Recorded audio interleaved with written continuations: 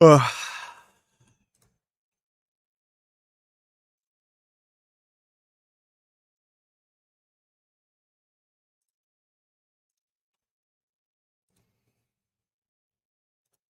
Hi, everyone.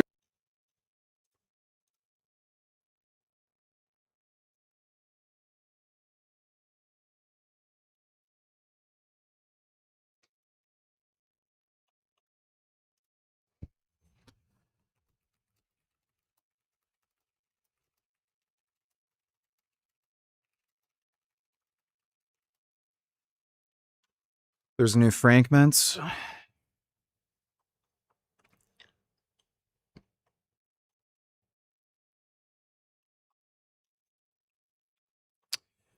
We can take a look at that.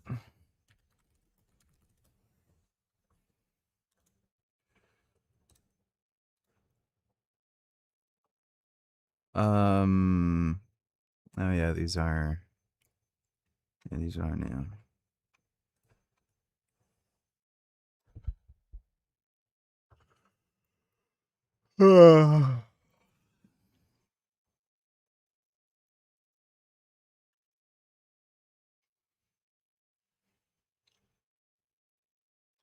Been getting a lot of Mythbusters video recommendations randomly. Please don't tell me. Is that a Palestine flag?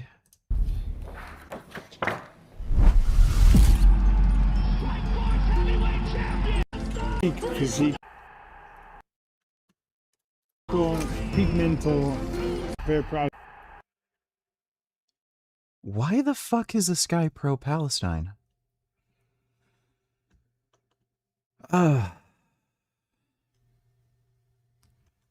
Yeah. 5 years natural training. He's 20 years old, 5'11". We can see his physique. You can be the judge for yourself. This guy says I can do this body in 6 to 8 months. And you click on his page. Who could have guessed? No public pictures, and he's in a jacket. Top comment says, glad we got this guy to keep the standards low. This guy says, keep going and you'll look like me soon. OP says, hopefully not. This person says, I was born a female. Only been lifting 8 months and I'm the same size as you. Not hating, but it's just wild. OP says bros on steroids. Yeah, you get that farmer grade stuff too. This guy says, I believe in bad genetics now. This guy says 2,000 calories a day and 2 workouts a week for 5 years. This guy says did it in 6 months. I don't think he did. Another guy says that's 2 years of proper training. The internet is just a cesspit of fucking deranged, maladjusted lunatics. How am I? I'm fine. Fine like wine.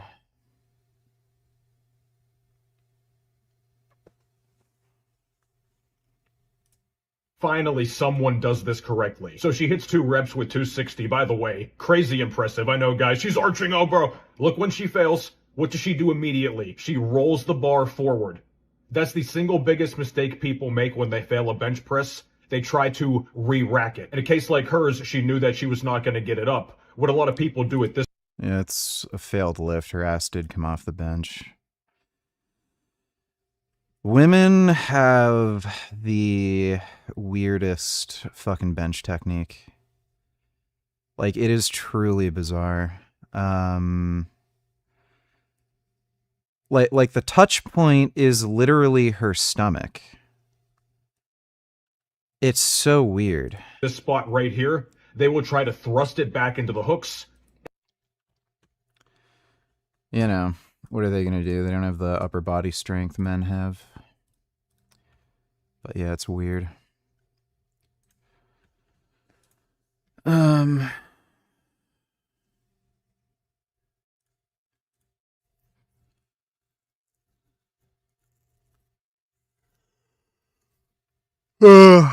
I don't know if I'm going to do any WWE skits.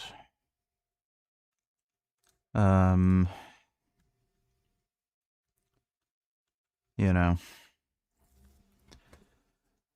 All right. At this time, we're moving our city into code purple. Due to the unhealthy. There you go. Climate shutdowns. Just like most of the general population believed what happened about. All right, that's the old one. we already Iberico saw. pork breakfast sausages, quickly pan Those look gross. seared and poached. So we've had these Iberico breakfast sausages for a little while. Can we watch the TSN's highlight for the FIFA World Cup finals? Yeah, sure. We can get the stream taken down. We can get me a copyright strike on my channel, so I can't upload for a fucking week because I was watching copyrighted FIFA World Cup content. And before that happens, we can all be bored as shit watching one of the dumbest fucking games ever invented by fucking mankind. Get the fuck out of here, asshole. We ran out of the sausages, and we've had sausage patties that have the same delicious flavor, but we just restocked a large batch of the actual sausages in natural lamb casing. No one else is using high-quality Iberico pork in natural casing. And speaking of pro-Palestine, I have a gold mine of that for you to react to. Link here, Ladies and here, and Didn't gentlemen, you here, already send and this here. to me on Instagram? Yeah, I already opened these up on Instagram. They're ready to go. Thanks for the donation, Dodo. Things like we are, with all organic seasonings, maple syrup, fresh herbs. Why does, like, every time this guy opens his mouth and chews food, it's just, like, such a fucking disgusting experience. Okay, I can't even fucking watch this. Oh my god.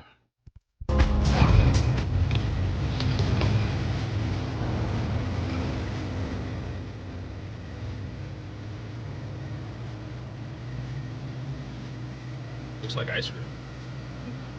Apple sorbet. That looks like shit. My name is Maggie. I'm 85 going on 86, and I've been basically a carnivore all. Yo, these clowns are actually trying to claim this lady was carnivore for 65 years. I didn't read that caption before. I was just like, oh, she's just implying that, you know, she eats a lot of meat and that she's... Holy crap. These shill liars are so un... And one more. What's up, everybody? It's me, Talia. Welcome. This is one of the links you found, you sent me on Instagram. I just told you. Thanks for that donation, Dodo. Unbelievable. These carnivore clowns, cons, will say or do anything. And I've made probably a dozen videos on YouTube now exposing these carnivore cons. It's unbelievable. Not only is she lying about being 85, this lady's not 85. Like, I'm surprised they didn't have her passport or ID. And the fact that they haven't made a video within a reasonable amount of time just showing her government ID proves that... And speaking of crazies VG, what is this guy's problem? Do you guys hear that? The call to prayer. I just got goosebumps. I can't believe I'm in America right now. This is the only mosque in the entire United States of America that has permission to do the prayer in the loudspeaker. Okay, the air That's not a good thing. baklava from Iran is still here. Largest mosque in North America. Please join me. These people are all pieces of shit. They really should all just be fucking deported. Like, they're absolute fucking scumbags. Like, again, you're a fucking asshole if you're Muslim. Like, just fundamentally. Oh yeah, I want to follow the religion of a fucking pedophile, rapist, warlord. We're peaceful. We're nice. We're just like you. We just think a pedophile, rapist, warlord was in direct communication with God, and while he was telling his followers to murder everyone that disagreed with him or had money that he wanted, we think he was right to do that. Go to some fucking shithole Muslim country. Why the fuck are you here? Like, go to some fucking bombed out, rat-infested fucking shithole where everyone's broken fucking poor and murdering each other because Islam sucks. Go do that over there. Why do you have to bring that shit here? That they're a bunch of liars. That's the first thing you would show if you were making a claim like that. 65-year carnivore. Where was she 5 years ago? Where was she 10 years ago when the carnivore diet started? Where was she 20? Like, oh yeah, guys. By the way, my pee-pee is 3 feet long. My name is. You know, you might be right. She's probably not 85. Like, I've seen people who are, you know, like older who've looked better. Like, it's not like, you know, it happens, but she's probably not actually 85. Probably just lying about everything. Frank's probably right there. Ladies and gentlemen, the little Swedish goblin of doom, as my friend Alec the Insightful Nomad coined so nicely.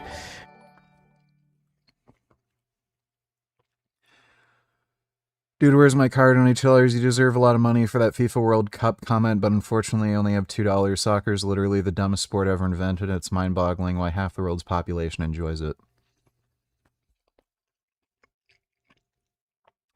It's because most people are broke, retarded fucking chimpanzees.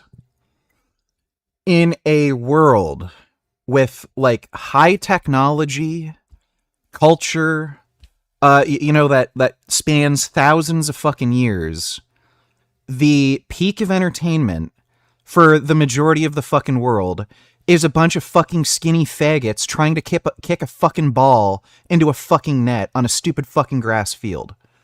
Yeah, it's stupid. It's boring. Oh my god!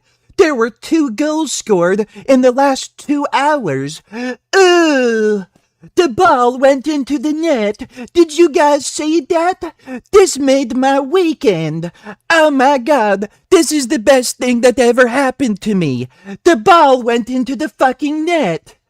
Yeah, I fucking hate soccer. Like, get the fuck out of here asking me about the fucking World Cup. Like, I give a shit. Watch your stupid faggot sport on your own fucking time. Thanks for the donation, dude. Greta Thunbergium is back with her retarded antics once again. This time with a shirt that says Yalla Intifada. Let's take a look at what this little retard is up to. In Berlin, where we are protesting against genocide, protesting against weapon shipments, arming Israel during a genocide. And behind me, comrades are being violently detained and arrested for ending our complicity for protesting against Germany. Like, it's the thing that really creeps me out is they say comrade. Like, it is so weird that they say comrade. Like they don't even try to hide it. And like, how the fuck did this shit get into these countries where you have groups of fucking commies calling each other comrade and literally trying to cause the destruction of Western civilization? Oh, Greta Thunberg's such a dumb bitch, too. Like, what a fucking idiot. Germany's complicity in genocide. Germany is one of the largest weapon supplier to Israel.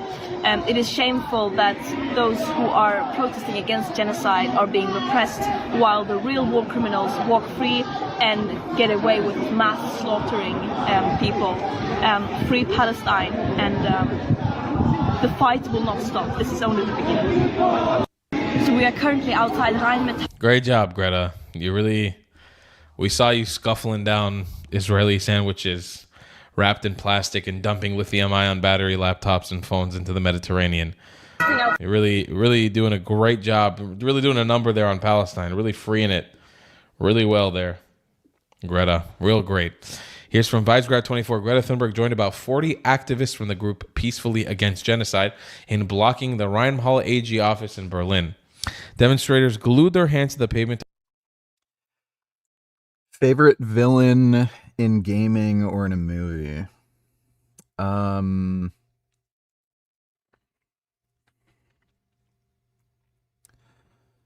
It's kind of hard to pinpoint.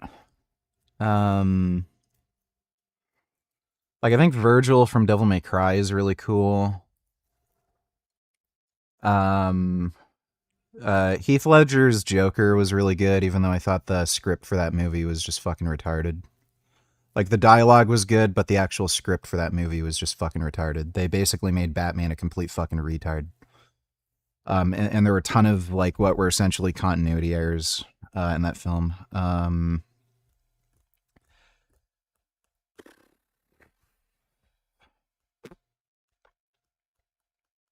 What else?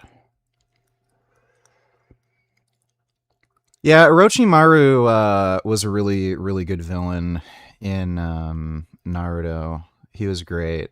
I also thought Naraku from whatchamacall, Inuyasha, I think he might have actually been better than Orochimaru.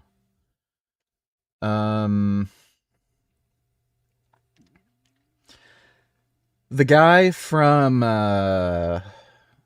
what was it? That fucking anime, Ninja Scroll. That was a really good villain. Just a complete fucking cunt asshole. So yeah, that was good. Well, yeah, Batman's just a fucking retard. Like Batman is genuinely stupid fuck. Oh my god, dude, just the amount of shit I could say about fucking Batman. I was planning on making a video about this. I don't know if I can react to this whole thing on stream, but like I can probably just pause and show everyone. Batman Beyond, what is it? Batman retires. So, I'm sure you're all familiar with Batman Beyond. So it takes place in the future. The first episode shows what instigated Batman's retirement. So it's far in the future. There's a bunch of criminals, hostages. There's the OG Batman. He's elderly now. I think he'd probably be in his 60s at this point. So still physically fit and everything, but he has health issues. So, and he's got this like super suit, but even the super suit with the nanotechnology and everything isn't enough to deal with his health issues. So Batman starts beating up the fucking criminals, trying to save the hostages, yada yada, you know the fucking deal. He then ends up having angina, so he's developing fucking heart disease, and it's probably from eating meat and staying up too late too often. His angina is basically like crippling him. He's on the ground, getting his fucking ass beat, getting so savagely beaten and nearly dying. He ends up becoming desperate, and one of the criminals that he took out dropped their gun. He notices the gun on the floor, and then points it at the guy who's about to fucking kill him with a wrench, and then guess what fucking happens? The guy gets scared, drops the wrench, runs away, and then there's the cops to arrest him. This is the dumbest fucking shit I've ever fucking seen, and like that just completely and utterly destroys the ideology that Batman has against fucking guns. Like he has this like little bitch fit. Oh my god, a gun, a thing that goes bang bang. I don't have any testicles. I'm a faggot. I'm a little bitch. Guns bad. I hate guns. I have to quit being Batman because I touched a gun. I'm gonna suck dick for the rest of my life. I'm gonna be one of those old men in the lemon party that suck dick in groups and suck old man dick.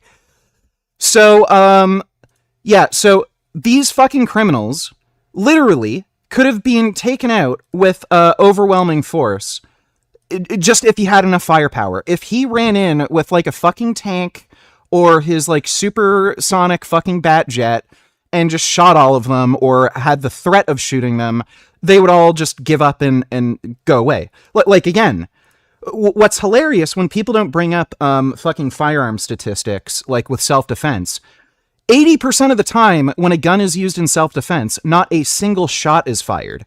Just the threat of lethal force is enough to disincentivize somebody from attacking you. So, and that's exactly what fucking happened. This guy was about to beat the fucking shit out of him. He pulls out a gun, doesn't even need to use it. So, Batman, imagine the amount of fucking times Batman literally could have just held somebody at gunpoint, got them to surrender, not a single shot would be fired, no one would get hurt, physically injured, anything, and he could just subdue them just by holding them at gunpoint with a firearm. But no, instead, this fucking idiot likes to give people, like, severe traumatic brain injury, which could kill them. Like who knows? Batman could have hit somebody in the head so hard that they just fucking died before they hit the ground. How the fuck would he know? Or they could like die like days later from just brain damage and multi-organ failure from the brain damage. How the fuck would he know? So this fucking asshole who's like, killing's wrong, killing's bad, he could literally use a fucking gun to prevent any fucking deaths from occurring. And on top of that, like just look at this fucking situation. You've got multiple fucking criminals with guns and one fucking hostage. Like, what are the chances of this guy successfully disarming and disabling every single fucking criminal with a gun before anyone is fucking shot and killed? So, like, again, the whole fucking concept of this one fucking guy trying to stop crime illegally, without the like, sidestepping the police, without any guns, puts everyone in more fucking danger than if he would just, like, again, use his billions of fucking dollars to just, like, invest in the police force or private security, where they could use overwhelming firepower to just get the criminals to surrender. So yeah, Batman's an idiot in a lot of fucking ways. Like aside from the anti-gun cuckoldry, his anti-gun stance doesn't even make any sense, because in so many of the Batman continuities, he works with the police force. So if he has a problem with guns, why is he working with people with guns? Like there's no fucking consistency with his ideology. And, like, beyond that, the weird anti-gun faggot bullshit, he has this no-killing policy. And it's gotten to such a ridiculous fucking point that they've had to directly acknowledge it in the, like, comics, cartoons, movies, where, like, the Joker keeps getting locked up, then escaping, then murdering thousands of people, then gets captured again, then, escapes, then murders thousands of people, and like, it's gotten so fucking ridiculous that people, like, are noticing this, and they directly acknowledge it. And what does Batman have to say? But if I killed you, I'd be no better than you. If we killed Hitler, we'd be no better than Hitler. Saving millions of people's lives by killing a fascist dictator makes us no better than the dictator. We need to let Hitler kill Jews because I'm a good moral person. That is how fucking retarded Batman is. Just one of the stupidest fucking comic book heroes ever fucking invented. And for some fucking reason, out of the, 80-year history, maybe even longer than that, I think it was made in the, 1930s, why the hell have they not fucking reinvented the character to be okay with killing, at the very least? Like, maybe he just doesn't like guns because he just likes the mental challenge or something, or he's psychotic and gets a thrill out of doing this shit. But the no-kill policy, why? Killing people is good. Like, really? Do we shame, like, our service members? Do we shame people in the military, the police, special forces, Delta, Green Berets, Marines? You killed bad guys? You protected our country? You murdered the fucking violent terrorists? What are you doing? That's wrong. Nobody does that. No one in fucking society has any fucking weird, like, ideological opposition to killing for any fucking reason. But Batman, the writers of fucking Batman, are the most retarded, dumb fuck idiots on the fucking planet and will not reinvent the character to be even remotely sensible. Abdi... I disagree. I thought Heath Ledger's Joker in that movie sucked. I think Tim Burton's Joker was better. Heath Ledger's Joker was more comic accurate, where he's, like, psychotic and just wants to fuck with people. So, everyone has their own taste, but I like the more kind of comic book accurate, crazy, psychotic, kind of aimless Joker that just wants to cause chaos and basically make everyone insane and degenerate like him.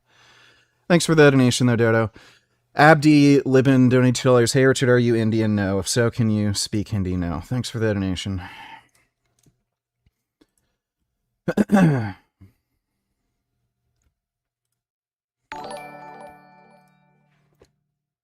want to go vegan, but I hate vegetables. What do I do? Stop being a bitch and eat your fucking vegetables. Thanks for the donation, jackass. To protest German arms exports and demands an end to what they label as complicity in genocide in Gaza. This is one of the many attacks on Reimhall whose weapons are primarily... Supposedly, Batman doesn't like guns because his parents were shot by guns. Oh, right. That's why he only wants the criminals to have them. That makes a ton of fucking sense, right? This is like saying, my parents were beaten by, like, really muscular, strong men. So I'm never going to be muscular and strong. I'm going to become trans, get my balls cut off, and be the weakest, skinniest fucking beta male on the fucking planet. Because I hate that people have the strength to, like, you know, pummel innocent people to death. So I'm going to fight crime being a physically weak fucking person. Like it makes no sense. It's just stupid. going to Ukraine. And we are today protesting outside of Rheinmetall, who are planning to build a weapon factory in Berlin, which will produce ammunition which will be sent to Israel. Oh yeah, and I love how he says guns are weapons of the weak. Says the fucking billionaire who's invested who knows how much fucking money into finding, like, the most advanced technological ways to deal with people with firearms without using firearms. Like it's the stupidest fucking thing imaginable. Arming them in occupation, apartheid, and genocide in Palestine and Lebanon. We have a... Like, again, Red Hood is what Batman really should be, or, like, maybe just a less extreme version. Like, Red Hood just executes criminals.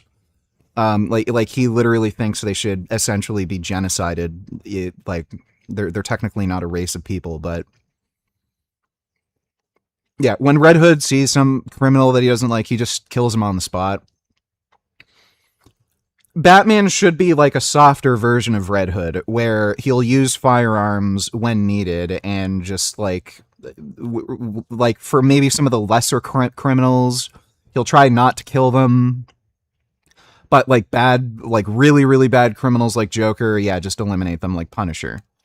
That's what Batman should be. But yeah, it's just... I think it's probably an excuse to just have reoccurring villains, because a lot of writers have commented on this. It's really hard to write for the Punisher because he kills most of his enemies. So if Batman killed the Joker, there goes your best, villain, right? So you can't, like, reuse that sort of plot thread over and over again. So I think it's fundamentally just, stupid, lazy writing bullshit. Duty to resist and to end our complicity in genocide and mass killings. And that's what we are doing today. Well, yeah, what's funny, too, is the Batmobile has rockets. He literally has, like, destructive devices that can obliterate human beings and, like, knock out buildings. But then, oh, guns are bad. And his excuse for it is, well, I'm not using it to kill people. Oh, okay. Well, I guess you have no fucking problem with me keeping rockets and explosives in my car either, huh, dipshit? Oh, wait, you get to do whatever you want because you're a fucking billionaire. You're above the law because you're a rich, spoiled fucking baby. My parents died. I get to have a fucking nuclear car with fucking rocket launchers in it. Fucking asshole. And we are today protesting outside of... I think there's something magical about the poster child for the pro-Palestine movement being Greta Thunberg. Like, a retard fighting for the retard movement is kind of... like, it's as good as it really gets. In a lot of ways, Greta is a blessing to the pro-Israel side. A retard fighting for the retards is something really poetic about that. Berlin, Brandenburg Gate. Greta Thunberg and other activists are staging a hunger strike and a sit-in for Gaza civilians. Why don't they protest for the innocent civilians murdered in Iran? The hypocrisy is glaring. Because they don't give a shit. It's not that they don't give a shit, it's that they support fascist totalitarian regimes. Again, they're commies. They call each other comrade. So it's not that they don't give a shit, it's that they want Iran to win, they want communist China to win, they want Russia to win, they just want fascism to take over.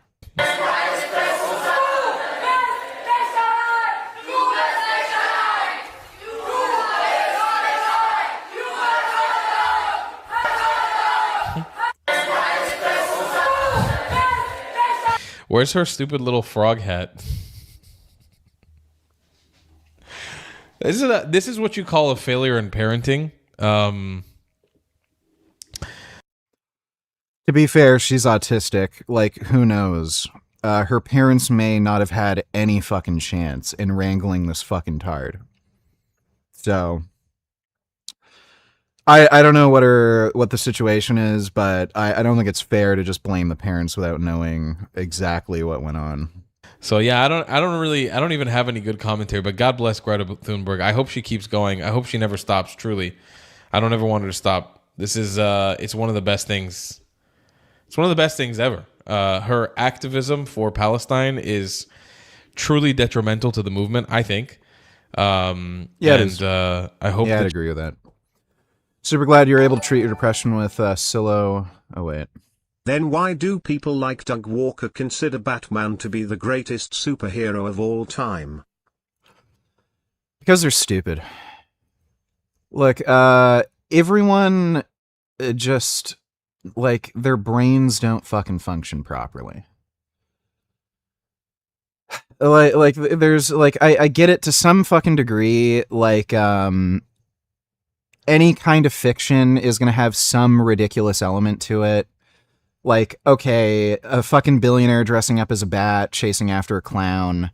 Yeah, it's weird. Like, even on that level, you have to kind of, you know, give up some kind of expectation of realism and sensibility. But, I mean, when I see a guy literally make the argument, let's just let Hitler kill the Jews, because if we kill Hitler, we'd be just as bad as Hitler. I mean, come the fuck on, you know? So I get it. I liked Batman as a kid, you know, and I liked the Batman Arkham games. Like, Batman is cool fundamentally, but I mean, when you think about it, it just irritates the shit out of me. The ideological views that Batman has. Like, he's just a fucking cunt. I'll still play the games. I'll watch some of the cartoons and movies and stuff, but yeah, like the you have to accept the fact that Batman is a retarded, just a completely retarded fucking dumbass that has no fucking common sense whatsoever. Thanks for the donation, though, Dodo. This dude just went undercover at a pride parade acting as a queer for Palestine, and guys, it went literally exactly as you would imagine. You're in for a treat. Forgot my namification, Donny Tillers. You know how people say you can't outsmart schizophrenia? Sometimes retardation is the same thing. They got their retard shield up and nothing gets through. I don't know what you mean by outsmarting schizophrenia. There's actually a huge correlation between mental retardation and schizophrenia. And they don't know if it's like a chicken or the egg thing, where schizophrenia causes retardation or retardation makes you more prone to schizophrenia. But, like, I have to figure, you can rationalize yourself out of some delusional thoughts. Because like, when you start thinking, oh, I'm getting spied on and shit like that, and like, I'm hearing voices, you have to figure, okay, a smart person would be like, okay, I'm imagining this, I'll just ignore it. Or like, okay, let me just think about this. Why would anybody be spying on me? I'm like this unimportant, uninteresting person doing mundane things. There's no way the CIA has any fucking interest in me. But so, like, there has to be some aspect of just being a fucking idiot when it comes to, like, some of these crazy delusional thoughts with schizophrenia. But, yeah, I mean, most people are just dumbasses. Like, yeah. Thanks for the donation, though, dude.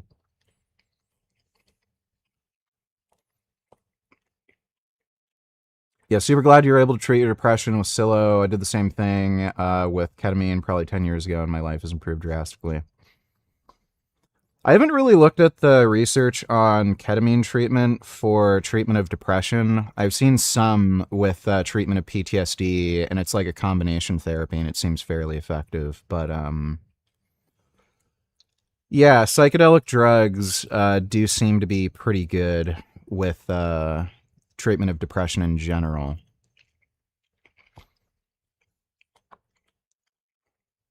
What do you think of Absolute Batman?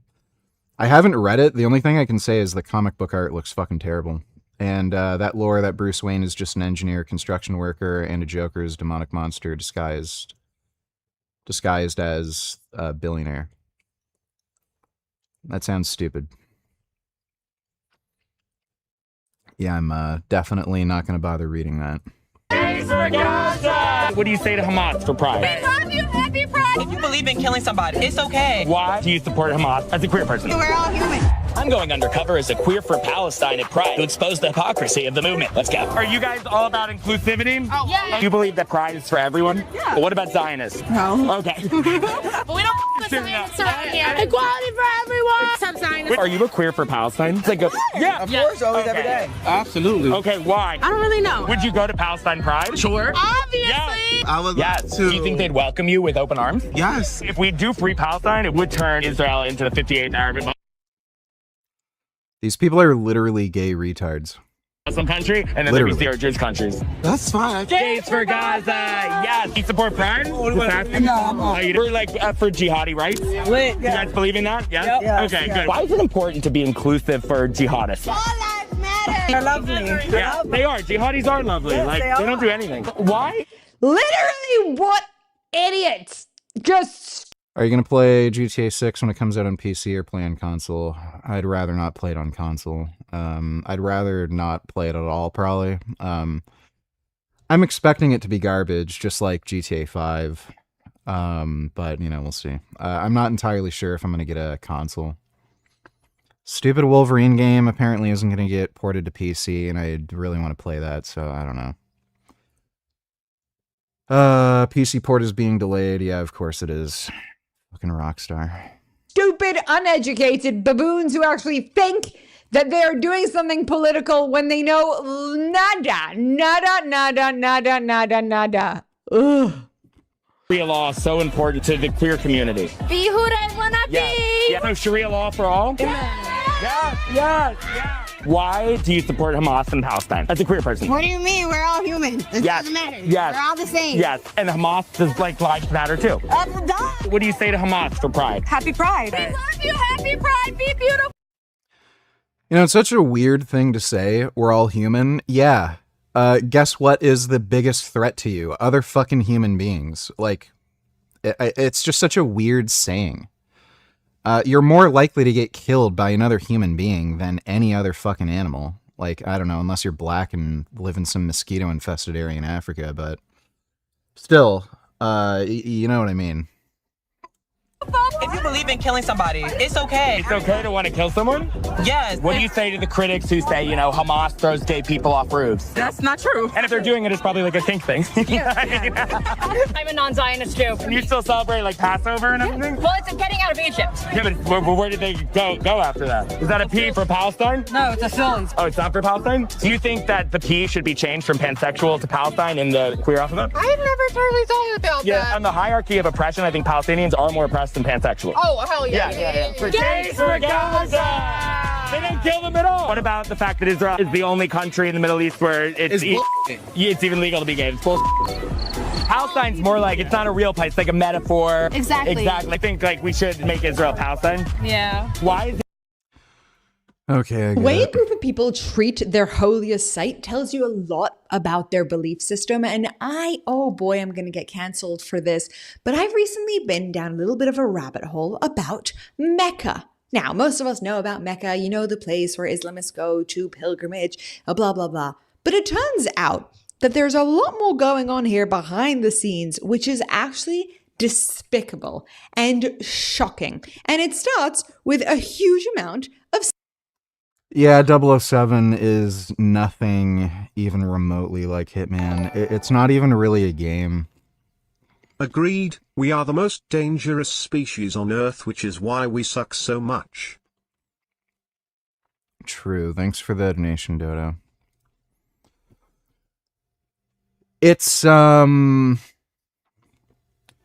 yeah, 007 is literally just a puzzle game where you just walk around and solve puzzles. There's basically no actual gameplay in it. It just reminds me of like a really bad like boring click and point adventure game. You don't do anything. Like I was playing, the last time I was playing that game, the entire mission was literally just walking through hallways. Oh, this door is locked. Oh, we're gonna have to find a way around. Oh yeah, shimmy on the ledge and then press the button on the other side. Like, that's the entire level. It's so bad. Sexual abuse and harassment. Who would have thought that a religion that believes that the ultimate thing that you can get in heaven is virgins to basically repeat and rinse and repeat, if you get my saying, would believe that when they go to their holiest site, women would be a free-for-all? Not me. I would never have put those two things together. But let's watch what someone had to say about this, a special someone being a female. They're not afraid to pinch your bum. They're not afraid to kind of touch you. They use that closeness to get too close. Like, it gets very, very uncomfortable. All around you, you're thinking this is a holy city. This surely should be one of the safest spaces in the world. There's much, much darker stories. My parents went to the Hajj, they went to the pilgrimage. Before they went, they were given so many warnings about what they should do during the Hajj. And I witnessed the same thing when other people went to the Hajj. And there was one warning that stuck out so much, that women should be especially careful during the Hajj, and that my father should always stay very close to my mother and never let go of her hand. I remember this one conversation. I mean, don't you think that's a little bit weird? A whole bunch of people are going for the holiest event of the year, and women have to be protected by their husbands in case something's going to go on. Guys, the footage coming out of Mecca, we can watch this in a second, is sickening. I mean, look at this. Okay, they're all overheating like crazy. Okay, they're sleeping on one another in like the most despicable way. By the way, okay, this is a sexual image of men doing something to women in Mecca, but look at the intensity of this, okay? Just look at what actually happens there, okay? Millions of people, I think it's millions, are grouped together. There's no safety, there's no precautions. It's overwhelmingly hot. Tens of people die in Mecca every single year because of the basic stampedes, and women are... We should get Israel to drop a nuke in Mecca. That would be great. Sexually abused to no end by men who can basically use the fact that they're rubbing up against these people in a stampede to do whatever the heck they want. I mean, watch this.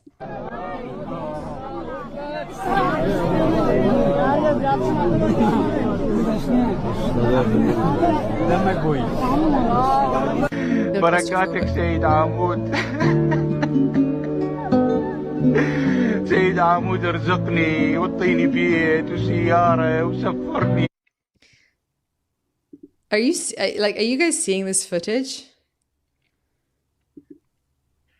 Oh, I feel claustrophobic just watching this. I'm not going to show this to you, but I want you to know that this is images of dead bodies. I'll show just the beginning, okay? People who have died of stampedes, heat strokes, and other reasons, okay? Their bodies are littered over the streets of Mecca. I mean, somebody should be saying something about this. I mean, of course, you've got the fact that it's left looking literally like a cesspit. What the heck is this, guys? Look at the mess. Ugh, disgusting. This is your holiest site. Imagine that this is how you treat the holiest place to you on earth. Like this. Can't be that holy, can it? To me, it doesn't seem like holiness anyway. Welcome to The Pushback, by the way, guys. I'm your host, Mira K. Make sure to hit that subscribe button, to like, comment, share with anybody who wants to push back because you've had enough.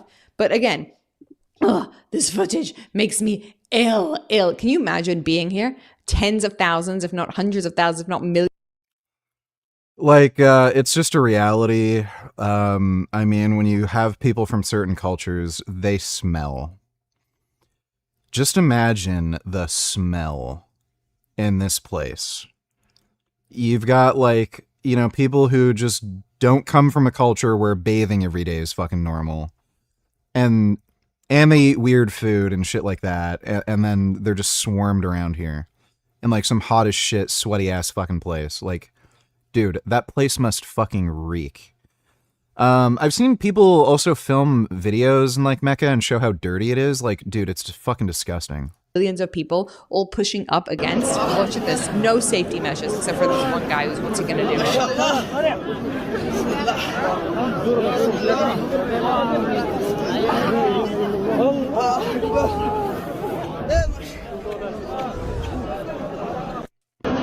So, like, just to be clear, this is the definition of the holiest thing that you can do. You can go to this place to basically be stampeded to death and to have to suffer immeasurably, and where you get to abuse women as much as you would like. You get to, it is. Oh, yeah. Look at this. There we go. It's disgusting, okay?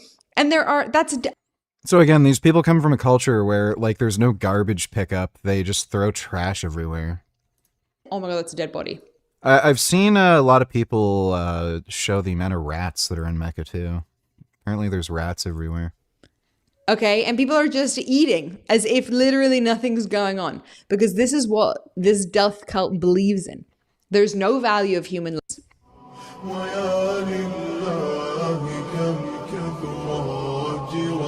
I don't want to listen to their music. It makes me mad. What are these men? Well, no, they don't. Okay, so I saw that video yesterday and I screamed because I had that exact experience when I was 20 years old and went on Umrah, and someone literally grabbed a big chunk of my behind as I was walking around to do Umrah, and it caught me off guard and I like screamed. I told my mom immediately, my family that was around me, and everyone was just kind of like, oh, that's something that happens here. Like that just happens here. It's known for happening here. And can you imagine? Can you actually imagine if you're like going to the Western Wall and people are like, yeah, it's totally normal. This is what just happens to you. I'm sorry. Excuse me? I was in shock. Honestly, my biggest takeaway from that moment was just, I'm someone that's not a hijabi. I don't wear hijab, and I don't wear like baggy clothes out. You know, I wear my workout pants if I want. I wear my tight skinny jeans if I want. And in that moment, I just realized that, you know, it's all about someone's intentions if they want to look at you that way, if they want to do that to you, they will do those things and they will view you that way, even if you have a hijab on, even if you have loose clothes. Because doing Umrah was the first time in my life that I was in a full burqa, covered from head to toe, arms covered, hands covered. I'm going to tell you one even more than that. It's, first of all, literally nothing to do with what you wear. It's to do with a feeling of entitlement you as anything. The heavens that they promise is all about sexual cult, obsessed. I have nothing better to say about it. About cabs, about taxis. They were saying that my father should go in first and let my mother out first, because many things happen, like women being sexually harassed, having their belongings stolen more often, or even being abducted or something. Is that something that you know of? Yeah, to be honest, it's something I know a bit too much of, which makes you really question like a lot of things. Because I've said this so many times. This amount of stories of women, even if like my dad had the same fears when we would go as a family, you know, so it becomes really kind of intense and awkward and dangerous, even when you're doing tawaf, like when you're circumambulating the Kaaba, especially like I said in Ramadan times, it's like a mini Hajj at that point, so it's like the same amount of rush. But honestly, they're not afraid to pinch your bum. They're not afraid to kind of touch you, or you're in an abaya, but they use that closeness to get too close. Like it gets very, very uncomfortable. And you're kind of in shock at that moment, because the Kaaba's here and you're here getting touched up by some man who's in ihram and supposed to be here cleansing his soul and heart and purifying himself. And you also don't feel like it's the right time to even tell the man or the person you're with, your mahram, because it's such a horrible thing to experience. But this is the delusion. This is the delusion that you have been sold. About Mecca, this holy site. That's the reality of what it is. Dead bodies, huge amounts of dirt, terrible, intense stampedes, and sexual abuse is rife. But here's the thing. The religious belief, the ideology, the highest thing you can do religiously is around sexuality. And the women are so naive. They're manipulated into this thing to think that it's all about cleansing your soul and being spiritual and being holy. And the men are literally just mocking you. That's what's so frustrating about this. Just mocking your idiocy. They know the truth. They know that you're being stupid. Muslim who is transphobic and homophobic, not only are you contributing to the mass killing of LGBTQ people, you are also contributing to the Muslim genocide by giving ammunition to Zionists and other Islamophobes, violently killing Muslims around the world. What happened to a gay?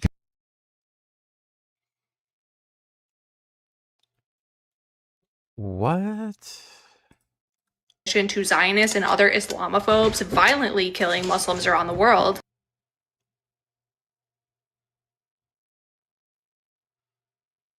I'm not following.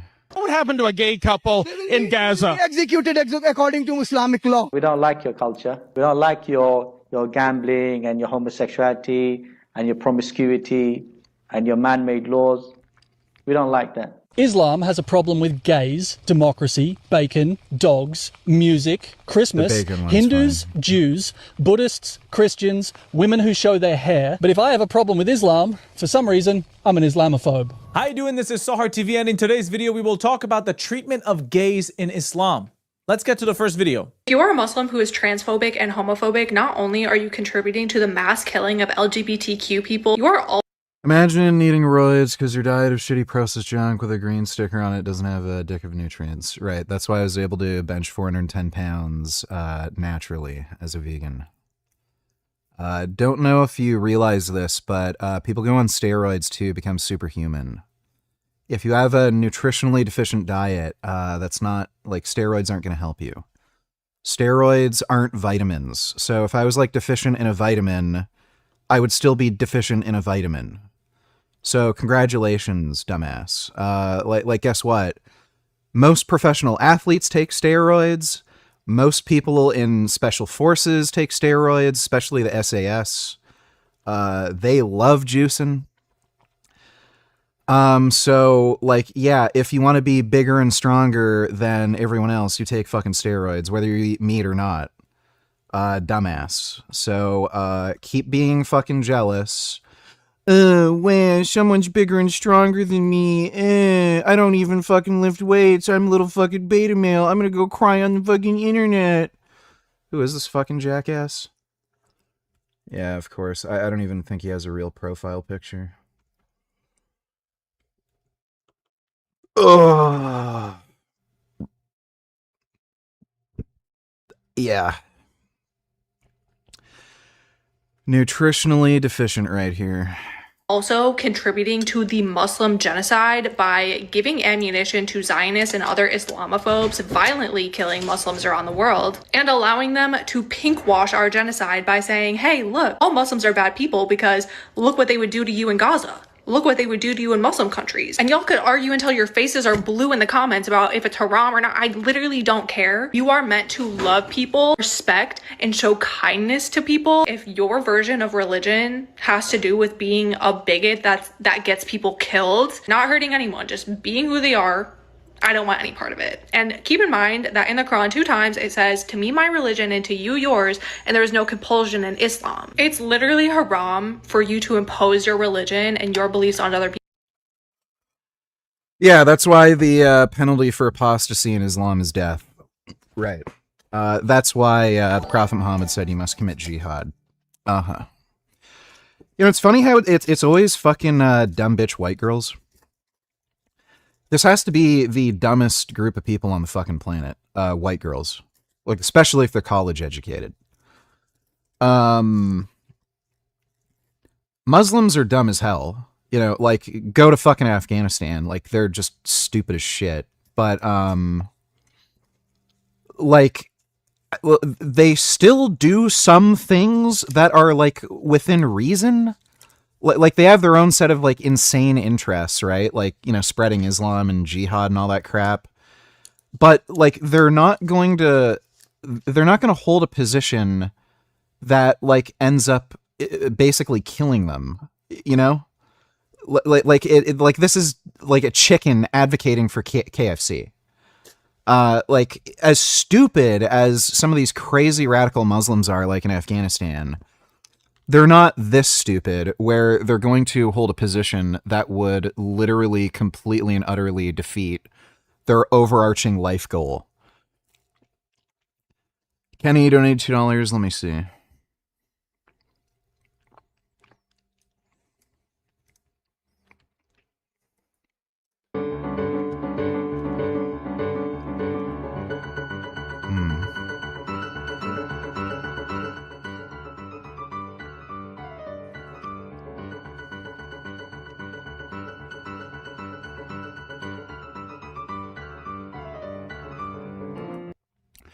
That cat looks like a cow.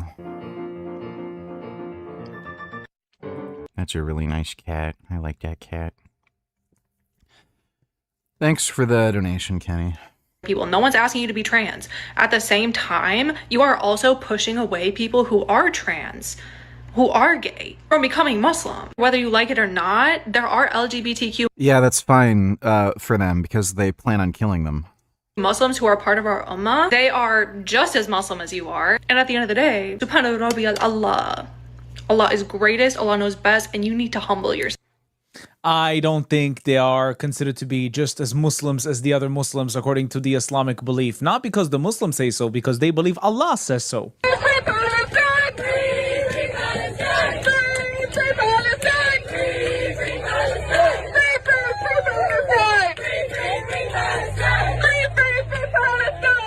From Hamas. I wonder if they can do this in Gaza. Exactly the point of the previous girl that we saw. This gives us White chick, white chick, white chick, white chick, white chick, white chick, white chick, white chick, white chick, white chick, white chick, white chick, white chick.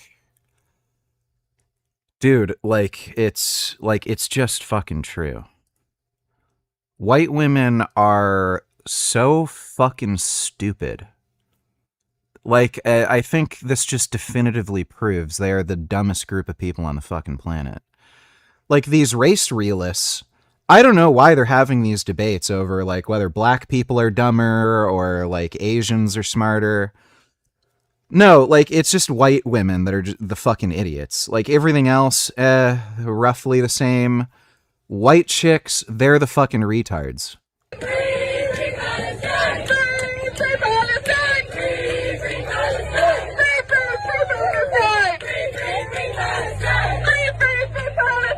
From Hamas. I wonder if they can do this in Gaza. Exactly the point of the previous girl that we saw. This gives us so much ammunition. I don't think it does. I just think it turns you into chickens for KFC. You are supporting the ideology that would get you killed or persecuted. No more money for Israel's crimes. Not another nickel, not another dime, not another. No more money. Gays for Gaza. That's the sign they chose to portray. Please, go to Muslims around the world and ask them, do you want these people to be a part of your organization, a part of your movement? They will tell you, nope. We don't endorse gayism. We don't endorse homosexuality. This act is disgusting. We don't want to be associated with them. I simply don't understand how people can be so blind supporting this movement. Hey, just a small break before you continue. I'm an independent creator, and if you'd like to support my work and support this YouTube channel, please make sure to support me on Buy Me Coffee. The link is attached down below. It helps me tremendously, and every single donation is appreciated. Thank you so much. Let's continue with the video. Islam has a problem with gays, democracy, bacon, dogs, music, Christmas. Islamophobe. Now, if you are gay and you support the Palestinian movement or Islam, take a look at this old video of Mehdi Hassan. Different from the rest of the non-Muslims, from the rest of those human beings who live their lives as animals, bending any rule to fulfill any desire. Once we do that, we are lost. Islam, to believe is to know. To disbelieve is not to know. That is what it fundamentally comes down to. It is to remain ignorant, to cover up knowledge. After all, what is kafir?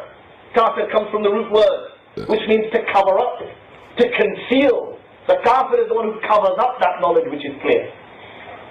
The French Orientalist scholar Lamens, he once wrote that the Quran is not far from considering unbelief, disbelief, as an infirmity, as an illness, as a disease of the human mind. Subhanallah. Non-Muslims point this out to us. Mehdi Hassan on atheist, kafir, disbelief. I don't know why Mehdi Hassan is taken seriously at this point. Some of this shit is more obscure, but he was debating Richard Dawkins a while ago on, the BBC.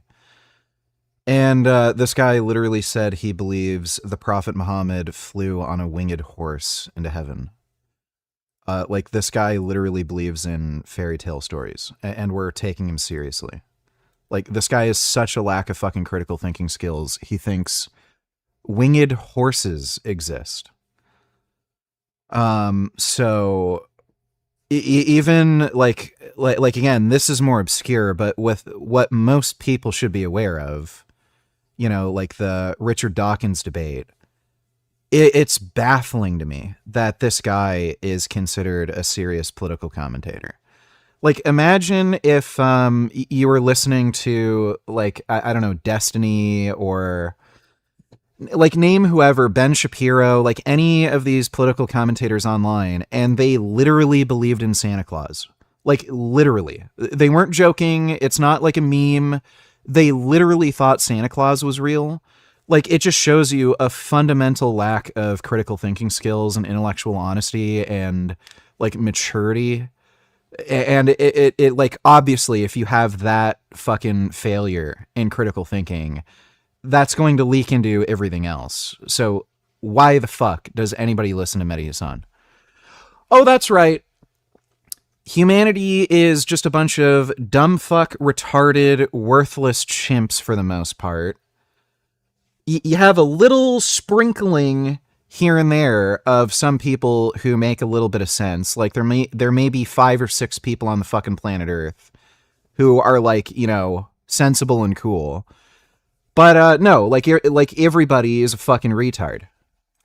Believers and people of no intelligence. Let's watch this one. And of course the kafirs, the disbelievers, the atheists who remain deaf and stubborn to the teachings of Islam, the rational message of the Quran. They are described in the Quran as, quote, a people of no intelligence. Allah describes us. Not of no morality, not of no belief, a people of no intelligence. Because they are incapable of the intellectual effort it requires to shake off those blind prejudices, to shake off those easy assumptions about this world, about the existence of God. In this respect, so when is you finna man up and pull up at TriStar Gym against Firas Zahabi? You act tough online but a bit pussy in real life against real ones that know how to fight. You acted real pussy when you found out he's driving distance to you, bish. I'm in yo girl puss. That's nice. When my adductor and shoulder aren't fucked up, maybe we can do it then, but I've been injured for quite a while. Thanks for the donation, dipshit. the Quran describes the atheists as cattle. As those who go with the crowd and do not stop and wonder about this world. I wonder what Allah will say about the Muslims who blindly follow a prophet who no one actually witnessed his revelations. No one. But for some reason he is considered to be a prophet and has not prophesied a single thing. And he dares to call the disbelievers cattle? All of these ulama unanimously agree that at the very minimum, if Yazid was not a kafir, then at the very minimum, he was a fasir, a transgressor, a breaker of Islamic laws, a corrupt individual, a tyrant, a killer, a drunkard, a dog lover, a music lover. A dog lover is a bad thing? A music lover is a bad thing? Come on. A homosexual. Yeah, you know, I think of all things, die. You don't like dogs? Die. They are sweet, like pure of heart. They just want love and companionship. They are so ridiculously fucking loyal. Even dogs that get horribly fucking abused by their owner, they still work hard for affection and love. And this asshole is like, you're a piece of shit if you like dogs. Well, you know what? You're a fucking piece of shit. Yeah, you know how Muslims treat dogs? I'd treat you worse. I'd love to kick you across the fucking floor, you fucking cunt. A pedophile, a sexual deviant, someone who slept with his own mother, astaghfirullah. These are their... Wow. All of a sudden, Mehdi Hasan doesn't sound so moderate, right? All of a sudden, he sounds incredibly extreme. This Muslim immigrant in Canada was asked what would happen. Don't any tellers, is this true? Artificial sweeteners may speed declines in memory and thinking. No. So so this is just a, is this even a perspective study?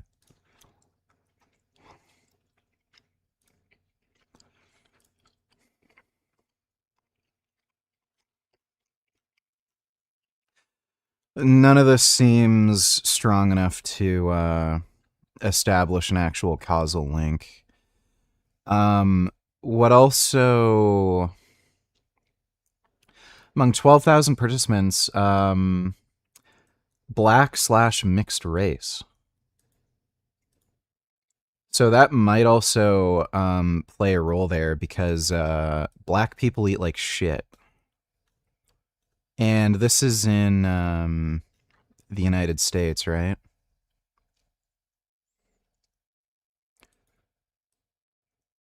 Civil servants age 35 at baseline and enrolled in Brazilian longitudinal study of adult health. Okay, this is just fucking weird. Yeah, it's just a food frequency questionnaire. Like, what I'm assuming is this is either like a type 1 error or just people who ate some of these sweeteners. They just ate like shit overall, something like that. But sweeteners showed a 62% faster decline in thinking and memory skills compared to those who consumed the lowest amounts. Like, yeah, sure. It doesn't make any fucking sense. What's also kind of stupid about this is it seems like they included a wide variety of sweeteners. Aspartame, saccharin, aciflame, K, erythritol, xylitol, sorbitol, and tagadose. I don't know what the fuck that is. Like, some of these things are used in very different products, too. Like, you'll see aspartame in normal, like, sugary sweetened beverages and, like, candies and stuff like that just because it's so sweet and it adds to the sweetness, but it still contains sugar. So, yeah, it's also strange that they just included, like, a lot of different artificial sweeteners. I wouldn't think anything of this. Oh yeah, this fucking asshole. 20 weeks ago, when Iran's supreme leader was killed, you told your staff, according to audio obtained by the Washington Free Beacon, quote, "There are a lot of people in Dearborn who are sad today, so like I just don't want to comment on Khamenei at all," unquote. I thought that quote was interesting because the Ayatollah has killed tens of thousands of innocent Iranians, not to mention the proxies that Iran has funded. Oh, let me guess. He's going to deny all that. That have killed innocent civilians all over the Middle East. Why were you worried about offending people who support the Ayatollah?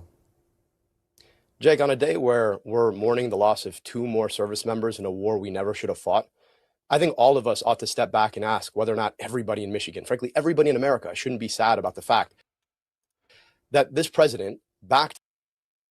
Oh, that's great. Thank you for the non-answer. Why did we let this guy in? Why is he here? How come he isn't deported? Go live in fucking Iran if you love the Ayatollah so much. Get the fuck out. By the prime minister of a foreign government, took us to a war we had no business fighting in. So yeah, I didn't want to comment on it then because it's a ridiculous pretext. And now you're yeah, that's a complete non-answer. asking me about the Ayatollah, who's dead, by the way, and you're not asking me yeah, that was acknowledged in the question. Yeah, he's dead. About the service members who've died. You're not asking me about whether or not this war should have ever been fought. You're not asking me about whether or not the costs that are being borne by Michiganders in the tax dollars we pay or the gas prices that are insane. Yeah, just deport him. Why can't ICE kill these people? Fuck me, dude. Holy shit. That's just frustrating to watch that there's like an actual viable candidate who's like this. Oh my goodness. Oh wow. That is a kitten. Wow, did you see that? That is a good kitten.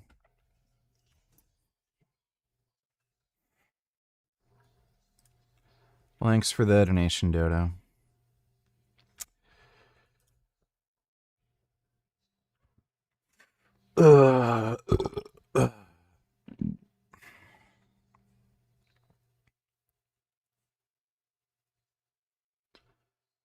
Arsenio Hall donating $2 for the last couple days. I've been hunkering in place playing Doom Eternal, waiting for Hurricane Tyrone to pass.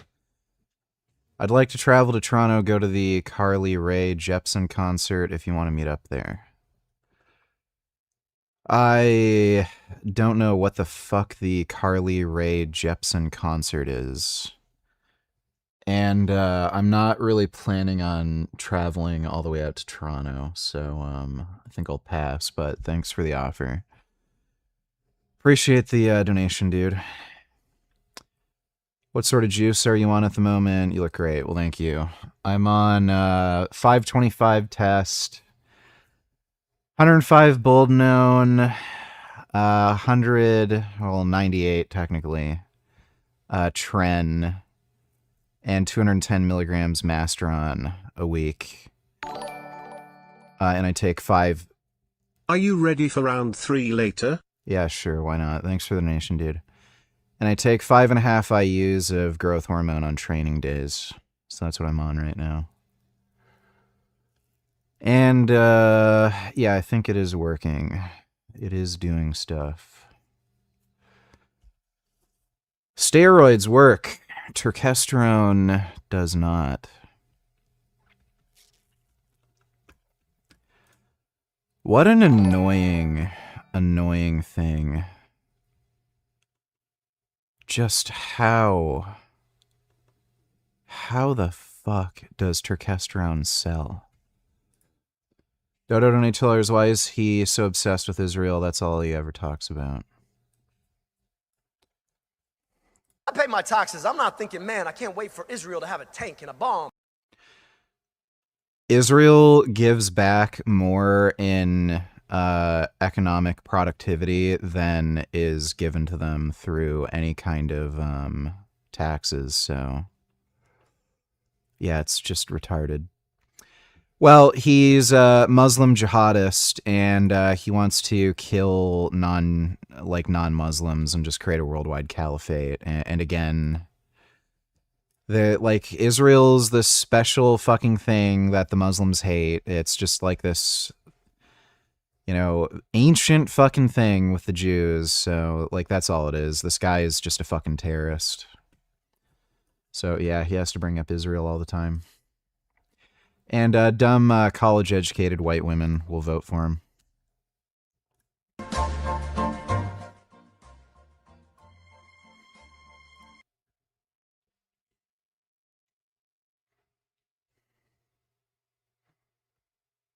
Why is there a bear up there? What's he doing? Why is that bear all the way up there? That's pretty high up for the bear. Why is he so high up? That's weird. I wonder what he's doing. Maybe he just wanted to see the view.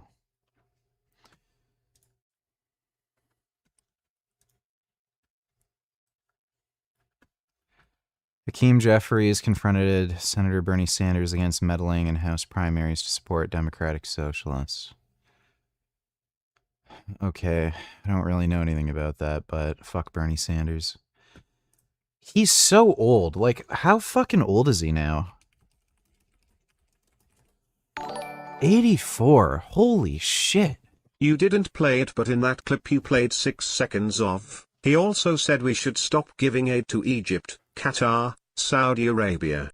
So he said to stop giving aid to 3 Muslim countries and you completely left that part out. He's America first. That's all.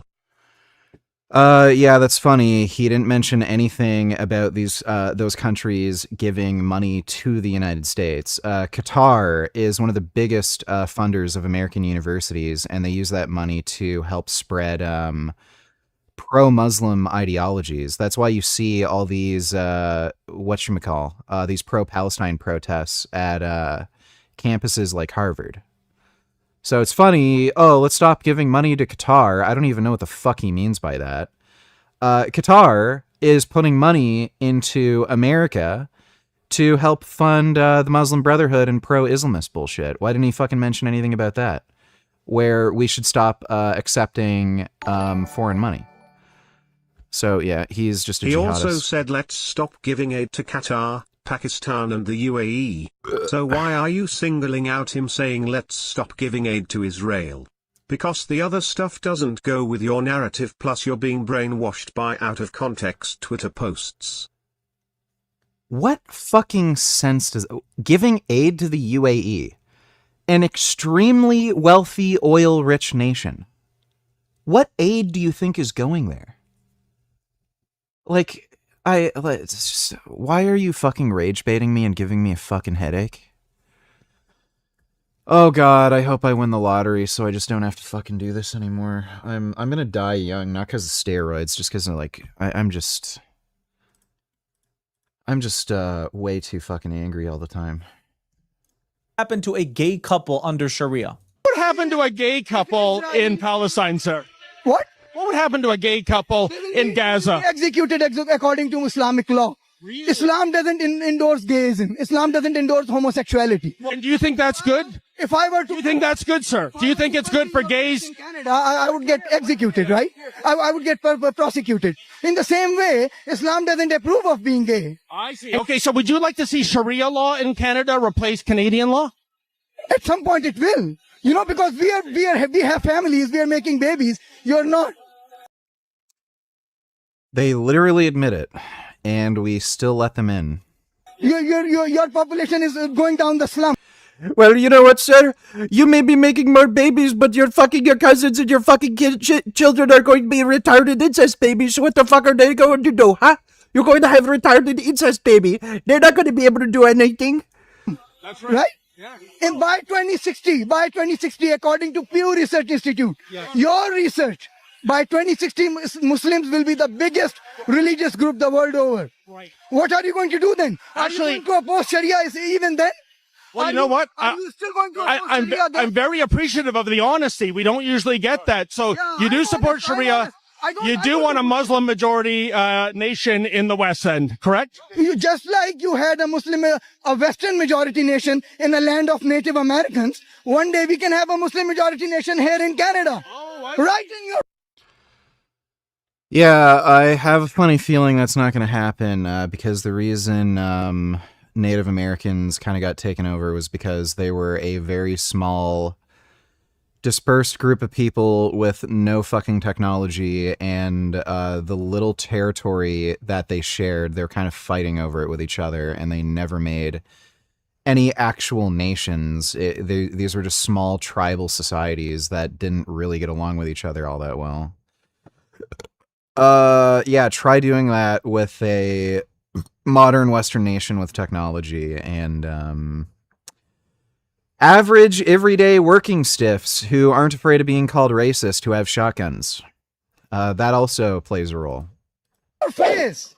Wow, this guy did not hold back. So if you are into gay sex and all of this stuff and you went out to the streets to protest for Palestinians, under their rule, under the Sharia, your punishment would be death, execution. Do you really, truly support this movement with all your heart? Are you willing to die on that hill? I don't think you are. And then how can we forget about this famous clip of this British imam saying exactly what I've been telling you? Watch this. Enforce the Muslims to take up their British values. Nah, we don't like your culture. We don't like your gambling and your homosexuality. And Can you draw what would look like on a proper steroid cycle? What destiny would look like on a proper steroid cycle. Suppose I could do that. So we shouldn't give UAE any aid? Even though we do? They're getting attacked by Iran more than any other country, more than Israel. Their GDP per capita is only about 20% higher than that of Israel. Let's not give aid to either. That's what he's saying. Yeah, that's fucking retarded. So, I don't know what to tell you, but when you have, military and defense agreements with allies, probably a good idea to keep those military and defense agreements. Thanks for the donation, stupid.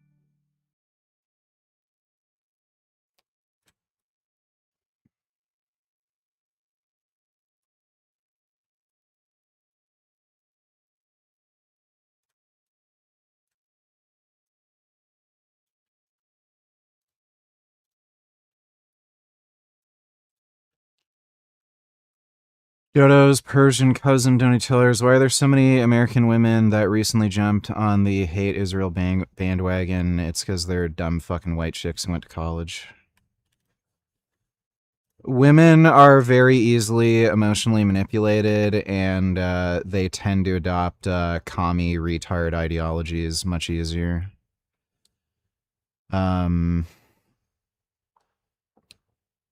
George Orwell actually talked about it in 1984. He noted that the most, like, fervent worshippers of the Communist Party were young, good-looking women. So they just tend to be fucking dumbasses. It's what they do. Seems like in only the last couple years, many are now advocating violence towards Jews right after calling people Nazis. Yeah. Like, they're fucking stupid, so.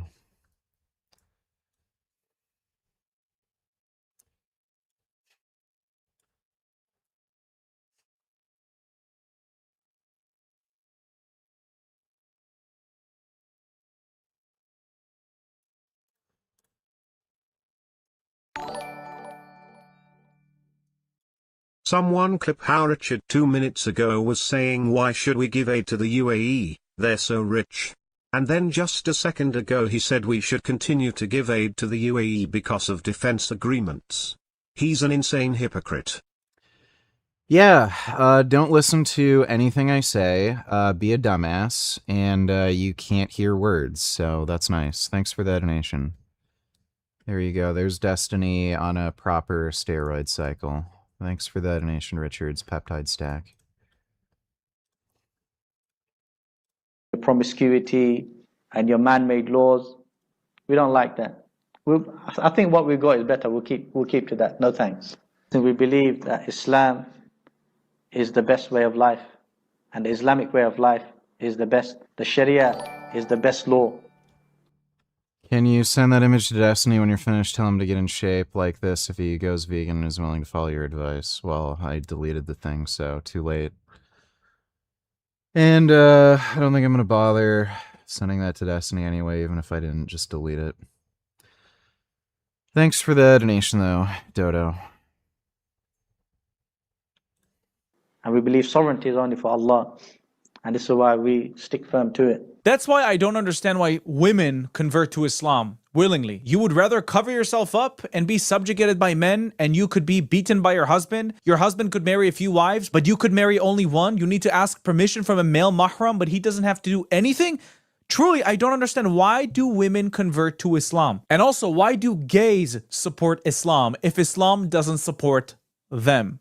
I don't get it. And I never will. Thank you so much for watching this video. I'll see you in the next one. Bye-bye. If you'd like to watch more of my stuff, please check out my channel down below. If you like what you see... It's me, Talia. Welcome back to my channel. Today we're going to react to some hilarious videos together. You see, since October 7, 2023, everybody on social media decided that they're now experts on the Middle East and geopolitics. And a lot of people who probably should be locked in their room without access to... Oh, women have a rape fetish. I'm sure some of this, like, weird interest in Islam has to do with, like, some of this dumb bullshit. Like it's a well-known fact, women, there's, like, this, like, at least subgroup of women who like extremely violent criminals. Like, you know, Jeffrey, Who is that fucking crazy? There's a bunch of crazy killers. There's the Night Stalker, Richard Ramirez. He had a big following of women. Wasn't Dahmer, it was the other guy. But yeah, there's been a bunch of serial killers who had a ton of fucking women who were fawning over them. They weren't even particularly good looking. One of them, like, literally had a girlfriend and fathered children on death row. Ted Bundy, that's the one I was thinking about. Yeah, Ted Bundy fathered a child while he was on death row. And this woman was like, oh, people just don't understand him. He's troubled, but I'm fixing him. So yeah, there's a ton of women who are into psycho, fucking violent rapists, serial killers, and they deliberately, intentionally date these men. You don't see men do that unless they're like super fucking desperate and the only pussy they can get is like some convicted convict. But like women will actually deliberately seek out the most violent, disturbed, deranged, fucking sicko dudes. So I'm sure some of this crap where women are like defending Islam and converting and shit, I think some of it has to do with that. To the internet are now posting videos, a lot of videos, about my country. So I figured, why won't we just take a look at some of those propaganda posts together and debunk them one by one? Let's get into it. Our first gem for today is this young American girl, Taylor. Let's check out together what she had to say about the conflict in the Middle East. I don't hate Jews, I hate Zionism. Those are not the same thing. Judaism is a religion and an ethnicity. Zionism is a political ideology tied to displacement, colonization, and ethno-nationalism. That is literally Islam, so... Early Zionist leaders openly discussed multiple locations for a Jewish state. They thought about Argentina and Uganda before they chose Palestine. Gummy. Gum gum. I don't know what he's meowing about. Here's the thing that gets me. In the text, they are clearly aware that Palestinians lived there before. They wrote about expecting resistance because they know that no group of people is going to be okay with giving up their land, giving up their rights, and being displaced. And when oppressed people resist, violently or not, powerful media machines Oh, look, another white woman. Yeah. know how to weaponize that. They frame the occupied as savages or terrorists while ignoring what conditions got them to Without resist in the fail. first place. That tactic has been used historically to justify occupation, apartheid, and mass violence. Western powers backed Zionism politically and militarily while Palestinians were actively being erased. And I'm sorry, but being against bombing civilians, killing children, engineered starvation, genocide, that's not anti-Semitic. If I was alive during the All the dumbass propaganda talking points. Video. We'll start with Zionism because this one appears for us to go back. Okay, look, this fucking video is boring. Australian jihadist Lily J. There's really no better way to say this other than to just say it. Retard Islamist from Australia, Lily J, is in the hot seat because she apparently scammed her followers with an orphanage scam. Sounds like an Islamist, to be honest with you. Sounds like everything that's been going on in Dearborn, Michigan. Sounds consistent with Islamists all over the world.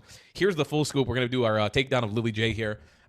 We've covered enough of her content. She's the one who goes out. Did you know, Christian, did you know that Jesus was a Muslim? Did you know he was born in Saudi Arabia and he actually prayed at Mecca? Did you know that? That's that person, if you guys remember that.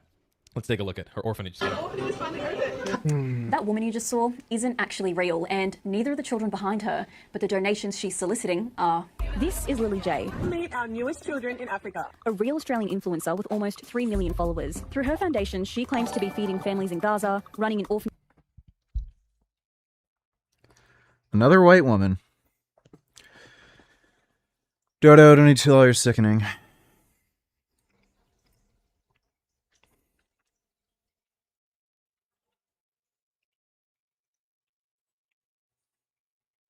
At the front line, Russian forces are often accused of using African troops as cannon fodder. To be fair, they're all cannon fodder. Сколько одноразочек. Еще и поют. Радостные. Ничего, сейчас на залив пойдут. По-другому запоют. This video, posted by the Ukrainian embassy in Botswana, appears to... All these people are stupid, by the way. The only way they'd have known about any of this shit is if they had internet access, and, like, given that they have internet access, they ought to have known better, but they're just fucking stupid, so I literally don't give a shit. Just wipe yourself from the fucking gene pool. 21st century tillers being against rape doesn't make you an Islamophobe. Well, whether it does or it doesn't, I don't think that fucking matters, because if being against rape makes you an Islamophobe, I'm fine by that. I'm all in favor of Islamophobia if being against rape makes you an Islamophobe. Thanks for that, Nation 21st. to show a group of African men in Russian military uniforms singing in the snow in Ukraine. According to Impact, hundreds of Russian foreign recruits have been killed.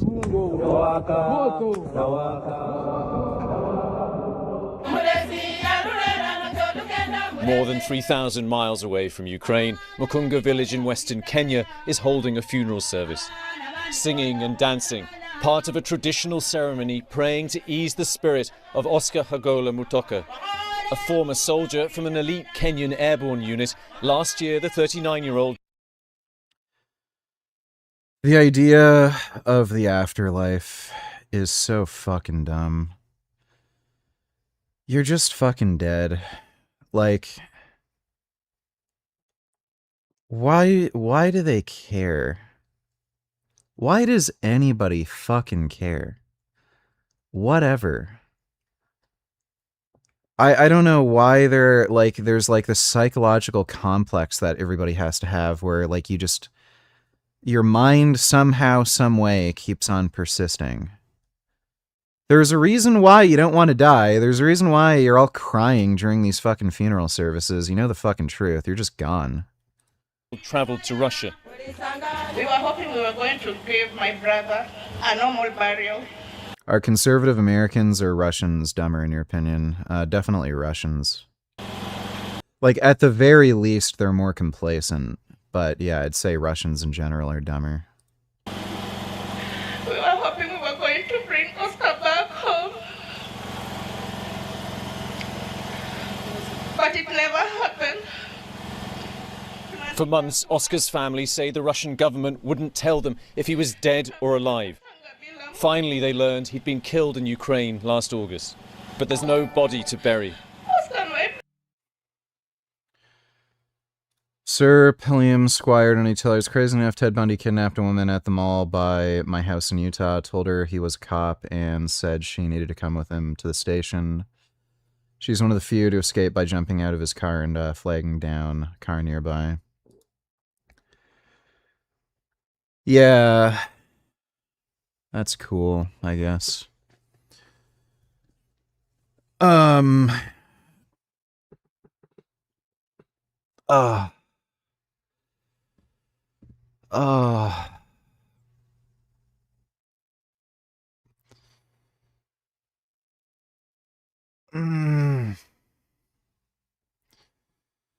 My shoulder's swelling up again. Great.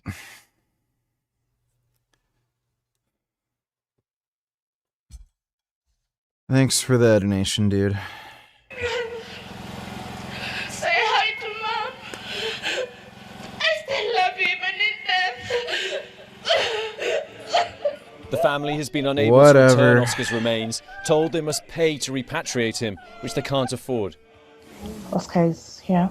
Oscar's sister, Sherry, says he was recruited by a Kenyan employment agency, accused of sending dozens of Kenyans to fight for Russia. He told her he believed he was going to work for a packing company.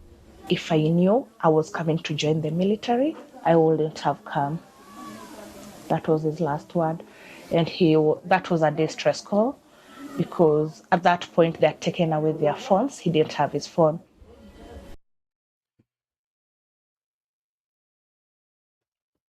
Gummy, could you please not? Thank you. She says he was promised a salary of $2,000 a month, plus a signing bonus of $20,000. The father of 5... He very clearly was gonna get drafted in the military, so this guy's just stupid. Packing boxes. And they're gonna give him a sign-on bonus of $20,000? What the fuck do you think this is? 5 had been struggling to find a job in... So yeah, these people are just stupid.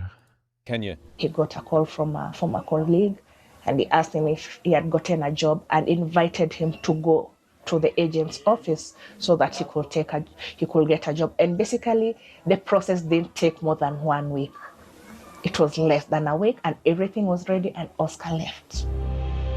The recruitment is often carried out by a network of private African and Russian companies that post ads online. Researchers from Impact say this message is from a Russian recruiter. In it, the man, calling himself Boris, offers Russian army contracts, including for non-combat roles. Yeah, you're an idiot. The government has denied it's involved in recruiting Africans and that any that volunteer... They're not going to give you a huge sign-on bonus of fucking $20,000 for non-combat role. Give me a fucking break. ...join legally. But Oscar's father says the recruitment shows something obvious. The Russians, they are desperate. They're weaklings. Why can they take an African to war? A war that is not associated with Africans.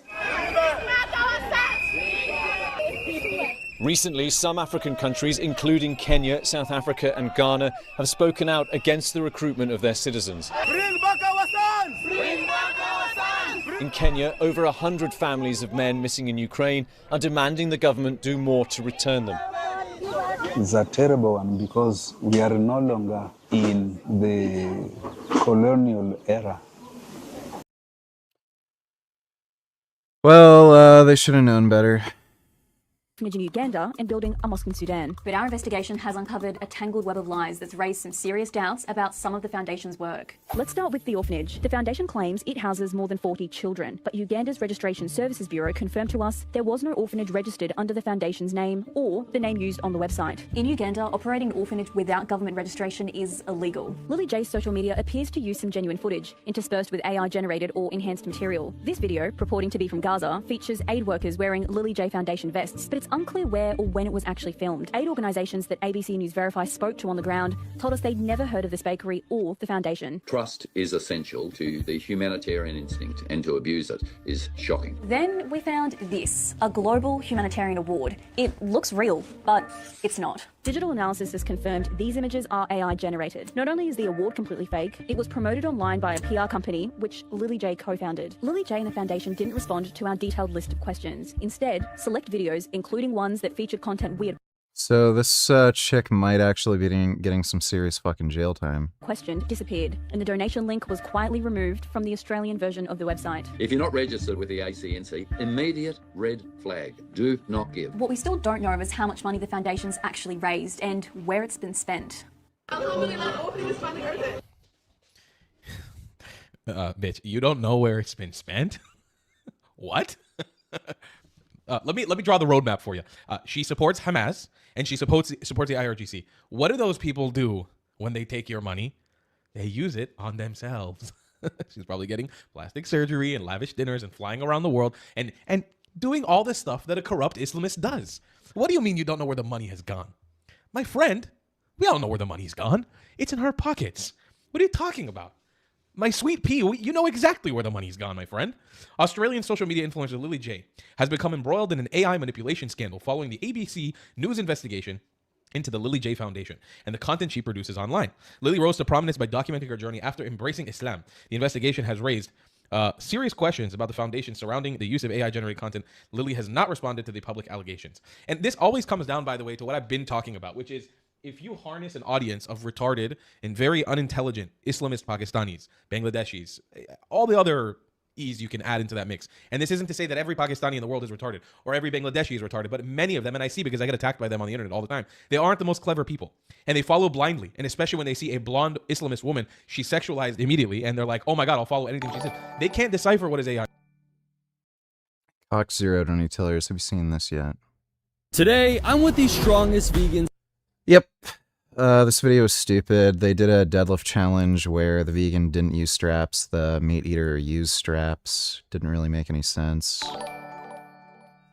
They, VGU skipped the other 3 of my links, idiot.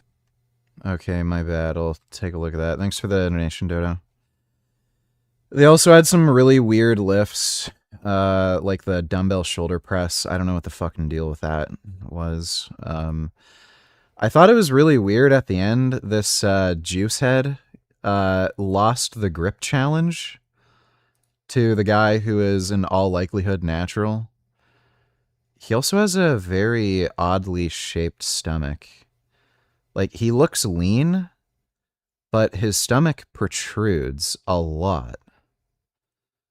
I don't know what the fuck is going on with some people's stomachs. The stomach thing is just strange. But yeah, he looks pretty lean. Like, about like maybe almost as lean as I am now, maybe a little fatter, but his stomach bulges out like crazy. It's really weird. But yeah, this guy lost the grip challenge to Natty Vegan. I thought that was kind of funny. And by a lot. But yeah, we've already reacted to that. Thanks for the donation, Cox Zero.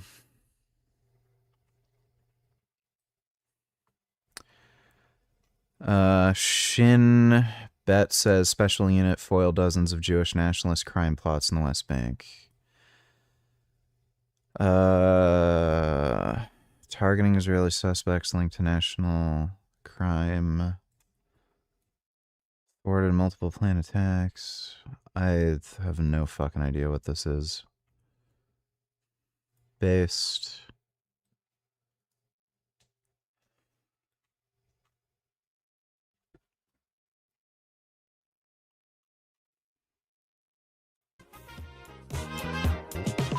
All right, a quick message to my friends on the far left.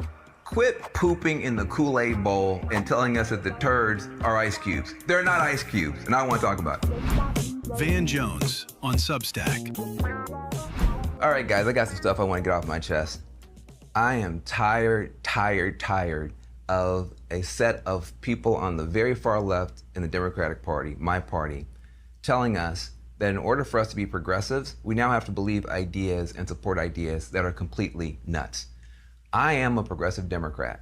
In other words, everything that's good in our party, I believe in, have believed in for a long time.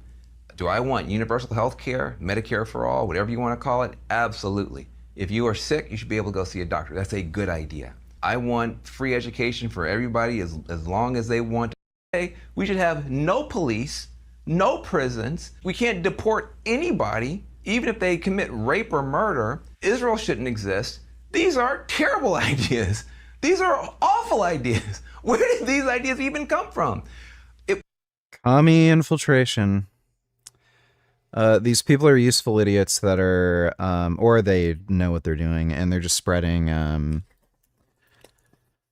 communist psyop horseshit to just destroy Western civilization. We want people to join this party. When people come to the party, you want to give them a wonderful punch bowl of wonderful ideas like this.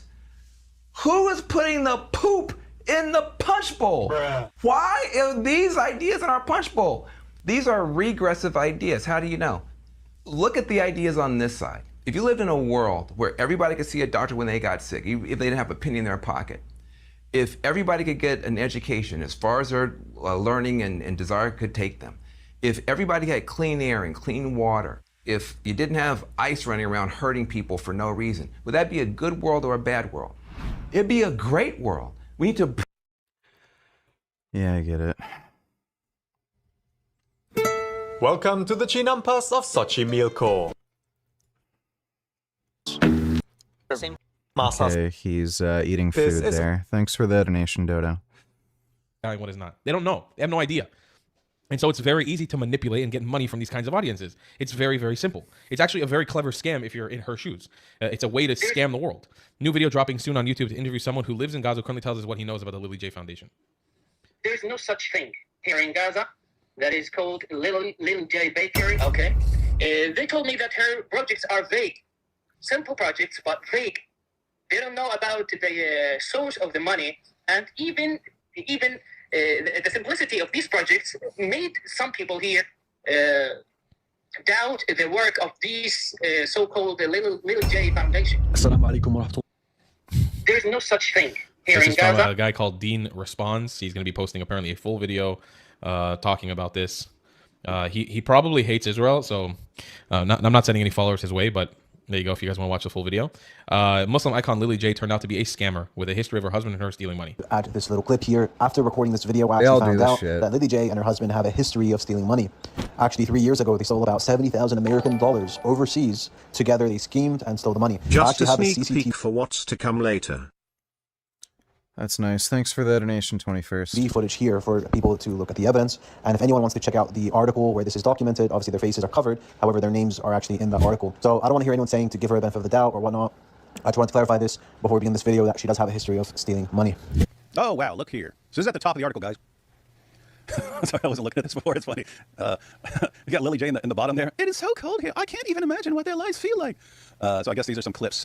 They just put together a bunch of clips of Lily J there. Let's see what we got. Here we go. Australian influencer Lily J's tangled web of AI manipulation. Isn't that interesting?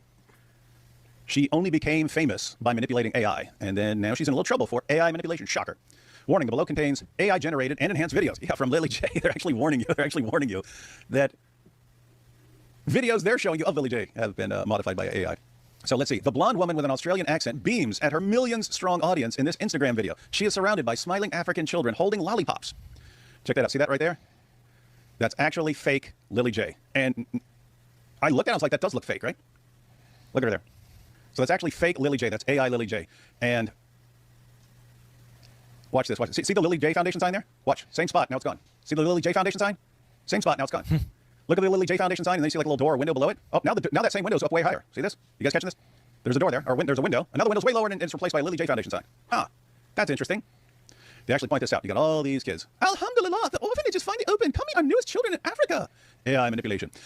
So here we have it. Alhamdulillah, the orphanage is now open. She exclaims, using an Arabic phrase meaning all praise be to God. Lily J has documented her conversion to Islam on social media, and I'm sure it's all completely genuine. Sure. I'm not a Muslim, guys. You may have noticed. If I were a Muslim, would you be a little suspicious of this? I mean, suspicious of her conversion. She converted to Islam, and it's this big public thing, and wow, my goodness, because I found all this proof. And then what does she do with it? All she does is deceive and scam. Now, you could look at that and say, well, that's, kind of what Muhammad did, so must be okay, but like... Can you draw what Hassan would look if he was raised in a proper Islam country? Yeah, I guess. Suppose I could do that.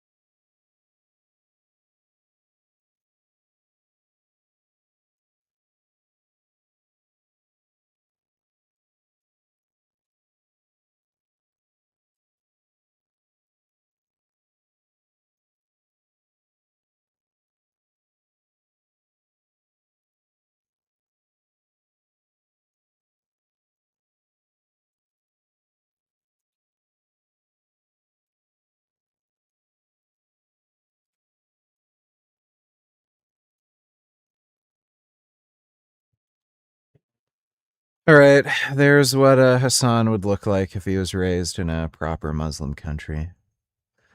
Thanks for the donation, Richard's peptide stack. Muhammad was, there are a couple things, right? You can believe that Muhammad sincerely believed he was a prophet, and yet his desires influence his revelations, and so he's kind of scamming, but maybe not always aware of the fact. Rather pee hot sauce or have perpetually sticky hands? I'm gonna rather pee hot sauce. That he's scamming people. See, you can be doing it deliberately or not deliberately. Lily J is clearly doing this deliberately. Deliberately scamming the ummah. If someone is deliberately scamming the ummah, it's a good kitty. How genuine do you think the conversion was? Again, I'm sitting here thinking, well, tons of, Muhammad, kind of, I don't know. Let's see. Alhamdulillah, the orphanage is now open, she exclaimed, using an Arabic phrase meaning all praise be to God. Lily J has documented her conversion to Islam on social media with nearly 3 million followers on Instagram alone. Her blonde hair, bleached, often framed by a hijab every once in a while, combined with energetic videos discussing her beliefs about Islam, has earned her a loyal following among Muslims around the world. And so on the left, you have her when she is trying to impress certain people, and then on the right is, what do you guys think? So, yeah, so that's Lily J in a nutshell. The scam, the biggest scam in the Muslim viral world as of October 7th, it seems like. Let's take a look at the GOAT himself. I fucking love this guy. I love this. Endless praise to this human being. I love him. This is Harris Sultan. Here's my donkey. Take my cow. Take anything, please, sister. Will you marry me? That's Muslims. So obviously they have a massive blind spot when it comes to simping for Islam. And Lily J understood that very well. So have a look at this. As it turns out, she was a grifter all along. Doesn't surprise me at all. And look, I'm not saying anything. This is not my investigation. This is by the ABC. This is Australia's BBC. So, they're pretty left-leaning woke, but so if they're saying it, then it must be true. There are serious doubts that have been raised over some of the charity work of an Australian... I live in Portland, big fan, I'm obese, do content together, I'll become vegan, you can help me lose weight. Take retatrutide.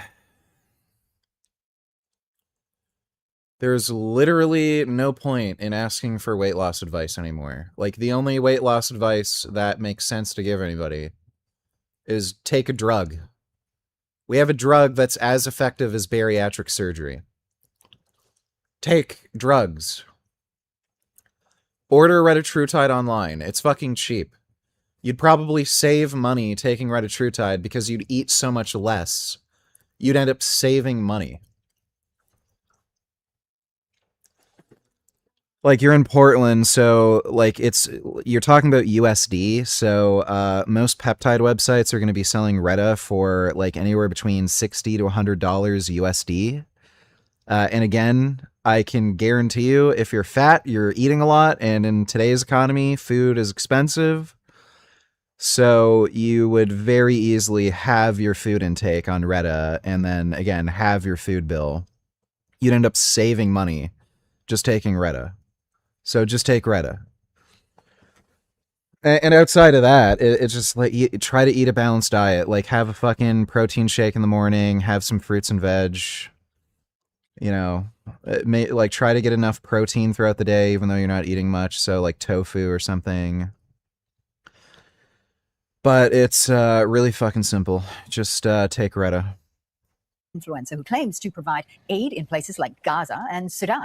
An ABC News Verify investigation has revealed some of the social media content relating to the Lily J Foundation is AI generated or enhanced. Joining us now is Matt Martino. Matt, what can you tell us about Lily J? You've been following this story. So before we listen to Matt, since it's about a charity work, this is how she used to manipulate people. Alhamdulillah.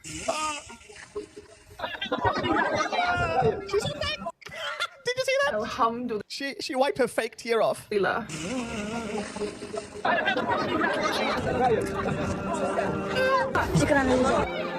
طبعا نشكر من قام باحضار هذه المياه الى هذا الايواء الذي لا يوجد فيه اي منبع للمياه سوى المياه التي تقومون باحضارها لنا. شكرا يوجو. Thank you, Lily J. Lily J is providing water.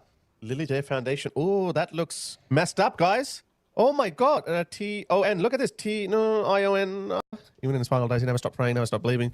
You know, declined so rapidly. He was on holidays and he was just aware, or if the orphanage was registered with them. There was no evidence of that. And we also asked aid workers or aid organisations on the ground whether they... Can you sing this song as passionate as you can?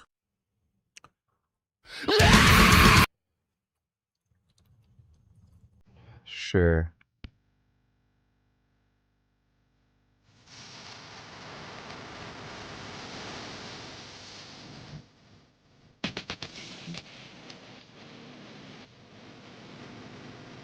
It's wearing on my mind. I'm speaking all my doubts aloud. You robbed Dead Man's grave. Then flaunt it like you did create. If I hit bottom and everything's gone, then the great Mississippi please drown me in it's taking time again. You're nurturing the weakest trend. Those of the heart and the brain can stop the pathetic without either. Fuck the dead plastic scene. Pierce a new hole. If hell was in giving your soul to the grave. Southern. Friend kill. That's right. The great. Southern. Friend kill.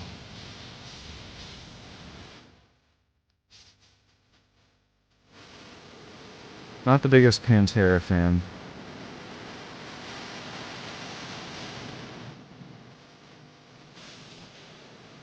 In fact, I can't even... Do I like a single Pantera song?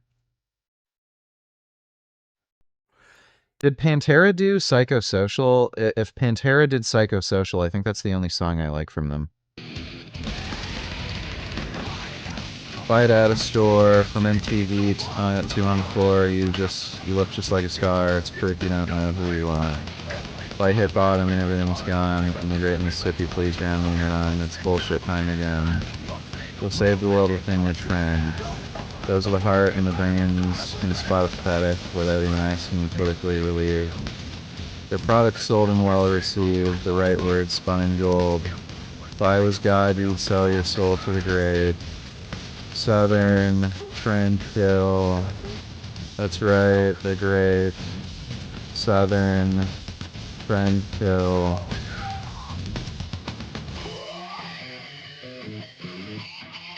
Oh, that was Slipknot? Okay, yeah, then I don't like a single Pantera song.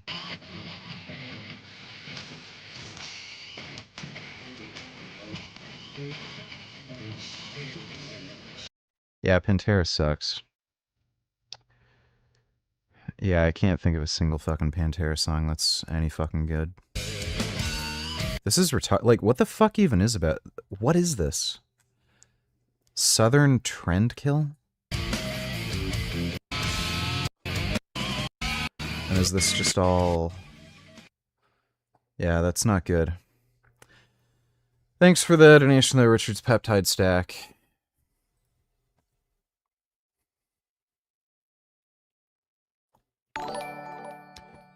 Vegan Strength, Tony Tellers, just watched that Vegan vs. Meat Eater video, and holy shit, we won. Let's fucking go. Bet they were embarrassed and made excuses on why they lost, and they had all the advantages. Surprised people still think you can't build muscle on a vegan diet.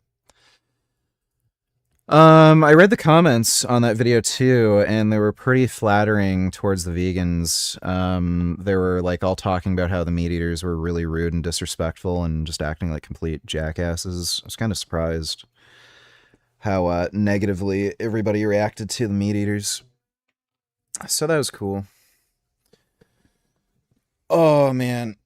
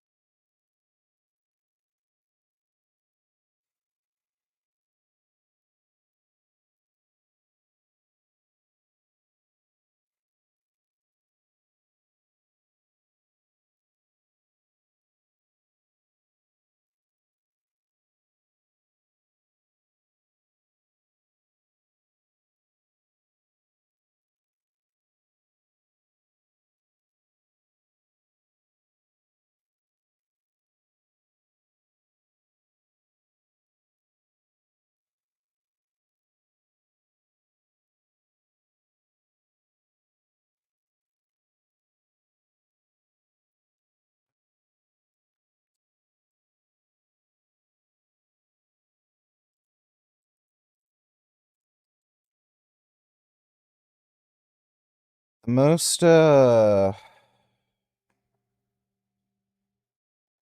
worst thing I would say about,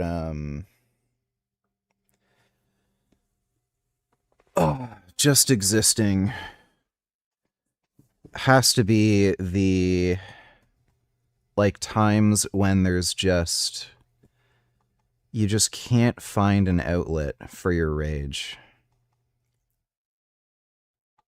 And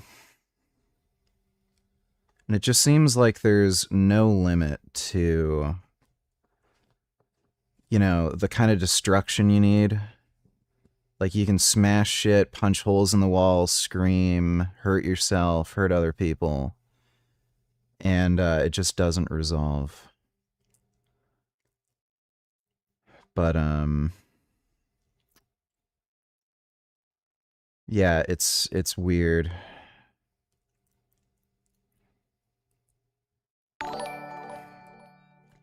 It's hard to let go. That YouTube account with your ex's profile picture named Redacted Gains 1 was not my account, by the way. I've never made accounts to troll you in the comments, believe it or not. That was probably my favorite troll commenter. That's nice. Thanks for the donation, 21st. Had heard of this foundation, and they had not heard of it either. So it really does raise questions about this particular piece of charity work that she claims to have taken out. You know, Matt, just looking at these footage from her reels, of course, from her social media, it looks real, it looks genuine, right? So how did you get to know that it's actually AI generated? Lily J Foundation. So let's take a look at that video I was just talking about earlier, right? So if you look at the first frame of that video compared with the second frame, you can see in the background there's a Lily J Foundation banner in the background with the blonde woman. Nothing like Muslims taking advantage of Sudan to further their cause for Gaza. Isn't it crazy how the poor black Muslims never get a chance to actually have anyone care about them? And the window underneath. And then in the next frame, you can see that the window has actually moved and the banner is gone. So AI... Stupid! Didn't pay attention to detail. The devil lies in the detail. He's the devil. It needs to obey the laws of physics, and it needs to obey the laws. Dude, it's funny how these cheap tricks can fool people. It really shows you just how fucking stupid your average person is. Like, at least this happens in every community of people, really. But like just look at Greg Doucette's Turkesterone sales. The amount of money that guy's making is just so fucking crazy. $100 for that fucking supplement for 40 pills. And depending on how many pills you take a day, that's not even going to last a month. And like, people buy that, something that's completely useless, doesn't do anything. It's been on the market long enough where everyone would be able to figure out it doesn't fucking work or do anything. Then you got this. Lifting for 10 years, some parts look great, some look below average. Thinking going on juice. 27 years old, 158 pounds. Well, you've been training for 10 years.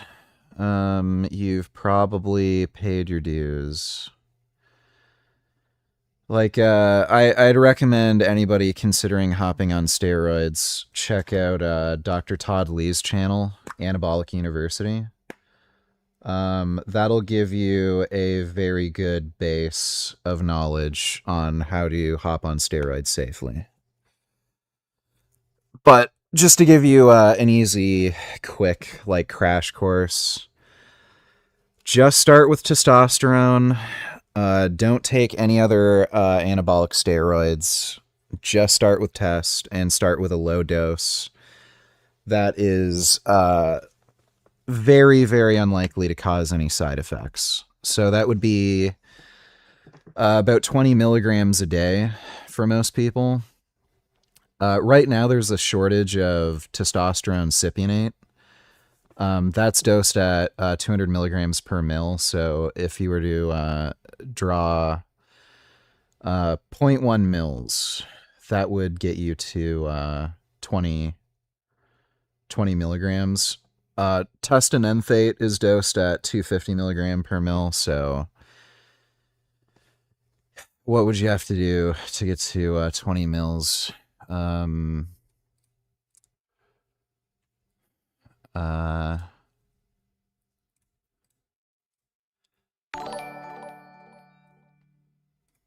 you miss Jasmine? You'd have to draw to 0.08 mils. So, yeah, if you don't use Sustanon, that's fucking stupid. There's plenty of test and enthate. There's not a shortage of an enthate. You can get that. It's just cypionate. In Canada, I can get it fine, but in the States, it looks like there's a shortage. Even Pfizer put out a notification to pharmacies and doctors saying there's a shortage of cypionate. So it's probably just a supplier thing from China. Don't use some kind of weird testosterone blend like Sustanon that has like 5 different esters in it. You're just more likely to get side effects. So you're probably going to have to go and test an enthate right now. 20 milligrams a day is going to be 0.08 mils in a syringe. That is very unlikely to give you any side effects like high estrogen, gyno, stuff like that. Can you answer me? So, just start with that. I would have a Arimidex handy just in case you happen to be a big aromatizer. And again, watch Todd Lee's videos on aromatase inhibitors on his channel to kind of understand how they work. I would recommend just using Arimidex because it's been on the market for a very long time. There's a ton of research on it. It has a very low side effect profile. It's just that you need a very low dose if you're a male. So that can kind of make it a little difficult to dose. But again, if you just need it as an emergency, if you notice yourself developing gyno, then you can just use that. But yeah, just start with 20 milligrams a day, run that for about 8 weeks, and as needed, if you feel like you're not aromatizing too much, if everything's fine, and you need more to like increase your rate of progress, then just up it to just a full mil. So that would be, or sorry, a full 0.1 mil. So that would be, that'd be 25 milligrams a day, and that would be 175 a week. And if you're fine with that for the next like 4 weeks, you can up it again, go to like 30 milligrams, and like again, just slowly creep up, see where your tolerance is, and again, only increase if you feel you need to, if your like progress slows down or something. And just dip your toes in with that. You can also try growth hormone. Right now, there's a growth hormone shortage. It's entirely due to customs. For whatever fucking reason, the FDA notified the DEA and these customs processors that there's illegal growth hormone coming into the country, and they're stopping it at the border, and until they find some new like supply chain strategy, there's kind of a shortage. You can still get it here and there. It looks like some suppliers are just like smuggling it in directly from China. But yeah, there is a growth hormone shortage. And if after a few months, if you find your maximum tolerable dose of testosterone and you still need to increase the milligram amount that you need to grow, my primary recommendation would be Masteron. Masteron is extremely safe. It literally doesn't do anything other than grow muscle. It doesn't aromatize, doesn't convert to DHT. It's just anabolic. The only thing it can do is make you lose hair. Some people are extremely sensitive to it. I haven't noticed any hair loss at all on Masteron, like dead zero. I think I have pretty decent genetics for like hair loss. I've had some recession over a very, very long period of time, but I'm kind of resistant to hair loss, it seems. No, mast is coming back. It seems like the mast shortage is kind of over. It's coming back. You can get mast pretty easy now. At least in the US and Canada, it's pretty easy to get mast. I wouldn't recommend Primo just because it's so ridiculously expensive, and it also causes a ridiculous amount of post-injection pain. Like some people get such horrific post-injection pain, their arm like swells up like crazy and they can't even train. So I wouldn't bother with Primo. And again, for the price, it's just fucking absurd. My go-to strategy with steroids is using testosterone primarily. I think that's safer because it's a bioidentical hormone. You know exactly what it does. So even though technically it is more side effect prone than something like Masteron, you know exactly what it's doing, and it's extremely easy to counteract the side effects. And again, there's just like so much fucking safety data on test. Even extremely high doses of testosterone, it doesn't do anything. Like it doesn't increase risk of disease at all. So it's a very safe anabolic to run at high doses for extremely long periods of time. It's also got benefits, like it will help improve collagen synthesis and stuff. So if you have a little bit of test and like a lot of Masteron, you may be more injury prone and it might affect your skin negatively too, because mast does inhibit collagen synthesis. But if you use testosterone as the primary anabolic and then sprinkle on the other things like Masteron, again, just long term seems like a safer strategy. And like dumbasses have been fucking, like, you know, just trolls have said, oh, you look twice your age and shit. I look great. I think my skin and everything looks better than it did then when I was natural. But yeah, just start off with test if you want to hop on gear. Test is extremely safe. Again, especially at like low TRT or TRT plus dosages where you're just dipping your toes into like some performance enhancement. There's like no fucking health risk. It doesn't cause fucking blood clots like a bunch of fucking lying doctors say. It doesn't cause cancer. It doesn't cause fucking, prostate cancer or anything like that. It seems to actually protect against heart disease and diabetes and certain forms of cancer. It actually seems to protect against prostate cancer, at least for men who are hypogonadal. So test is extremely safe. I wouldn't fucking worry about it. If you want to try out performance enhancement, just go on test. Like, there's nothing that could fucking happen to you. It's just that, again, if you're a high aromatizer, you may end up getting some water retention and your nipples might become sensitive. And in that case, you might just have to use an AI. But most people aren't going to be like that. So starting off at 140, you're just going to be fine. And you can just run that, see how you feel. You'll probably feel fucking amazing. And you can just go from there. But yeah, check out Todd Lee's Anabolic University, just to learn more. Thanks for the donation though, dude. Why are you skipping my donations? Take a guess. Don't really want to answer those stupid questions. I would be fine with talking about my past relationships and stuff if people weren't fucking crazy obsessed with everything in my personal life, and every stream, whenever I talk about it, it doesn't turn into 5 hours of people talking about it, but people just get fucking obsessed with me and my relationships, and I just don't want to talk about it.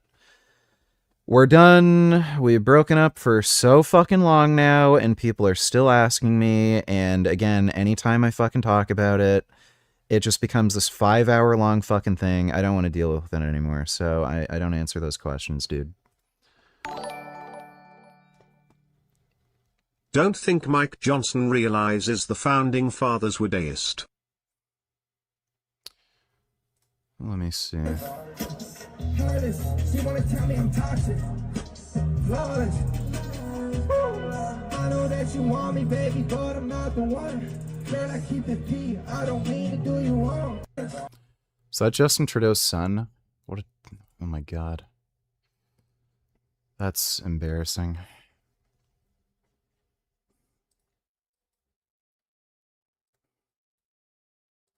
Right now, I mean, literally, we are in a confrontation, a battle against a very dark philosophy, Marxism, and its deviations, communism and socialism. Yes, he is right about that. You see, the problem that I tell university students is this formula that Lincoln later articulated in the Get.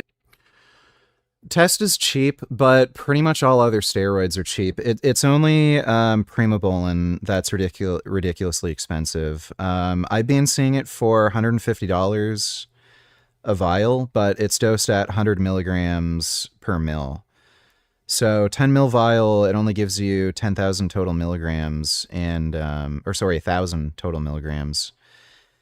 And you need to take a lot of it to get a potent anabolic effect. So it ends up being like, 8 times more expensive than test just because of the amount you have to take.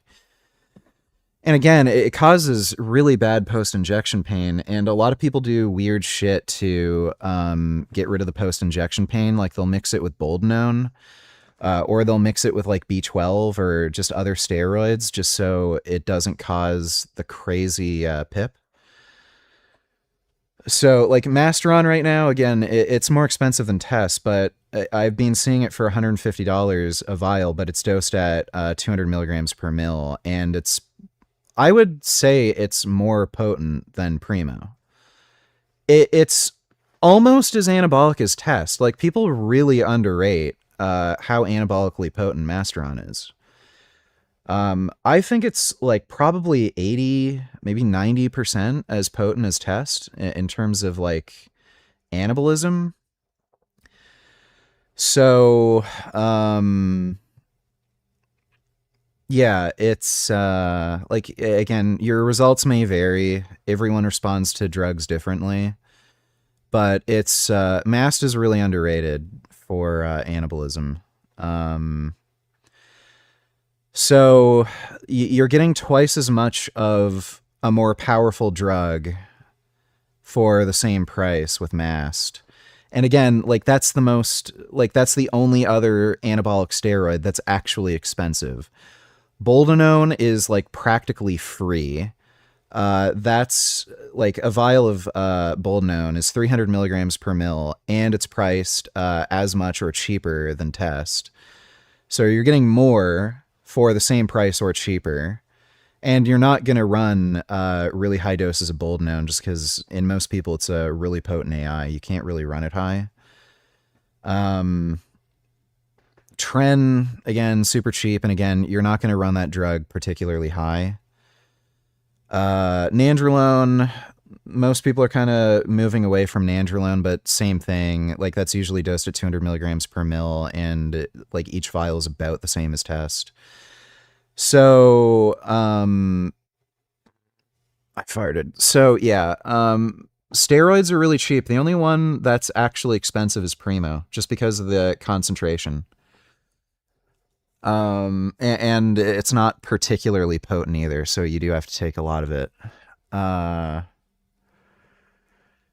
again, if you really want to save money, like this is what I did, like especially since I didn't really have any other options at the time, you can just take a low dose of Boldenone to get that aromatization suppression, and then run Test higher. And again, you're probably not going to get any side effects from the Boldenone at a low dose. Some people mention they get really bad anxiety from Boldenone. That's probably just from suppressing their estrogen too much. They're just taking way too high of a dose.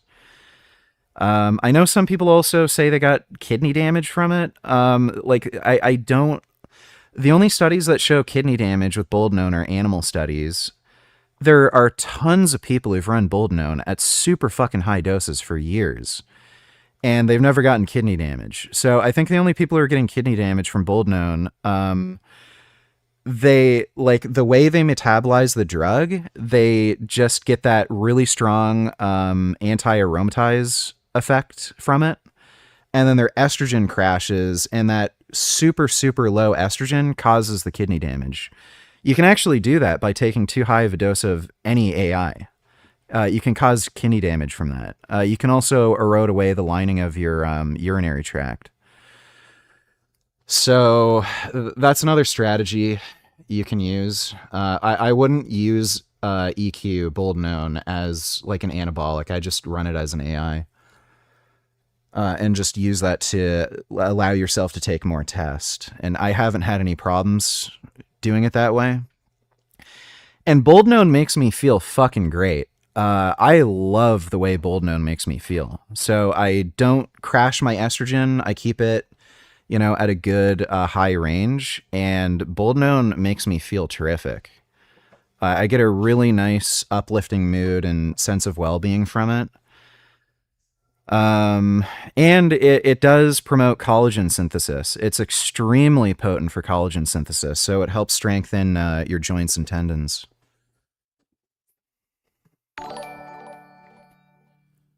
Forgot my notification already. Tellers found a supply for tea and Greta. I just need to get ready for everything else. Thinking about getting a mini fridge for storage. You don't store testosterone or any steroids in the fridge. You keep them in a cabinet. It's only peptides that you keep in a refrigerator. And they have to be kept at a certain temperature. You don't put them in freezing temperatures. I think like 4 to 5 degrees is usually the recommendation for peptides. Thanks for the donation though. Forgot my notification. I gotta take a shit.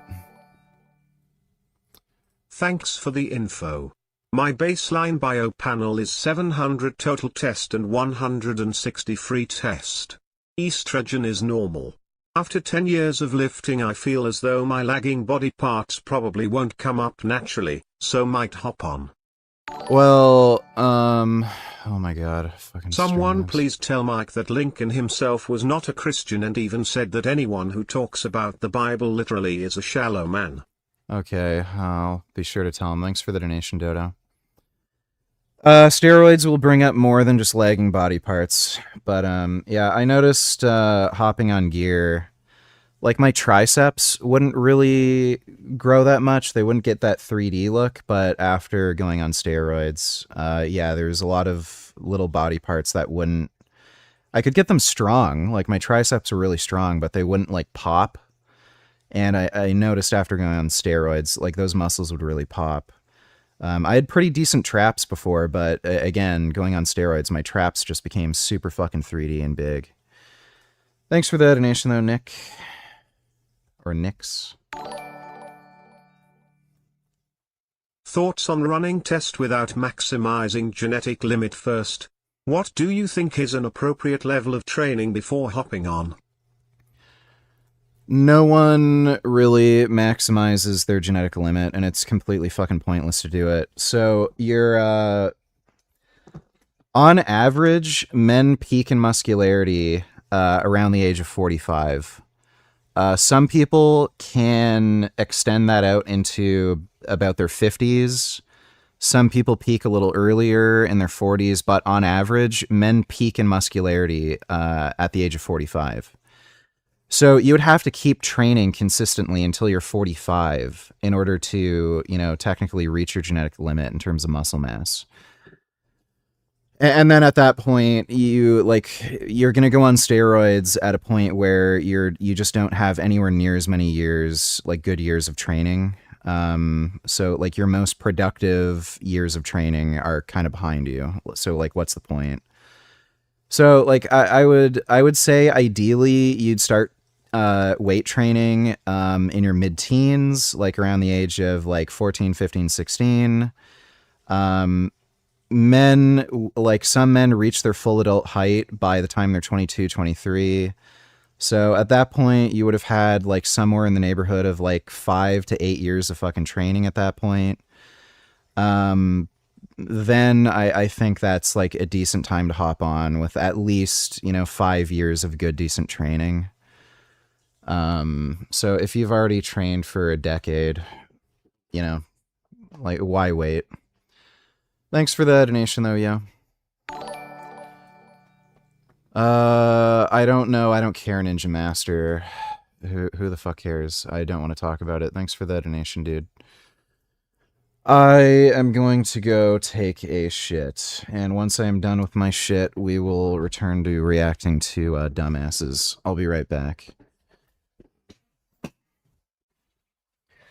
Oh yeah, if I was Prime Minister, I'd legalize steroids right away. And guns. We need more steroids and guns.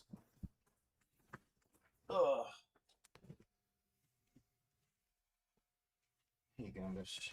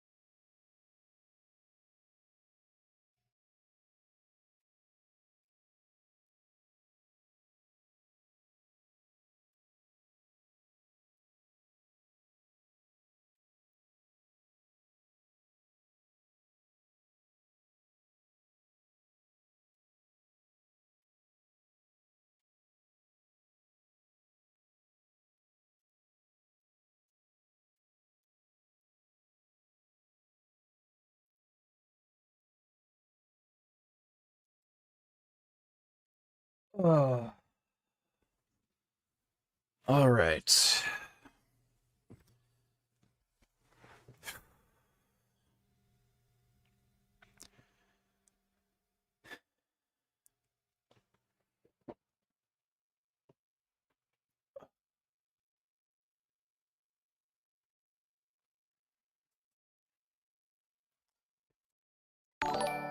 Dodo, don't you tell ours, who is this black idiot?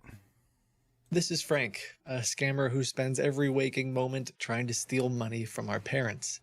His camera from the browser, he thinks it's just this human verification CAPTCHA. Select all images, make. Came from a real bird. Well, you haven't gotten I don't know. Thanks for the donation, Dodo. Gettysburg Address, we're dedicated to this proposition that we are one nation under God, and that a government of the people, by the people, for the people, so not perish from the earth. I see the problem we have right now is, and I take the eraser, go back, and I say, a lot of people are denying the most basic self-evident truth, and I erase G-O-D from the board. And I step back, and all that's left on the board is the people. And I get the biggest, darkest marker I can, and I ominously circle the people. Didn't Jesus say something about money being evil, and if you're rich, you're gonna go to hell? Yeah. It's fucking retarded. Christianity is very much in line with communism. It's not antithetical to communism at all. Police station. Well, what's wrong with throwing Molotovs at a police station?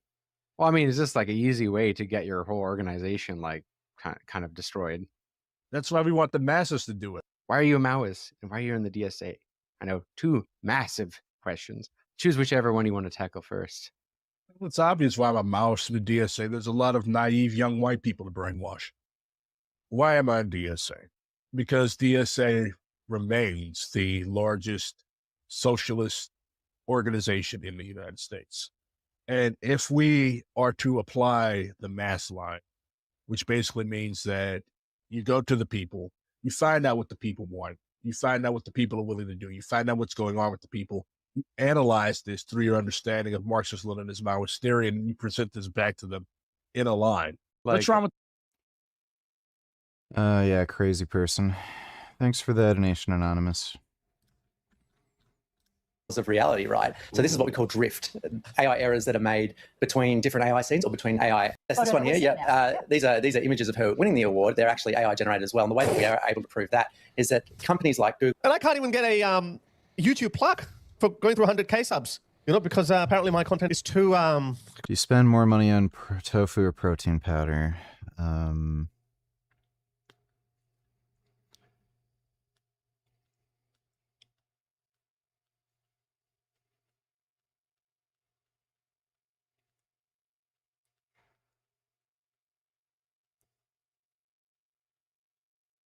Probably tofu. Controversial. There's one sitting there at the back, just behind the Union Jack. That's for my Urdu channel, but for my English channel, I never got it. So I never thought about, you know what, I should fake it. Online, we did that for OpenAI, and it came back with OpenAI's imprint. So the only problem with this is that these detectors, they only detect their own company. So just because it comes back as a negative doesn't mean that it's not AI. It just means that it wasn't generated by that company's AI. Fascinating. Somehow, this raises a lot of questions, obviously. How does it shift the way we look at donating to charity when you see... So there you go, folks. There, Harris Sultan fully explains the situation. Now, Lily J says, it's time I responded with a whopping 38-minute video. Oh, my goodness. We're going to lock in. She responds... Let's take a look around. Let's see what she's going to be doing here, how she's going to lie, how she's going to grift. What you guys don't understand is that this is a carefully orchestrated attack against me. Let me tell you the facts first, and then you can decide.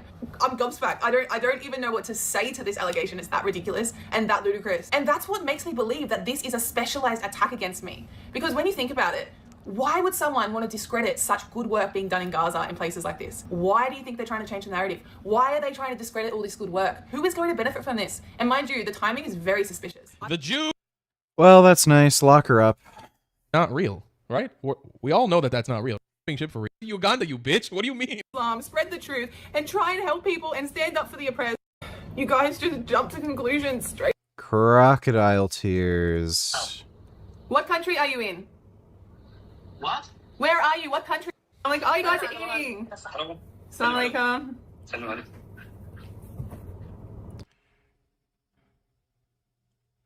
This is just pathetic. Yeah, I hope she ends up in jail. Tell it to the fucking judge and jury. That'll be hilarious.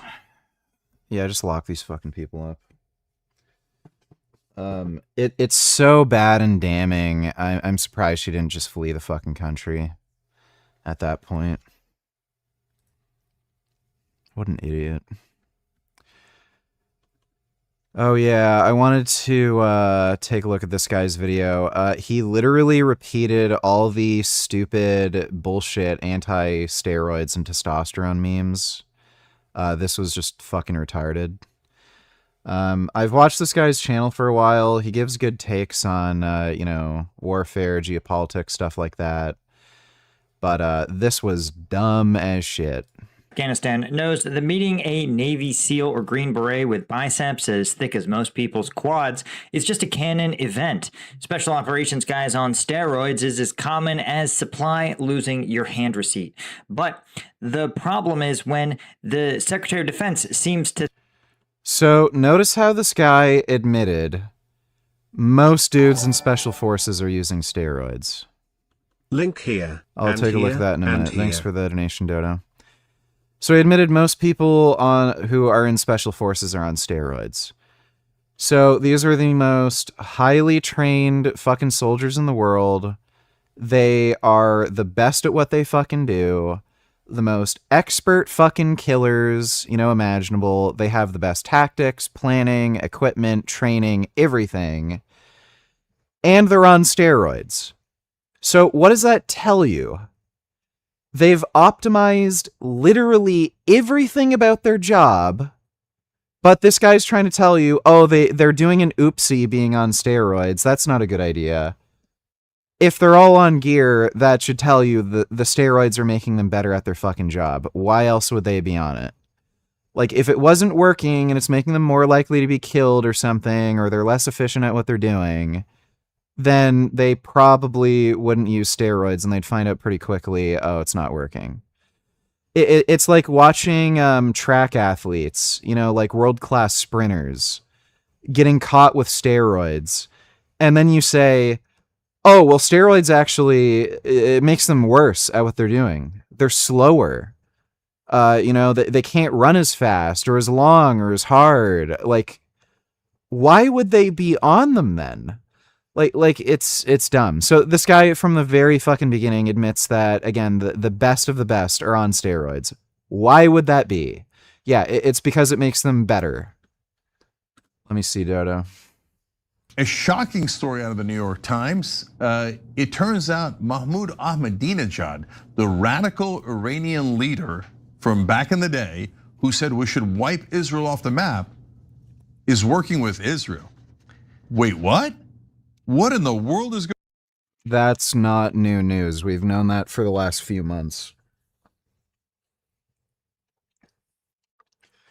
Yeah, Israel and the U.S. had a plan that Ahmadinejad would act nice with Israel and the U.S. and help overthrow the IRGC.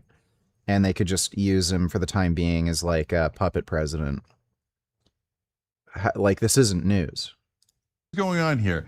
Well, Elliot's going to tell you the story, and then I have a theory to add on top of the story as to what actually happened here.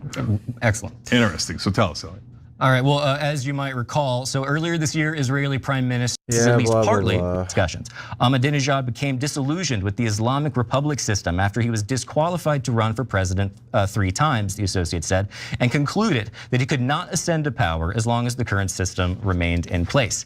Israeli intelligence agencies were closely following the brewing rift between Ahmadinejad and the Iranian regime during this period, according to 2 Israeli defense officials familiar with intelligence assessments at that time. Ahmadinejad was reportedly going to recognize Israel if installed as president. It's also currently unknown when the Mossad first contacted Ahmadinejad. However, it is alleged that Ahmadinejad met with the Israelis in 2023, and the New York Times confirmed that Ahmadinejad met with the Israelis in 2024 and in 2025. What's even more stunning, though, than the scheme itself is how the whole thing just completely fell apart. This is per the Times. On February 28th, an Israeli airstrike hit Ahmadinejad's compound, targeting the building of his bodyguards and his armored vehicle. After the strike, according to 4 senior Iranian officials, a black Peugeot car arrived, picked up Ahmadinejad, and whisked him away at high speed from the chaotic scene. American and Iranian officials with knowledge of the operation said the car had been driven by Mossad operatives who took Ahmadinejad to a secret safe house in Iran. But the former Iranian leader was upset about the frantic rescue operation, and he appeared to be disillusioned about the Israeli plan to return him to power, according to people with knowledge of what occurred. Ahmadinejad is reportedly now under house arrest for conspiring with the Israelis. All of this seems like a pretty insane revelation. Cenk, I want to know what your theory is. A theory? Aha, they're admitting to promoting conspiracy. Yes, thanks for the donation, Dota. Yeah, so wait a minute. This guy who said let's wipe Israel off the map, the Holocaust never happened, and they cracked down on dissidents. And I don't care. So Cuba's been plagued with blackouts, and it has massive and disastrous consequences. We've been doing that to them, and I want to tell you about how it's affected them so badly. But first, we got to talk about what in the world's going on. Are we going to attack Cuba? Elliot, tell. Yes, the whole plan is to overthrow the regime. Obviously. We were receiving American support, military aid. And you know, we've done this. That's nice. Thanks for the donation. To think that these special operators flouting the rules is actually should be everybody. And I swear to God, we are now trying. Okay, so notice the retardation. Special forces are all on steroids, even though it's technically against the rules. Now Pete Hegseth wants to normalize steroid use in the military and just make it a rule that you can take them. Then he says, oh, well, now we're trying to make it so everyone can flaunt the rules. Well, if the rules change, then it's not fucking bypassing any rules, is it, dumbass? To hormone supplement. It's like saying, let's get rid of the steroid testing in the Olympics. Everyone can take steroids now. But then everyone will be able to cheat. Like that makes no sense. The rules changed. It's not cheating then, is it, stupid? The entire U.S. military. That's right. The women are getting jacked too. Take a look at this one. So this is actually a real for real story that's not a parody. Secretary of Defense. So, by the way, androgen deficiency is extraordinarily fucking common. Ton of fucking dudes have it, and they don't even realize. And like, we don't even have an ability to properly categorize androgen deficiency. There's like this stupid normal range that's between 300 and like 1,000. But men can have symptoms of androgen deficiency at like what's considered smack dab in the middle of the normal range, like around 500-600. You can't have depression, sexual dysfunction, mood swings, shit like that, even though you're within the normal range. So we don't even have a proper way, and again, obviously treatment with testosterone alleviates these symptoms. So we don't even have a proper way of even categorizing androgen deficiency. Way more fucking men and women could have it without us even really knowing. So, oh no, they're trying to make the military more healthy and give them good health screening? That's not good. Why are we doing that? Like, what is this? Pete Hegseth, in order to distract from losing the war in Iran, has said that yeah, so that's just fucking stupid. The military is now going to start screening for testosterone deficiency. Now, I want to point out a couple of things. First is that testosterone deficiency is, in fact, a real disorder, but it's treated in the last maybe 5 or 6 years as essentially being steroid. It's being treated for the last, since the 1940s? That's when it initially came onto the market. So you're talking about the last 80 so years that it's being treated. But with a prescription, because Well, it's normal in human biology for men in their 30s and 40s to start to have a gradual decline in testosterone. That is not normal. So it is not normal to have a gradual decline in testosterone. It should stay pretty consistent throughout adulthood. It peaks in your teens. And then once you reach your 20s, it should stay pretty consistent throughout your life cycle. So it's actually abnormal.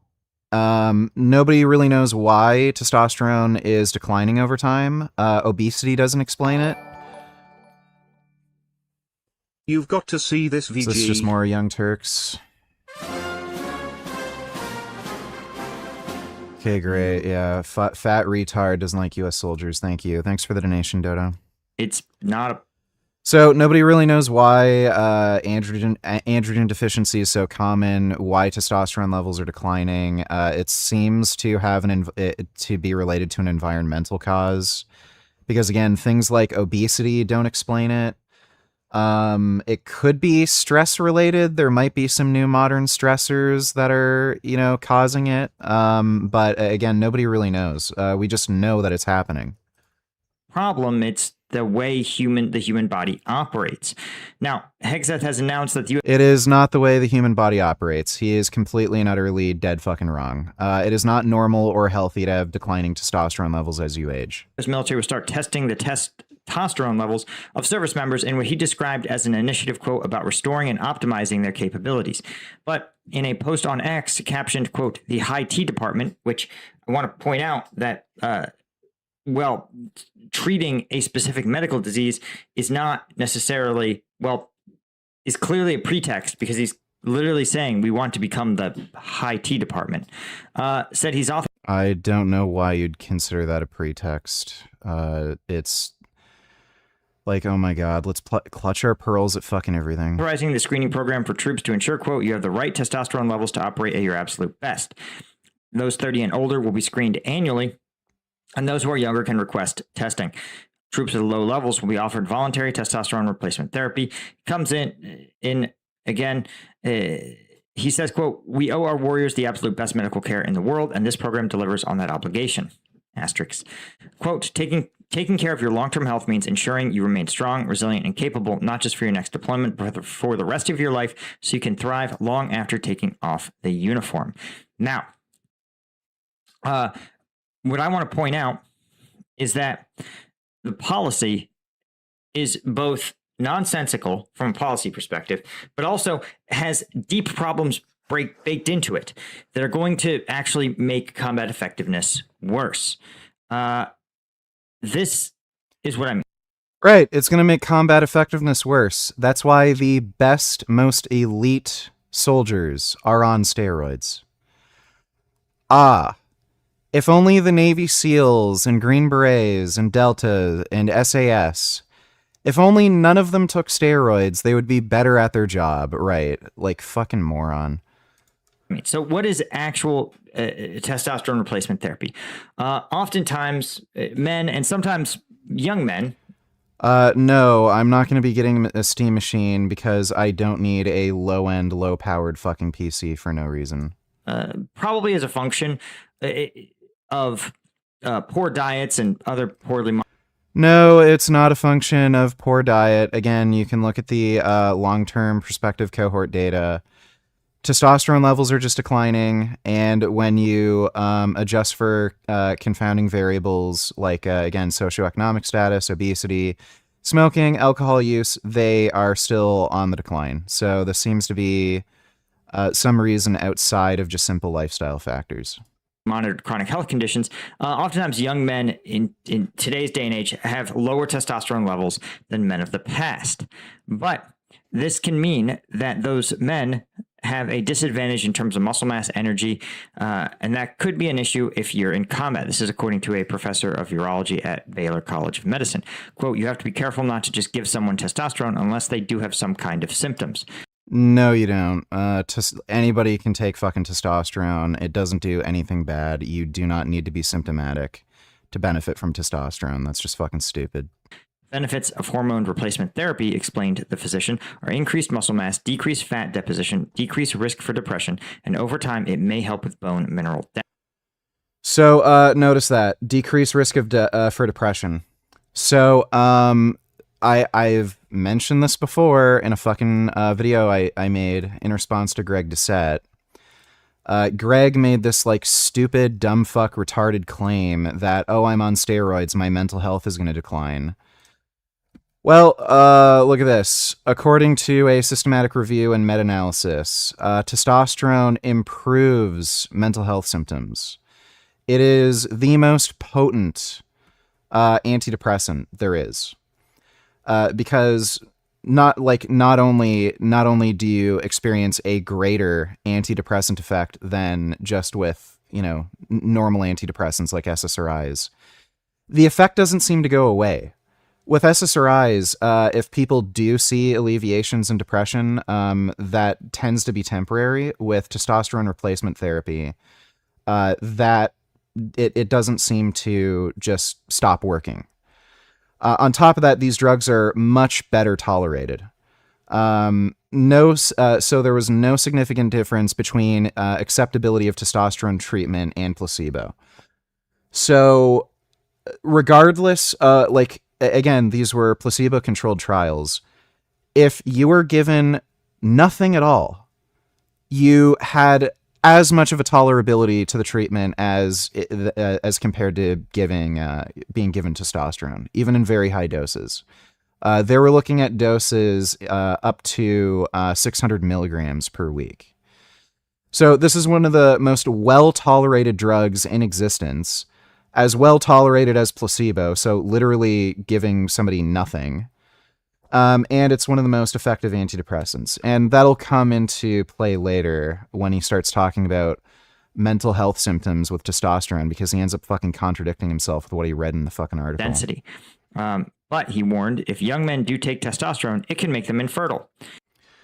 No. So testosterone, while you're on it, it can lower fertility, but it is incredibly fucking rare that you will ever find a single person who is forever infinitely infertile, regardless of what fertility treatments they take. So while you're on it, yes, it can lower fertility, but there's modern fertility drugs like HCG, Clomid. A lot of people can conceive children without ever even having to come off testosterone. There's also like massive, pro bodybuilders like Ronnie Coleman who are taking grams of fucking gear per week.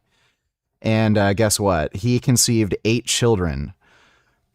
Arnold Schwarzenegger was taking steroids since he was in his teens. I believe he started when he was 15, and he started taking Dianabol. That was prescribed by his pediatrician.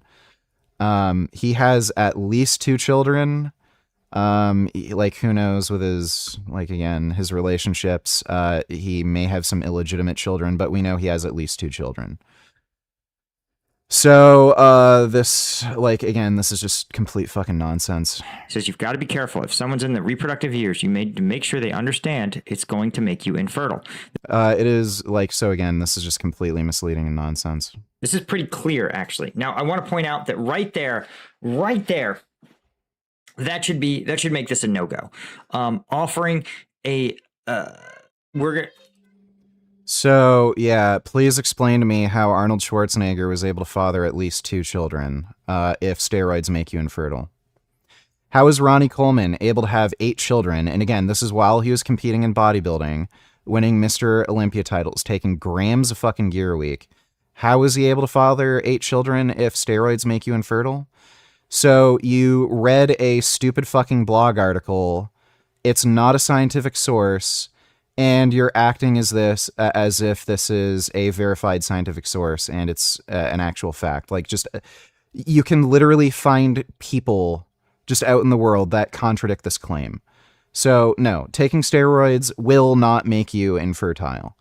If you are taking very high doses of steroids for decades and you end up not being able to conceive children regardless of any fertility treatment, in all likelihood, you already had fertility issues before you went on steroids. About 10% of the population has fertility problems. So roughly 10% of people that you will meet, men and women, they will have to have some kind of fertility treatment in order to conceive. So yeah, some of those people will take steroids and it might exacerbate those issues. But again, the vast majority of people, they can conceive just fine on steroids. Opportunity for service members to sterilize themselves is already kind of screwed up. Okay. This guy's just an idiot. And there are risks intrinsic to service, but the military is not out here using. Forgot magnification when he tellers DSA might as well be a Hamas plant. They call Joe Biden, of all people, genocide supporter. Then Hassan says, Dems should be thrown out of the party. First paragraph.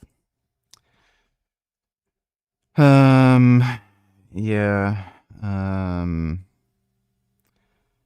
Yeah, I know that. They're just commies, dude. Like, we know. Thanks for the donation, dude. Service members as firing squad, and knowing that you're going to do this to a certain percentage of the population that's going to harm them in this direct way. Oh no, somebody might not be able to fucking get their wife pregnant in one shot without fertility treatment. How unethical. These people have to fight in combat. They could get their heads blown off. How likely are they to conceive children if they're blown to bits by a fucking IED or a drone or a bomb or a missile or get their head shot off? Like, this is just fucking ridiculous. Like, again, he didn't even link any scientific source. He just read a fucking blog article. He has no fucking idea what he's talking about. And offering them the opportunity to have that harm is already kind of screwed up in a wide variety. I mean, just in a tremendous number of ways, right? But even excluding that, I want to point out that the actual wording of the policy is actually even more insane, because the policy is actually that take a look. It is that there will be mandatory screening for testosterone deficiency for all active duty and reserve component personnel 30 and older. Well, that includes women. So we're going to also, your tax. Yes, guess what? Women can also have testosterone deficiency. And you see this in the data. Women's testosterone levels are declining at the same rate as men's testosterone. It is normal for women to get testosterone replacement therapy with their HRT. So, again, this guy has no fucking clue what he's talking about. Just some dumbass normie who's never researched this fucking topic and has no fucking idea what he's talking about. My mom is on testosterone along with her HRT. I think she started on 15 milligrams testosterone a week. I think she's up to 20 or 25 right now. So, again, just a completely ignorant jackass making a video about something he knows nothing about. Dollars are going to be screening women for testosterone deficiency, and then, insanely enough, offering them hormone replacement therapy. Yes, that's what they should have if they have testosterone deficiency. Idiot. What's the problem? Make an argument. I.e., so one, there's the philosophical bizarreness of saying, listen, we did a test. We know you identify as male, but you're not actually male enough. But maybe you'll feel more like a man if we give you. Like, what fucking argument is this? Like, he admitted there is such a thing as androgen deficiency. Men with androgen deficiency have a higher risk of health issues, and giving them androgens, testosterone, alleviates those problems. Now he's making some like weird moralizing argument about how, oh, this is gender affirming care or something, and like that's bad. Like who the fuck cares about this gender affirming care bullshit? If they're in better health, that's the whole point of this fucking program. Like, what's the issue? Nobody cares about your fucking insecurities about you being man enough, okay? If these people get through screening, it's found they have androgen deficiencies, they can choose to take hormone replacement therapy. Simple as that. Same with if somebody finds out they're fucking diabetic. They get a blood test, they find out they're not producing enough insulin, they need to replace their body's insulin with an exogenous source. Like, this is normal fucking medical treatment. Hormones to make you more aligned with the gender you identify as. So we've horseshoed back around. Dude, if you want to be a skinny little fucking twink who can't even bench 2 plates, have at it. Nobody fucking cares. If you get a blood test, finds out you're androgen deficient, and you don't want to get therapy for it, it's up to you. I don't know why the fuck you're moralizing about it. To being super woke and actually offering, now we're just offering military women the opportunity to take hormones, to again, this guy like is an idiot, and he doesn't realize women also need testosterone as well. do some embrace some gender fluidity. And so again, my mom, she is on testosterone. I've made videos with her. This is the last time she came over and we were hanging out. Oh, is this is she trans now? Does my mom look transgender? Is this gender fluid or something? Guess what? Women produce testosterone, you fucking idiot.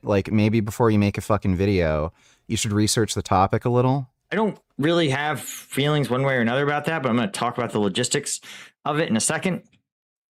But, well, this isn't exactly beating back the wokeness. Now, we're going to talk about 2 problems. The first is being on testosterone. Is it actually a good idea? Well, we just talked about the fact that... Yes, it is. It's safe, has virtually no health risks, and it makes you better. Morally, it's kind of twisted to sterilize a large portion of... It's not sterilization. If testosterone replacement therapy sterilized men, then they would be using it as a contraceptive agent, you fucking idiot.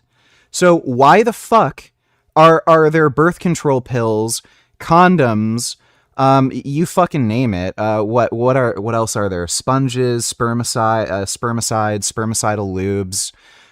There's all these contraceptive techniques.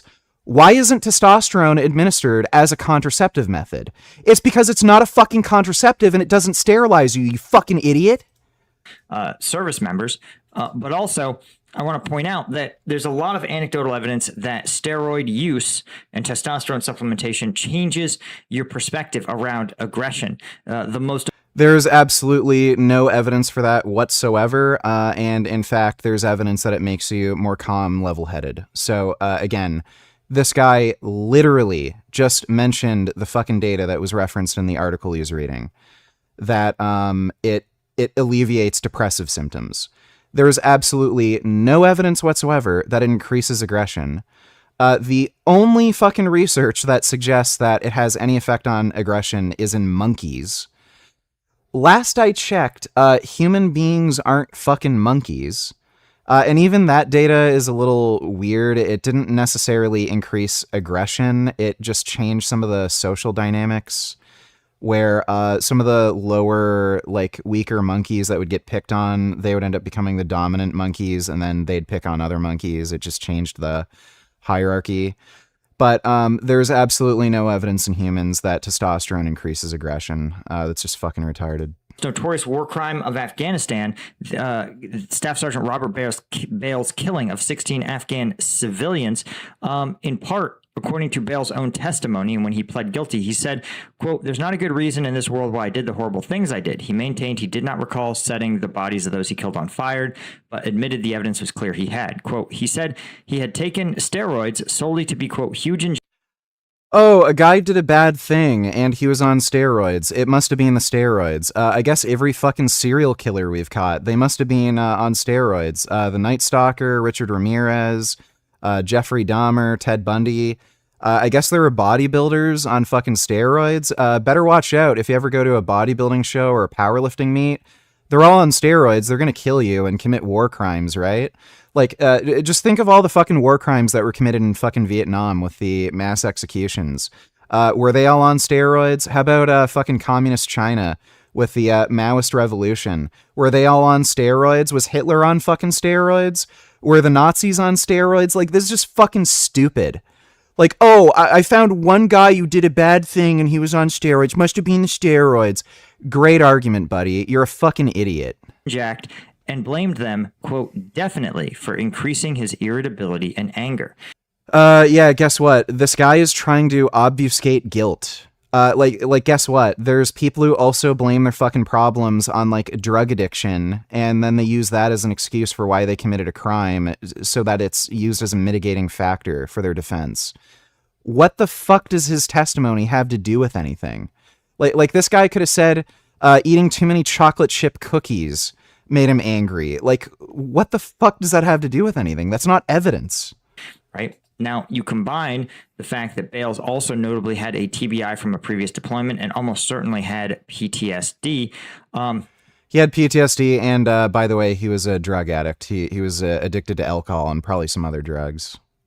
Now, he had also been drinking heavily against Army policy, and also... Oh, weird. It couldn't have been the alcohol. Yeah, it's not like alcohol is related to violence at all, right? So it had to have been the steroids. Also had been taking... Have you noticed increase in the circumference of your head since starting steroids? No. Methylquine, which was known to cause significant cognitive side effects. But a key part of this cocktail that caused this notorious war crime was his use of... No, you're just assuming that. You have absolutely no evidence for it. Androgenic steroids like testosterone. Okay. By the way, this is like Alex Jones saying school shootings are caused by antidepressants. Like this is literally the same level of fucking stupid. Now, if you put 1 million troops on testosterone, there's also just a logistic problem. Not just buying an absolute boatload of test, but also remember, if you're on TRT, you have to get regular screening. You do not have to get regular screening. Again, the point of TRT is to give you just relatively normal levels. So you do not need regular fucking screening. It's just bullshit. Testosterone is not toxic to any organ system in the body. It's benign. It doesn't fucking do anything. It's not going to degrade your health over time. There's no need for constant screening. So he's making that up. This dipshit just did a fucking random Google search and thinks he's a fucking expert all of a sudden. You have to do some baseline screening 6 to 12 weeks after starting, and then 6 to 12 months of screening after you're stable, which means... No, you don't. ...you're going to have to screen those people 20 plus times over the course of a... No, you don't. You just did a stupid fucking Google search. So, by the way, the reason the screening bullshit is recommended is so that they can charge you. It's all a racket. You'll find a lot of doctors and TRT clinics, they'll even refuse to actually prescribe you testosterone. They'll force you to go to the clinic each week to get a testosterone shot so that they can charge you for each fucking hospital visit. So, it's just a racket. They try to make it seem as though, oh, we need to monitor your health and do all the shit. It's just to charge you for services to drain your wallet. So again, this guy did absolutely no research. He doesn't know fucking anything about what he's talking about. Just did a random Google search, thinks he's a fucking expert, and then he's spouting off on bullshit he doesn't know anything about. Military career. But also, if you put someone on testosterone, not only are you making them infertile, potentially making them crazy, but TRT... Show me the evidence that testosterone is associated with mental health decline and insanity, psychosis. Oh, you can't. You just made that up. Massively increases the risk of developing blood clots like... No, it doesn't. There is absolutely no evidence for that whatsoever. So that is a complete load of fucking nonsense. That was a myth that was spread because certain forms of cancer can cause polycythemia vera, which is associated with blood clots. So thrombosis, pulmonary embolism. That doesn't mean testosterone, because it generates red blood cells, causes blood clots. There's absolutely no evidence whatsoever that increases risk of blood clots, pulmonary embolism, anything like that. So that's just made up horse shit. And again, this is based on like the idea that elevated hematocrit due to polycythemia vera increases risk of blood clots. There are people like... Steroids aren't the only thing that can increase your hematocrit. Living at high altitude also increases your fucking hematocrit. It makes your body generate more red blood cells. So tell me, why are people living at high altitude, like in Stittsville, Colorado, or in the Himalayan mountains? It's very common in those places for people to have a hematocrit in the 70s when the normal range is below 50. Why aren't they all getting blood clots and dying of fucking pulmonary embolism, strokes, and shit like that? So again, congratulations. You have no fucking idea what you're talking about. You did a little Google search and the dumbass little fucking Google thing popped up and you just don't know what you're fucking talking about. Like, again, if you search up moon landing conspiracy theories, or if the earth is flat, you're going to find some stuff that says, oh yeah, there's evidence that we never went to the moon, or yeah, there's evidence the earth is flat. Doesn't mean it's true. Just doing a little fucking Google search doesn't mean you're a fucking expert, buddy. Like DVT and pulmonary embolism. What this is because testosterone triggers your body to produce a bunch of red blood cells in it. Well, so again, if that's true, why aren't people living at high altitude getting blood clots? It's because you're an idiot and you don't know what you're talking about. Your blood, I'm going to use the non-scientific term, gets thicker. It becomes more prone to clotting, increases your risk of... It does not become more prone to clotting. Hematocrit is not even... there's no association between hematocrit and the propensity of your blood to form clots. DVT and pulmonary embolism.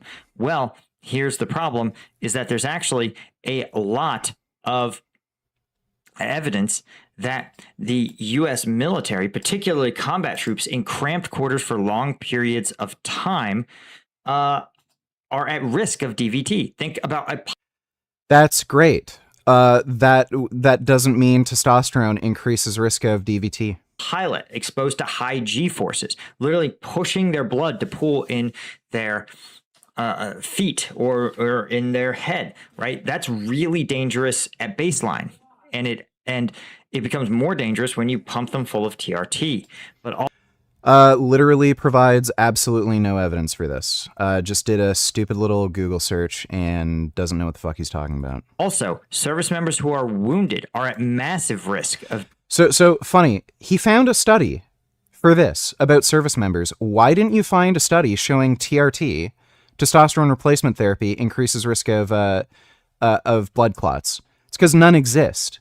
You literally just did a Google search. You got a non-scientific fucking source, just some random fucking blog article, and then he bothered to find a scientific source when he was able to, when it came to just risk factors in the military. So like, this guy literally has no idea what reputable sources of information are. DVT. According to one study, they looked at 300 patients, average age 25 years, 98% male, with a severe combat injury, mostly penetrating injuries, with high risk of mortality.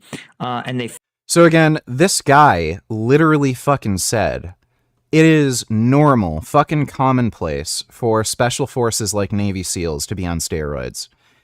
Care to show me any of these fucking SEALs getting blood clots? Care to show me any evidence that SEALs in particular, or Green Berets, or Delta, or SAS have higher risk of blood clots or heart attacks or anything compared to normal fucking troops who have a lower propensity to take steroids?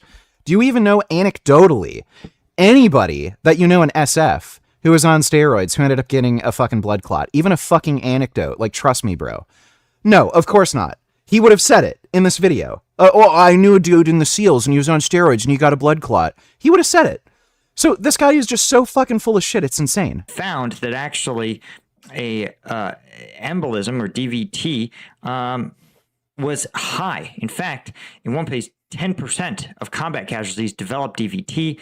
Yeah, guess why that is, idiot? It's because they were shot, you fucking moron. When you burst open blood vessels and collagen ends up going into your blood vessels, that naturally triggers the formation of blood clots. That's just a normal thing that happens in your fucking body. That's what's supposed to happen.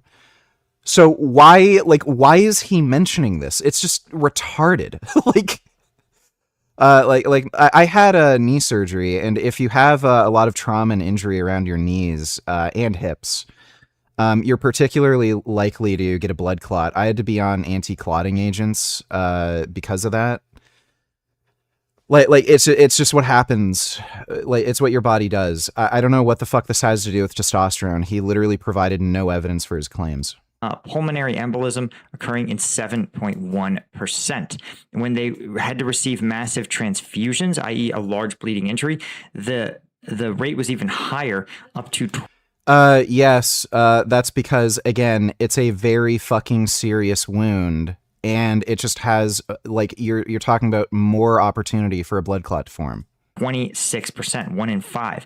So that is already kind of a pretty bad sign that you're going to take. So again, show me the data where are all the people in SF that are way more likely to die from getting shot because they're on steroids. Oh, no evidence. I just make stuff up. Take something that is going to make combat wounds much more lethal, and you're going to widely distribute it among the force.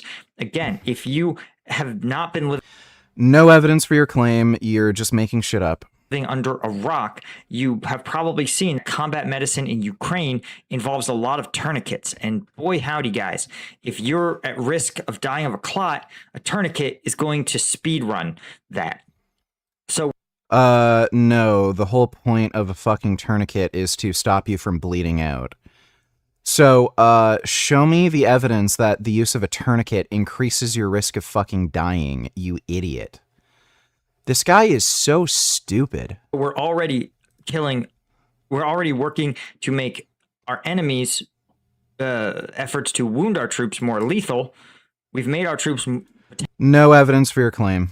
Potentially more irritable and aggressive, which sounds no evidence for your claim. Fine. We've increased the risks of... Buddy, I'm on fucking Trenbolone, and it's not making me more irritable and aggressive. Like, this is just fucking retarded. Them developing blood clots, right? And even more troubling, though, is what happens when you don't. You see, if you, again, haven't been living under a war or under a rock, you may know that in the Ukraine war, infantrymen, combat troops, spend huge amounts of time in position.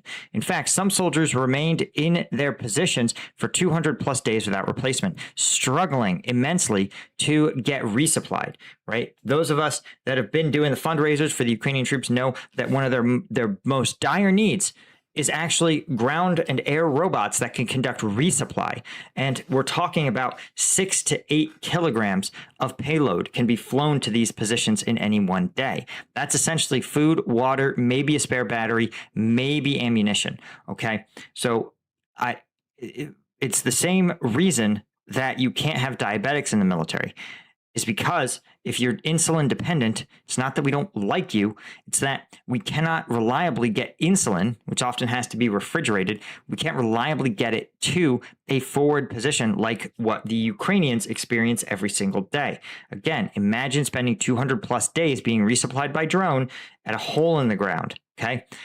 So again, there's a potential resupply issue. So he's just talking about some of the logistical problems with getting testosterone to troops. There could potentially be resupply issues. Who knows? Like, there's different circumstances with insulin, though. Insulin, you have to take it way more fucking frequently, multiple times a day, depending on what type of insulin you're using. And with testosterone, it's a single vial, and again, that can last a very fucking long time. Just a single vial. But all the other bullcrap he was mentioning, like it worsening mental health, no evidence for that.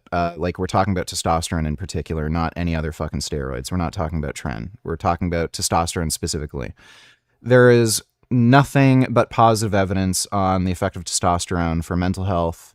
And again, the whole point of this program is to treat men with androgen deficiency.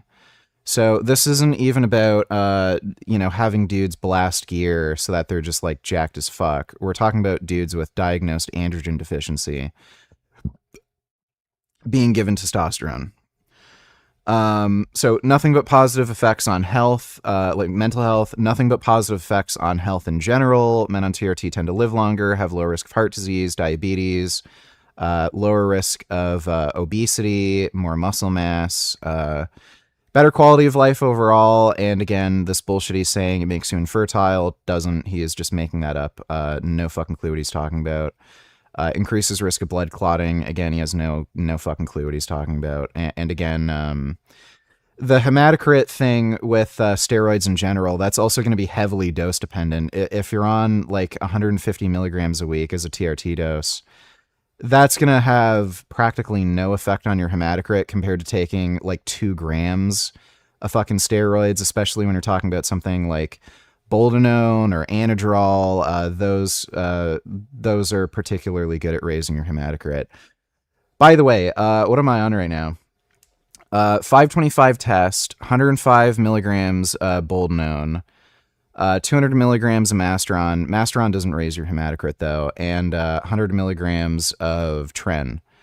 My hematocrit has not gotten above 48. It's in the normal range. Again, the normal range is below 50. So this hematocrit thing, again, he has no fucking clue what he's talking about. In that circumstance, you are not going to get your testosterone. Well, here's the problem. What happens when you don't get your testosterone? Well, remember, if you're taking exogenous testosterone, it can often reduce your body's ability to produce its own. Sometimes that comes back, sometimes it doesn't. So this is usually overblown, by the way. You're like pretty typically when dudes stop taking tests, their normal test levels actually come back pretty quickly.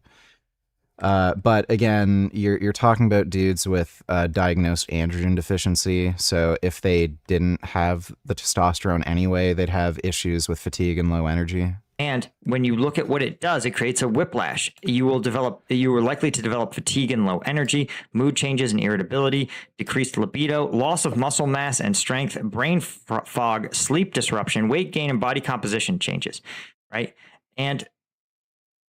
But in one other study, they actually found that there was also a massive increase in what's called AMS, aging male syndrome. This includes increases in sweating, sleep issues, fatigue, joint and muscular pain, irritability, anxiety, nervousness, Oh, look, another random fucking Google search, and you can literally see the references here. These are non-scientific references. This is just... these are just blog articles. Depressive mood and feeling burned out, decrease in libido, electrile. A model for what all soldiers should be. But so yeah, the only fair point he's making is like procurement issues, getting some of the medication to the front line. Some of these are like frontline troops, but everything else that he was talking about in terms of how it impacts your health, totally, utterly dead fucking wrong. Everything was fucking stupid, and he also made some like weird, bizarre moral arguments about how it's wrong to administer hormone therapy full stop because it's gender affirming care, and gender affirming care is wrong for some reason. So I'm probably gonna make a response video to that jackass, just debunking all of his stupid fuckwit claims. This is a picture of RFK Jr. standing next to Jerry Ross, one of the most prominent suppliers of gas station heroin in the world. In this video, I'm going to tell you how the leaders at the highest levels of the MAHA movement and at the Department of Justice joined up with a convicted fraudster to personally profit from their own manufactured addiction epidemic. And to do that, I need to tell you about this bottle. It's a health elixir designed to be a replacement for alcohol that provides relief from anxiety, improves mental focus, and makes people more at ease in social situations. It's for productivity enhancer. It's a social lubricant. I was drinking those feel frees. My anxiety has definitely gone down dramatically. I highly recommend you get some, you try it. But there's another side to this health elixir, a darker one. You know, you start off at 3 or 4, and then it's 5, and then it's 10, and then it's, you know, you're off to the races. What are those called? Feel free? There's a lawsuit about them now. Do you know what those are? Threw up twice in a public restroom. When it came to withdrawing, I mean, I weaned, I tapered. That it leads to a tragic cycle of dependence, addiction, and even death. It's just really indescribable. I wish I could find words to tell you how it makes me feel. It was a hellscape like I've never... I didn't have even a place in my imagination that something could be so arduous and torturous. This is the story about a health tonic made from exotic plants whose peculiar combination of ingredients people who are recovering from its grip say is specifically designed to get them hooked and never let them go. And despite the growing chorus of voices and lawsuits clamoring for justice, it's still available in street corners and convenience stores all around the country. If it weren't for regulations, dealing drugs would be the best business in the world. All you'd need to do to make a killing is hook a person with a quick hit of euphoria and then let them suffer awful withdrawal symptoms when they try to stop. And don't just take it from me. Take it from Secretary of Homeland Security, Markway Mullen. These individuals that are selling it know what they're doing. They know the individuals are targeting. They know the loophole and sell it as a dietary substance. And now that industry has grown from nothing to over a $9 billion industry, more than even opioids that are selling on the street, which is at $5 billion today. If you've been a longtime viewer, you are going to remember that about 2 years ago, I put out a version of this very video called Exotic Plants' Deadly Consequences, all about the trail of human suffering that pours out of this little bottle. And I'm releasing it now because the story took a turn in a way that took me by surprise. Because Mullen, whose clip I just showed you talking about the dangers of these gas station elixirs, had to release a financial disclosure form to take his current post, which showed that he held between a $500,000 and $1 million stake in Botanic Tonics. And to justify his own complicity in an ongoing crime, here's what he said about the motivations of the people involved in this very business. Because they justify it. It's legal, but it's an addiction that's ruining lives. It's an addiction that's truly killing people because it leads them down a road that sometimes they'll never recover from. Okay, I need to make a little distinction here. And they're technically speaking about a formulation of kratom called 7-OH. Now, you can think of 7-OH as going from amphetamine to methamphetamine, or from heroin to fentanyl. It's a synthetic variety that's much, much more potent. But then this is going to be very important, as you'll see in this video. The ordinary version of kratom, the way it's formulated in Feel Free, is horrifying. And it's not only him. Around the time my report came out, the Department of Justice raided a Botanic Tonics warehouse and seized 250,000 bottles. They filed a lawsuit, and it looked like the DOJ was winning after the judge made motions in their favor. You have a vid on your home gym setup? Not really. It's just some free weights, and I've got a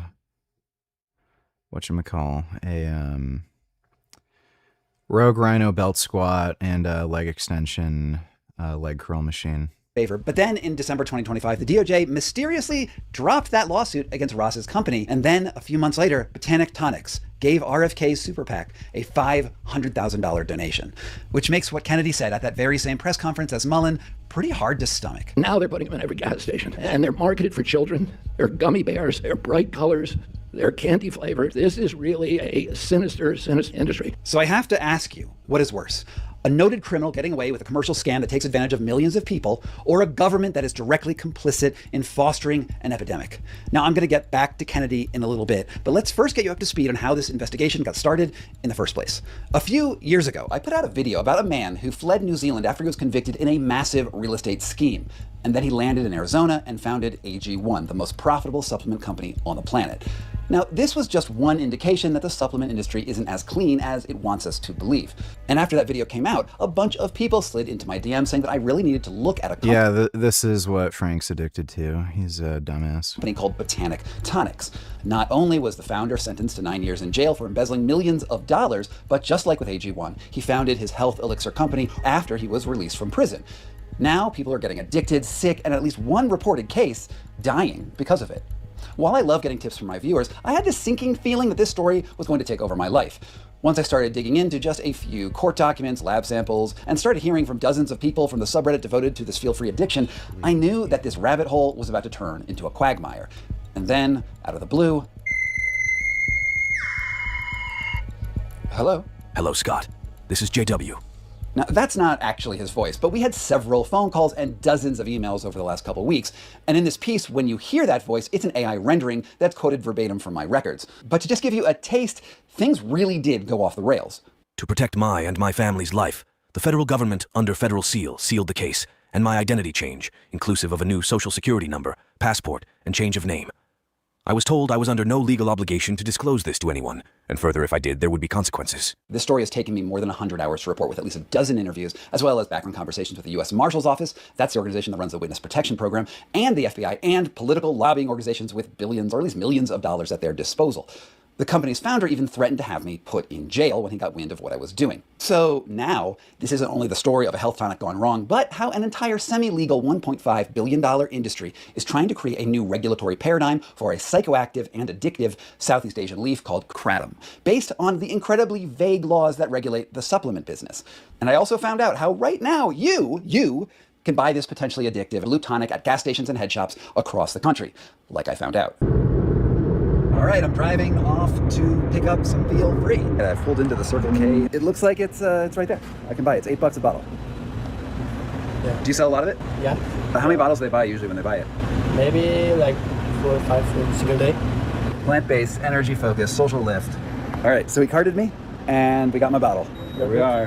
Just bought my first bottle of Feels Free, and the first thing that the guy at the counter asked me was, how many bottles do I want? And usually people will buy 4 at a time at $8 a bottle. That's not exactly cheap. Now to go find out more about what this is all about.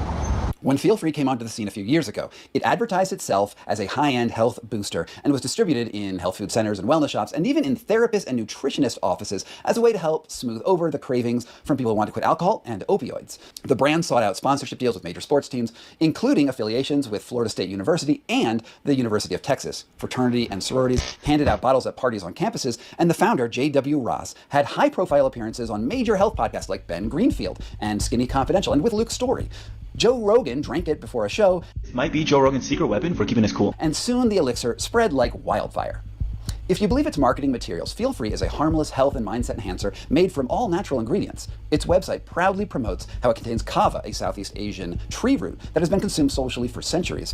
And there are almost no kava addicts in the world, especially in Southeast Asia, which was surprising to Feel Free customers who felt almost uncontrollable urges to drink as much of it as they could.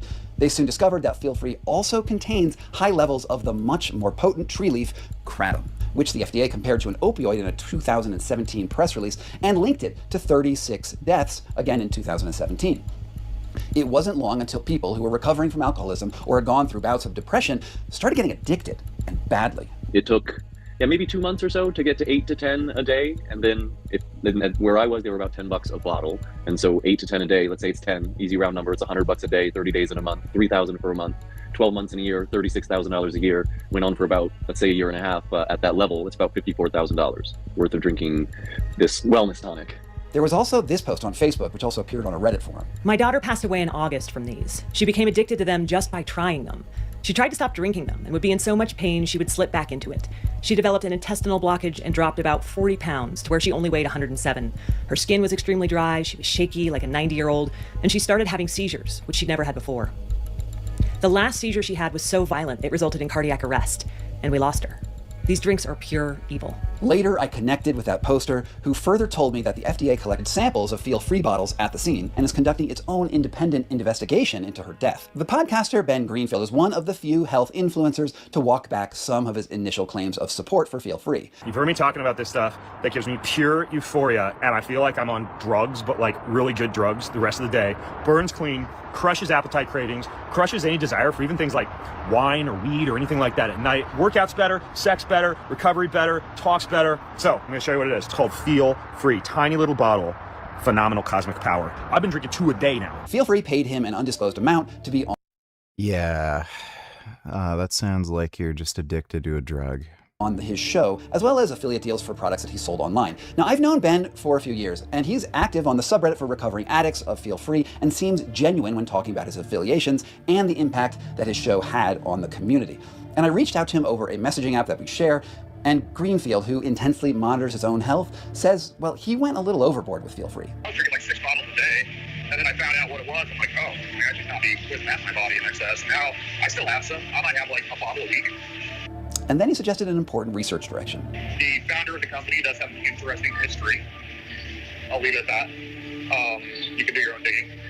The podcast that I took down because Feel Free asked me to take them down. They said that it was because they might be under some scrutiny for illegal marketing practices or something like that. Now, of course, I'd already been digging into the founder's history. This is J.W. Ross. Whether he's walking around in a jungle full of medicinal plants or calmly expounding on his business acumen online, he appears to be like any other founder of a wellness empire. But a strange thing happens when you start to Google his identity. Before a few years ago, well, he's a ghost. Basically non-existent. That's because his real name, it's not J.W. Ross. It's Jerry Cash. He's the former founder of an oil exploration company in Oklahoma who got caught stealing millions of dollars in a money laundering scheme. In 2009, he was sentenced to 9 years in jail, and Botanic Tonics was his next business venture. I reached out to Botanic Tonics for a comment, and soon Ross was sending me a huge number of unsolicited emails, text messages, and legal correspondence. Now, to sum a lot of it up quickly, he told me that while he was in jail, he learned of an assassination plot against a federal judge involving a gang of neo-Nazis. He traded evidence of the plot for a reduced sentence and immediately entered the Witness Protection Program. He sent me a threatening-looking legal letter. That is really weird. that suggested that if I reported on any of his prior crimes and connected his former identity to his present one, he would use his position in the witness protection program to get me thrown in jail. So I am used to sources inventing fantastic stories and threatening me to stay quiet and outright lying to me. But this one, I have to admit, it was new. How do I balance the directives of a witness protection program against a news story in the public interest that exposes a potential dangerous drug on the market? Clearly, the founder's criminal past is relevant to assessing the company's claims that it's totally safe and non-addictive. If you knew that this guy, walking through a kava forest, also shared a cell with a neo-Nazi and had stolen millions of dollars right before that, that could color your judgment about his health claims. So I called up the FBI and the US Marshal Service to try to understand if J.W. Ross was being straight with me. The officer I connected to only wanted to be identified as a spokesman from the US Marshal Service, so I can't play you the recording. But to summarize, he said that anyone in the witness protection program who goes public like Cash has in his numerous interviews and appearances is no longer under the protection of the service. And that I was free to report on his identity and even his criminal background. I should have probably expected that J.W. Ross would have tried everything he could to get me not to report on this piece. Because to some degree, the company seems to be in a little bit of trouble. Take these reviews that appeared on Indeed.com by former employees. The product can cause major health problems and that they try to hide that it is a drug. They also said that they start every single day never knowing whether they're going to be shut down by the feds or not. Part of that sense likely comes from a class action lawsuit that was recently filed that alleges that Botanic Tonics knowingly distributed a dangerous addictive product to the public. The suit says that initially Feel Free called itself a kava preparation, but willingly omitted any mention of the more powerful psychoactive leaf in its ingredients, kratom. Elixir users said that something peculiar about the blend of ingredients synergized into a hyper-addictive concoction, one that was tailor-designed to get former substance abusers hooked. The complaint said that Feel Free advertised itself as a safe alternative to alcohol, posting more than 1,000 ads that specifically targeted to recovering addicts with slogans like, "Sober curious? Why not mix it up with a euphoric alternative to alcohol tonight?" And "All the buzz without the booze." And "Not your average alcohol-free elixir. Feel Free was made to be functional and facilitate states of bliss, flow, vitality, and focus. Kava and the ancient plants will give you the boost you need minus the anxiety." In other words, they allege that Botanic Tonics willingly deceived customers into taking on a potentially deadly addiction. It's a tiny little drink, like a tonic, and it has kava and also kratom in it. Oh, I saw him with that last night. Yeah. Boy, I don't know what's going on with those things, what that does, but you drink a half of one of those, you're not supposed to drink a full one, you're supposed to drink a half one. Why don't they make it in smaller dosage so it's a single serving, because it's only that big? Yeah, because it's hard to judge. Also, I can't read without my glasses on, like that little tiny writing. I'm not going to read. This is 2 servings. Is it 1 can? Then it's 1 serving. At this point in the story, I need to pause for a second and just say that I am hardly someone who abstains from occasional drug exploration. I regularly take cannabis when I work out. I've traveled down to Peru to take ayahuasca with shamans, and when I was 20, I don't know how the fuck people work out on weed. I literally can't do it. I drank liquid opium out of the hand of an 80-year-old woman in a village in India. I'm generally a proponent of drug legalization and think that we should all be free to make our own decisions on what we put into our bodies based on the best information possible, which is why I decided that I needed to give Feel Free a try in order to understand it better. Okay, so I'm a little nervous, if I'm going to be totally honest. I got the bottle. I put a lot of bad things in my body over the years, and I'm not a particularly addictive person. Consult healthcare professional before taking any dietary supplement. So this is actually like super confusing, even if you like. I know they've updated the directions. They're not super straightforward.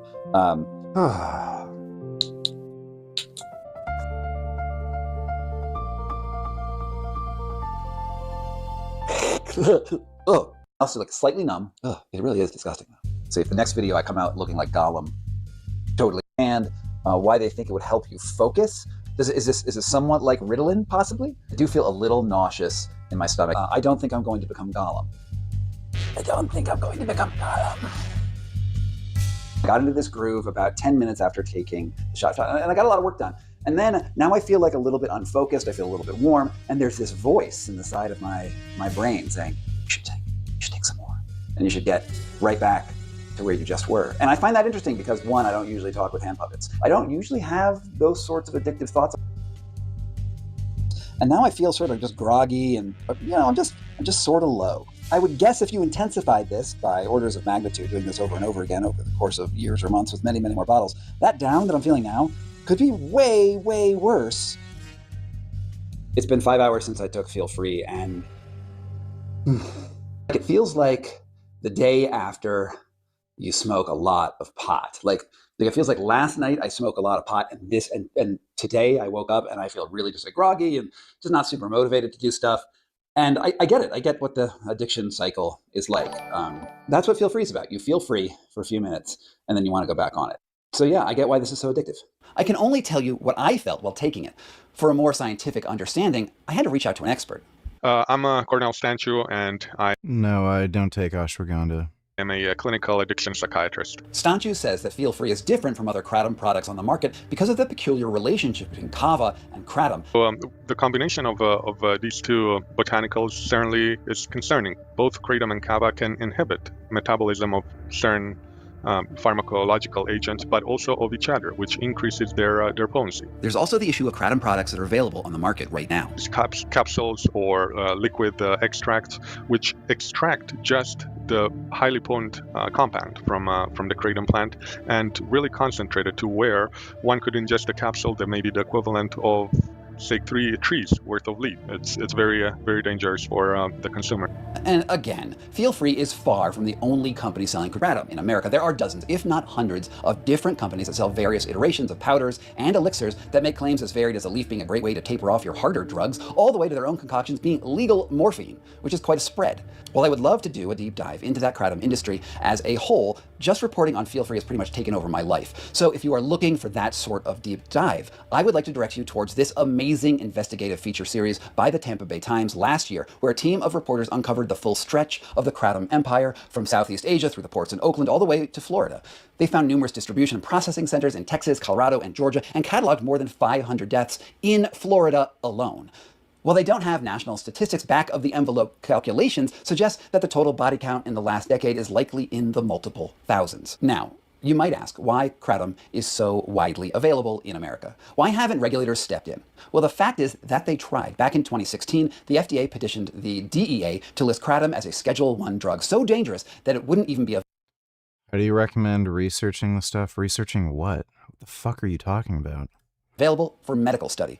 But by that time, kratom already had a sizable market and enough money to hire lobbyists, like Mac Haddo from the American Kratom Association.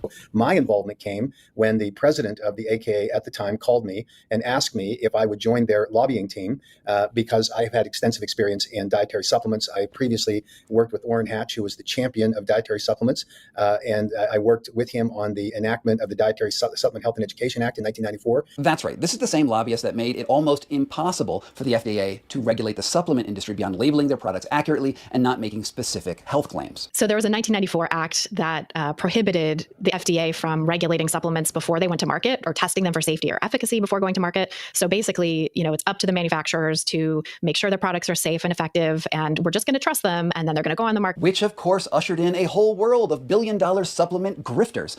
For more about that, see my video on AG1 or even the work that I've done on Andrew Huberman over the last few months. Greg. Here's Haddo again. No vendor in the kratom space is permitted to use a therapeutic claim on a product in order to convince a consumer to purchase their product. That's barred by law. That doesn't mean that a consumer cannot consume a product for a health benefit that they perceive or actually experience. So kratom exists in this regulatory gray area. About 5 states have banned it, but it's still widely available across most of the nation. The lobbying efforts of the American Kratom Association promise to make this a long... That person in the comments just wants attention. That's why they're asking stupid, meaningless questions.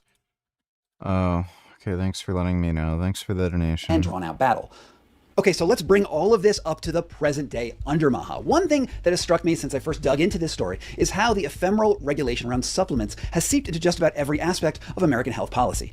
Now, RFK Jr. founded Maha in part to dismantle the financial interest between big industry and the health recommendations and scientific literacy. He correctly identified serious problems with conflicts of interest in medicine, and he capitalized on the resounding dissatisfaction that we all have with the American healthcare system in general. And in a way, that's all good. Unfortunately, the methodology that he used to fight these large healthcare conglomerates is to instead open up the playing field to small-time grifters selling just about any health and wellness product, from stem cells to peptides to gas station elixirs, without requiring any evidence or oversight really at all. Instead of like big pharma, what we have is little wellness and little pharma everywhere, and I don't think that's better. Jerry Ross, he saw this coming though, and he was an early backer of Kennedy's presidential campaign, donating just over $300,000 to Kennedy's super PAC in 2024 and 2025. While Kennedy did not secure the presidential nomination, the donations gave Ross access to Kennedy and an invite into the inaugural Maha Ball. And all of this paid off a year later when the Department of Justice decided to drop its case against Botanic Tonics, which resulted in yet another $500,000 payment to Kennedy. So the lobbying efforts that are being done by Botanic Tonics are very clearly it's sort of like, you know, your heroin dealer being like, we really don't want that synthetic Chinese heroin in here, fentanyl in here. What we want is just our totally natural heroin. And that's a key distinction. Which makes Kennedy complicit in the current situation. They showed us maps of the places where the vape shops and the smoke shops where this stuff is being sold. And they're around military reservations in our country. And there's, the DA has done measurements of urine in our troops, and they're skyrocketing. The more it's directly correlated to the number of vape shops in their area. They're putting them around schools. They're putting them in our poorest neighborhoods. And now they're putting them in every gas station. Kennedy is the one putting these on every gas station corner right around America. Don't be fooled by his rhetoric. The various subreddits and online forums devoted to Feel Free say that there is something special about Botanic Tonic's proprietary formula that seems to be almost scientifically designed to foster addiction. And to back that up, the company certainly hired some of the best kratom scientists from the only program that studies it in the country to help consult on their product, and I presume develop it. I'm Dr. Erin C. Berthold. I got my PhD from the University of Florida in pharmaceutical sciences.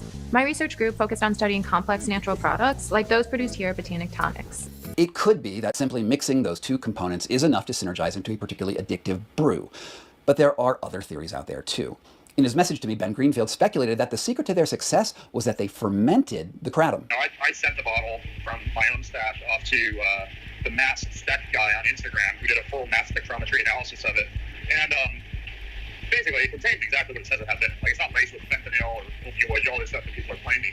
It's just kava, but the thing is, they ferment the kratom, right? So it hits you a lot harder. And people who might do just fine with normal kratom are probably going to get addicted to it faster and might hit them harder. There's at least some evidence that this is the case, including a shipping record posted online that they imported a beer fermenter from a company in China. It's also clear that lots of kratom that comes into the country is already pre-fermented. It's hard to know for sure though, because J.W. Ross, aka Jerry Cash, is adamant that their product includes no intentional fermentation whatsoever. We damn sure do not purposely ferment product in that we would quickly go out of business having to destroy it. On a personal note, myself and my family drink it regularly, and I would be crazy to not be as diligent as possible on quality control. He sent me several documents showing their testing policies and noted that since he is a recovering alcoholic, he has a core principle never to include alcohol in his products, which is sometimes a byproduct of fermentation. While I dug pretty deeply into the fermentation question, ultimately all I can say is that I'm not sure. But does the chemical process really matter when we have evidence from so many accounts of people who are totally hooked? I come back to this question a lot. How do we balance the freedom we all want to have to make decisions for ourselves against the public interest to stop people from harming themselves? Ultimately, I don't think that Feel Free should be illegal. Banning drugs often just creates an illegal market, but I do think that there needs to be more information out there about what kratom and Feel Free actually are. JW and I traded close to 100 messages over the course of me reporting the story, but he was always hesitant about coming directly on camera. He asked me if he was going to end up on my playlist, The Liars, Cheats, and Charlatans of the Griftoverse. And when he realized that he probably would, he sent me a note that he forwarded from one of his resellers, which you can read in full if you'd like to pause this, but in short, claims that his business partner believes that Feel Free is helping far more people than it hurts. And then he signed off with this promise. If I ever feel we are not serving the greater good, then we will stop selling Feel Free. Until then, we will work to do a better job informing and educating consumers. We will also continue to do more clinical work to get a deeper understanding. So I'll leave it to you. Do you think Feel Free is serving the greater good? Maybe you can send him a note through his website or in the comment section down below this video for how you would have him address this problem. Most people that I spoke with who had been hooked on Feel Free had absolutely no idea what they were getting into when they cracked their first bottle. They thought it was a natural alternative to alcohol and that there was no way something so easily available over the counter could be so dangerous. And many of them spent tens of thousands of dollars feeding that addiction. That money went right into J.W. Ross's pocket. It's not like he had... Dude, it is so easy taking advantage of stupid people. Like, so fucking ridiculously easy. Holy shit. Like, if you want to be rich, all you have to do is be an immoral asshole and just fuck over dumbasses. Like, imagine being, like... Again, this stupid shit sells well. Fucking Greg's Turkesterone sells well. like everyone's dumb. He has any actual incentive to keep people safe when the regulators are hamstrung by lobbying efforts from enforcing public safety principles. He's taking all of that money right to the bank. The main problem, as far as I'm concerned, is awareness of the dangers of these relatively new substances and what they actually do and the harm they could potentially hold. Everyone knows what happens when you drink too much alcohol or take too much caffeine or smoke too much weed or get really, really high on cocaine. But not everyone knows what happens when you take a seemingly random medicinal leaf or rack up a 10-bottle habit of feel free over the course of a few months. We need that story to get out into the world.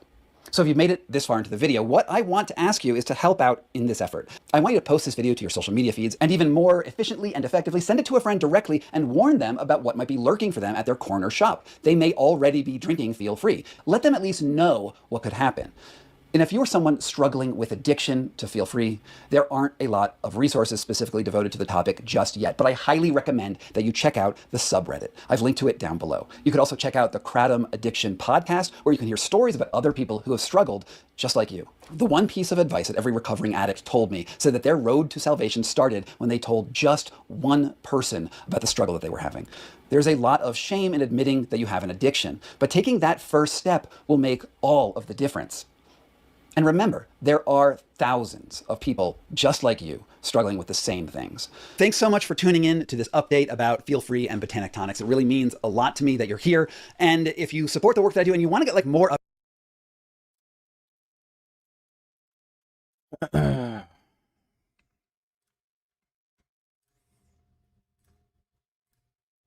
wait, what am I doing? Yeah, Kratom's fucking stupid. Yeah, I've told people not to take Kratom and they take it anyway, and then they said, yeah, it's a bad idea.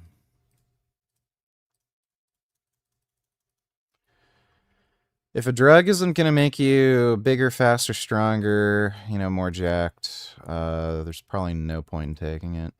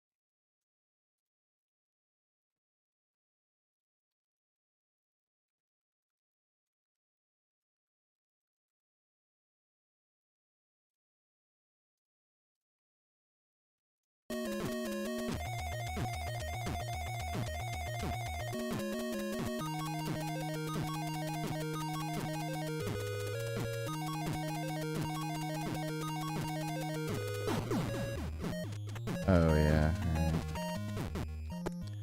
Oh my god, I hate that.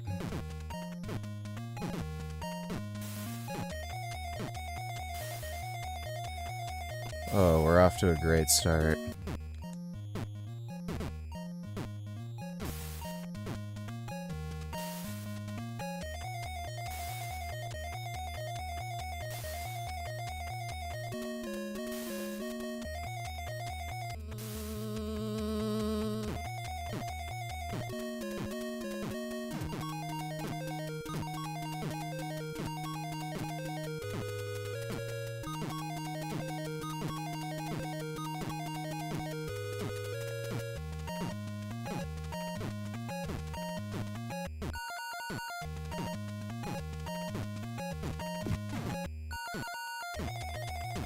Fucking kidding me?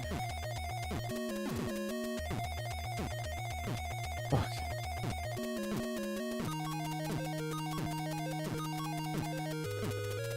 And it's done.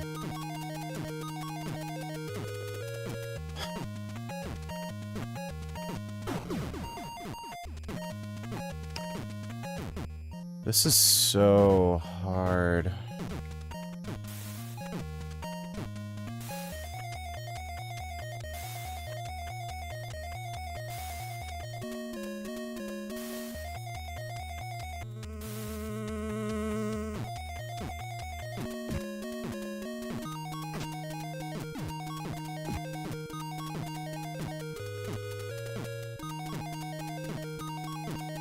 Fuck.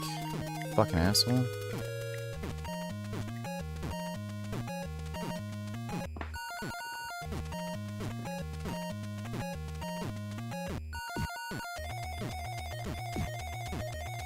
Crap. Stupid rat. And yeah, we're fucked.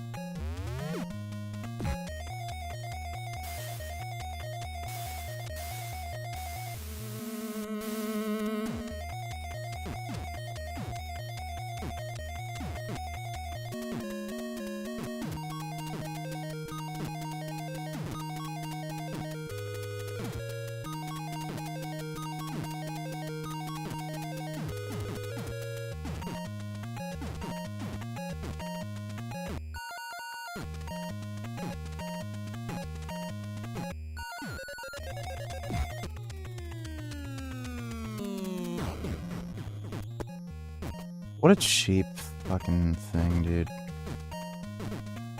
So the first two are just super easy. It's just this last one.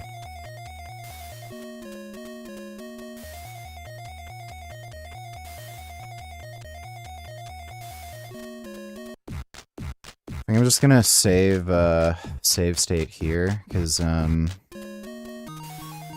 other two are just way too fucking easy. Fuck. Yeah, there we go. Absolute cunt.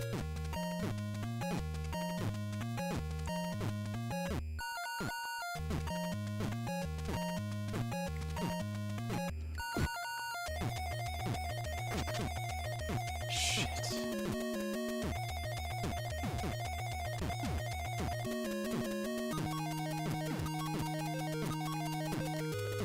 Yeah, I'm not catching up to him.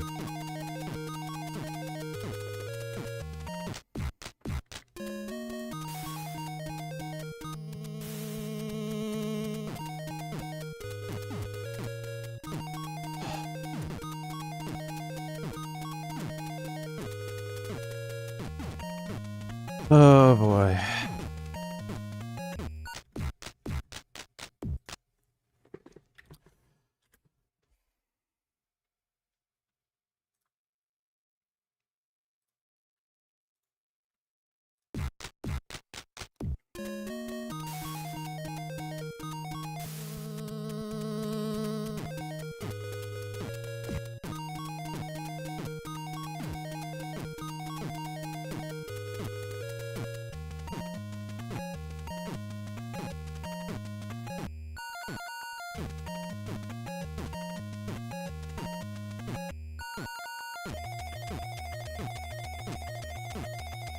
How's he so far behind? Like, this was a particularly good run.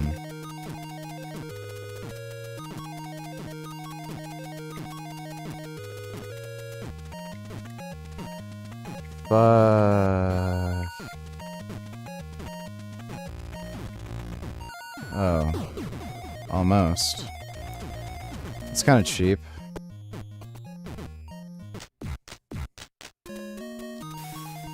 We got pretty close there. Ah, crap. Oh my god, just... fucking kill me.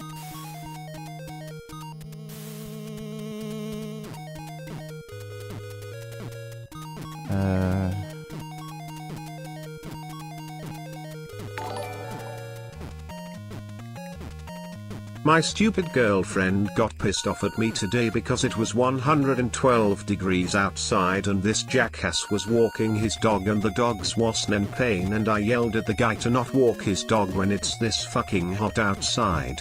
My GF said I embarrassed her.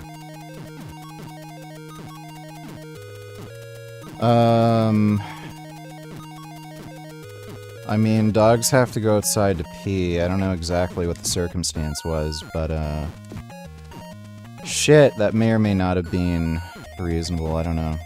I wasn't there. Thanks for the donation, dude.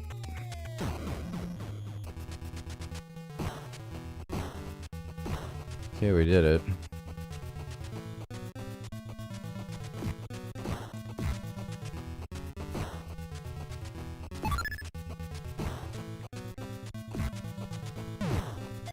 Not exactly sure how this boss works. Shit, oh no. Oh no.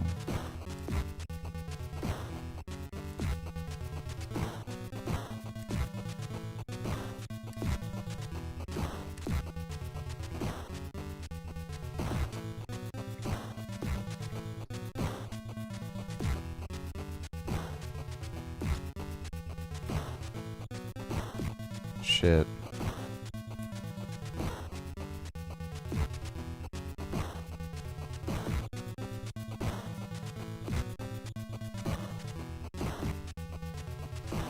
That's some bullshit. What the fuck, dude?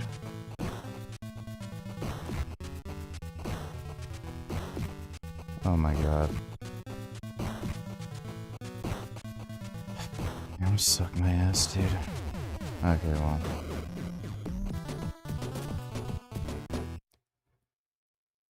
What's the next one? Oh yeah, this. I remember that. I want to get a bit more practice on this one first, so I know I've got it down.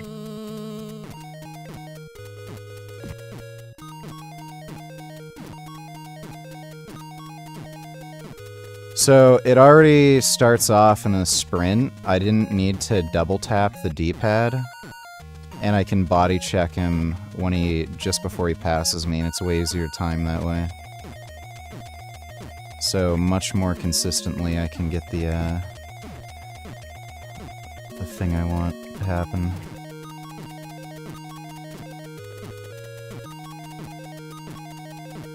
It's kind of funny, I've never seen any runners use that strat. Damn it.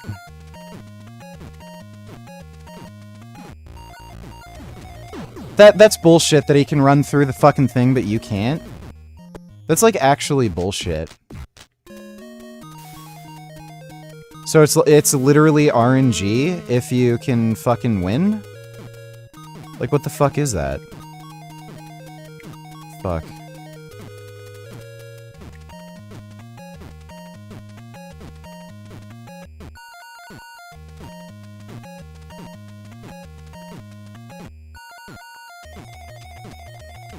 Great. Okay, we're probably screwed.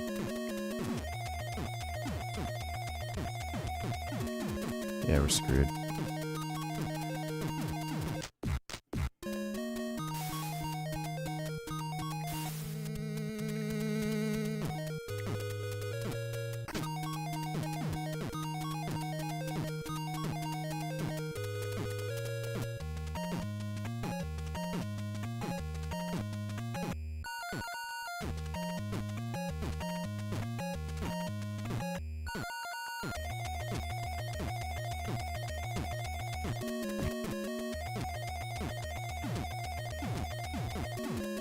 Ridiculous how fast this fucking thing is.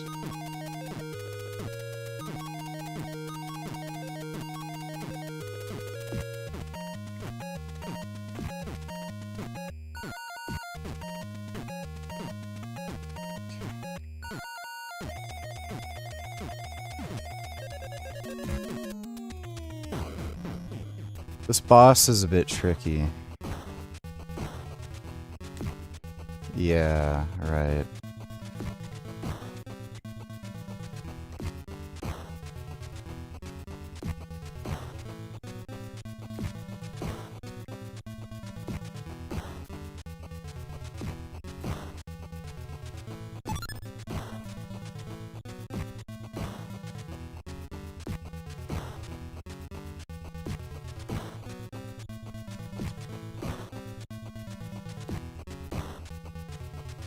Is this, did I get a lucky kind of glitch here? Oh.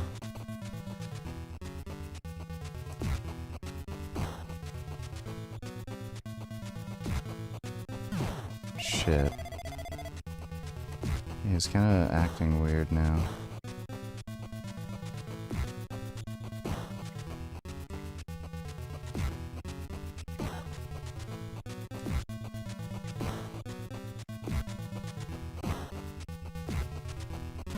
Shit. Fuck! Okay, I think you want to hit him, like, from behind. Crap!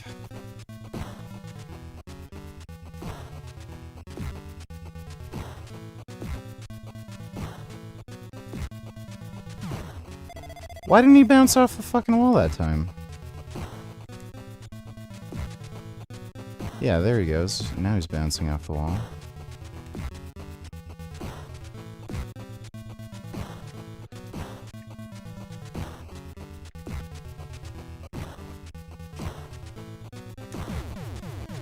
There, okay, we got it.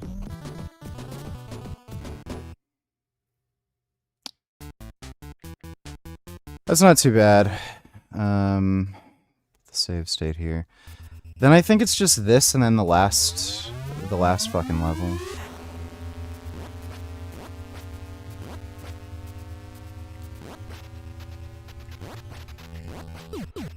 Oh dude, this is...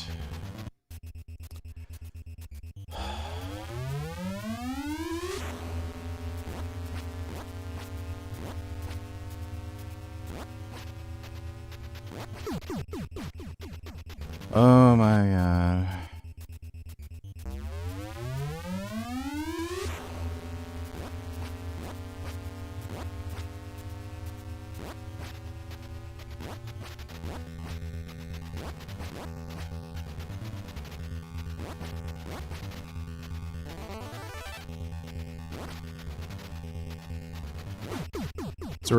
It's really inconsistent with the D-pad. I might have to change the controller or something.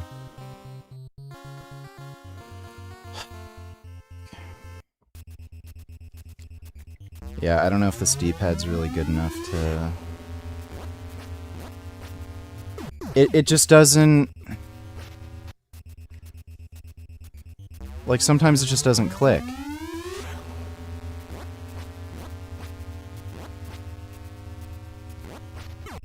Fucking bull, just...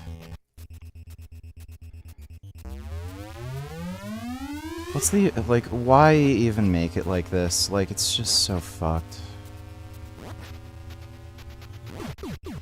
It's so dumb, like... Oh my god, I have to fucking, like, set up a whole different other fucking controller for this shit fuck level?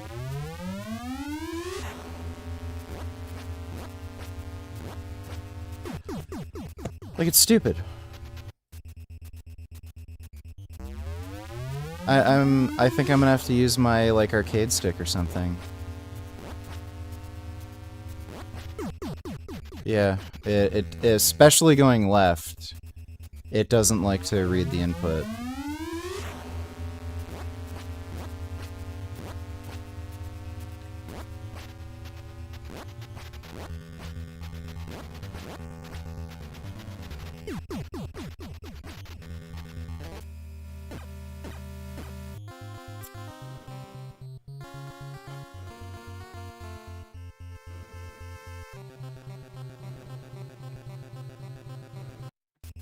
I don't know if it's programmed the analog stick in this? No, it's not.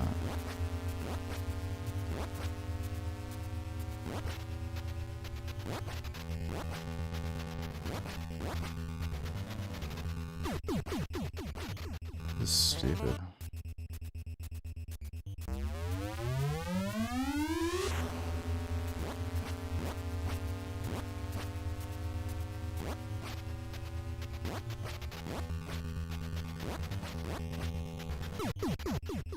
Yeah, this literally just doesn't work with the D-pad.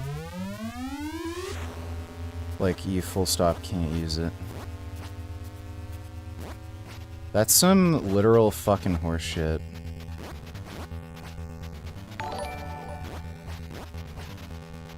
Bleach is the best manga series ever written, hands down. You just roid head ass nigga with no taste. Also One Piece, Naruto and Berserk are also peak. But again you a light skinned faggot ass nigga that has no taste, so you wanna hate like a bitch. Yeah, Bleach kinda sucks. Thanks for the donation, dude.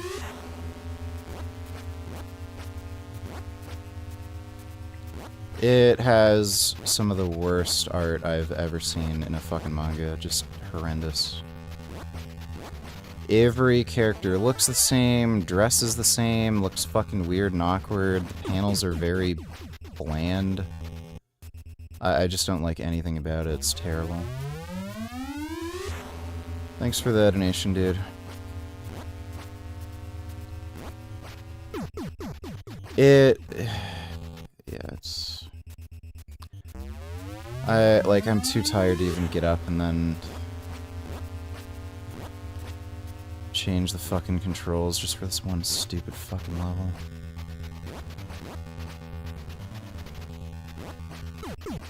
What a load of... It's just such a pant load. Just trying to see if I can fucking do this without having to change to a different controller. If I can just press the button differently.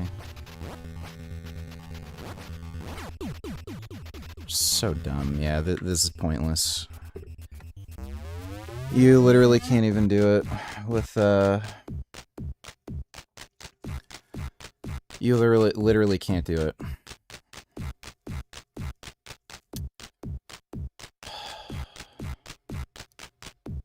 So tired.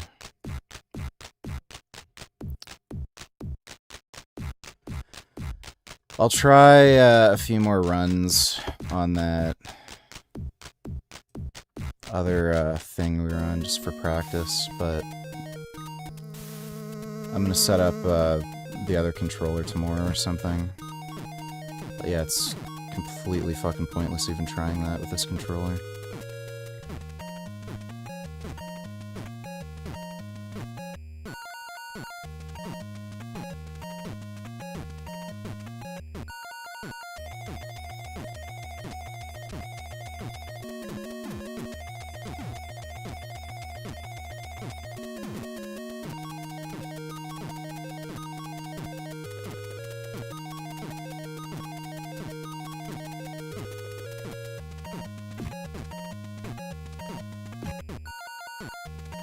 Fuck.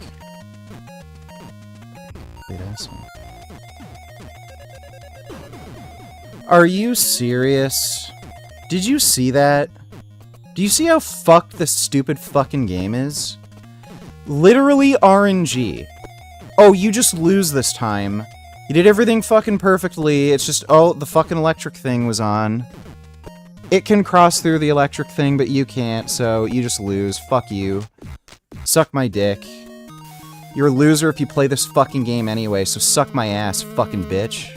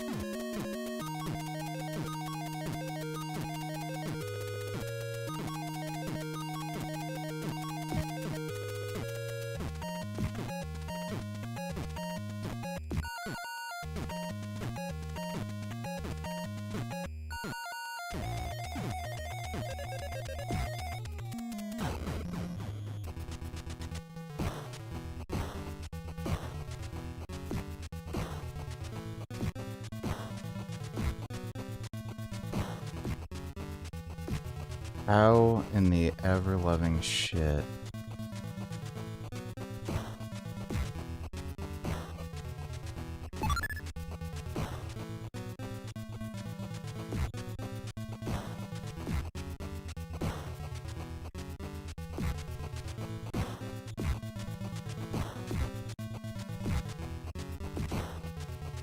Fucking asshole.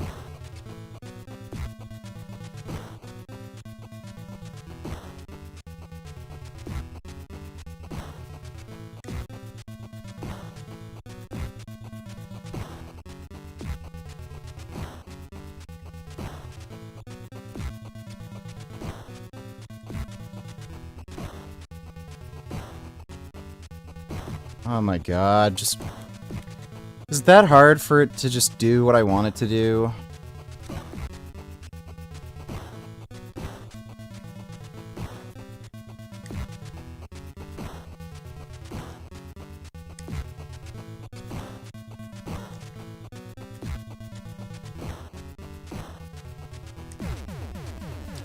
There we go, easy peasy. Easy peasy. That was a better run anyway, so I'll save that there.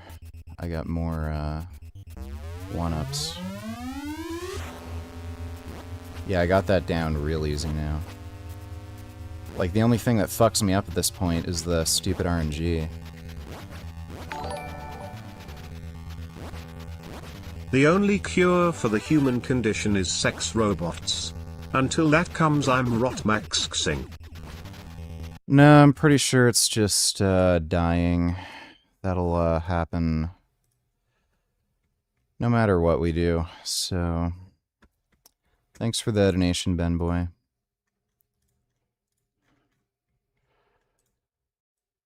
Alright, so it's just this level, and then I think it's, yeah, it's just... That's the second last level, I'm pretty sure. And then the last level, and then I probably just want to practice the last level a bit, and then we can start doing full runs. I think I actually got this now.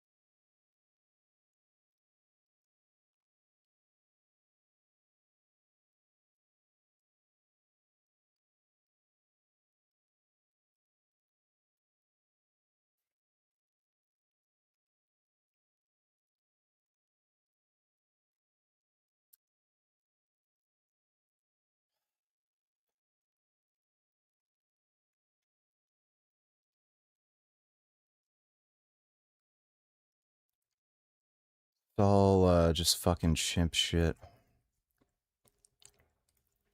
All of it. Fucking chimpanzees.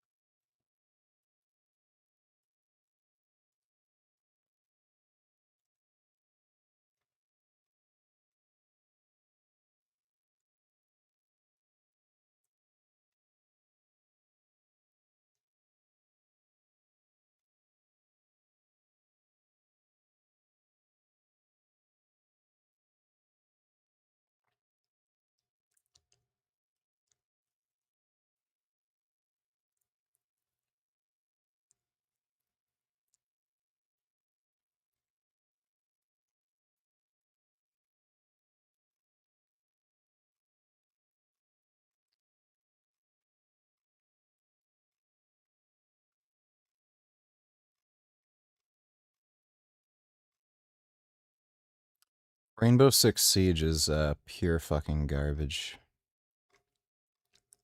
It's one of the worst games I've ever fucking played in my life.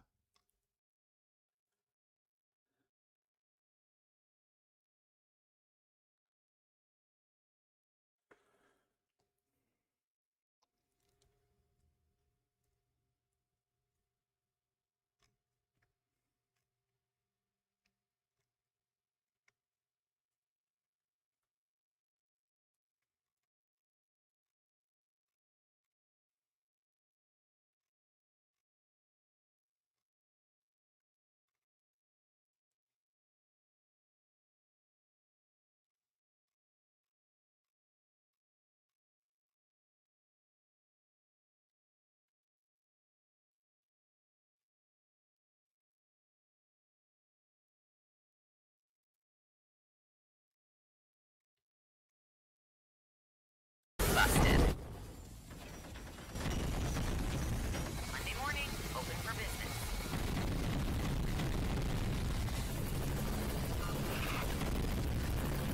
I got you, babe. That looks kind of cool.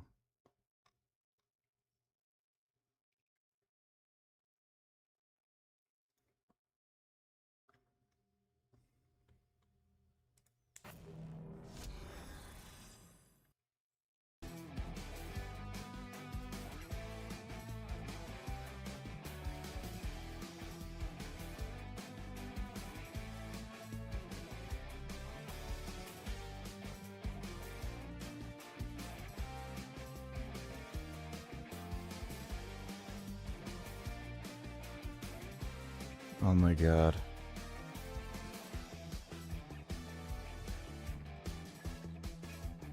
They have Silver Surfer and that shitty Wolverine game. That's hilarious.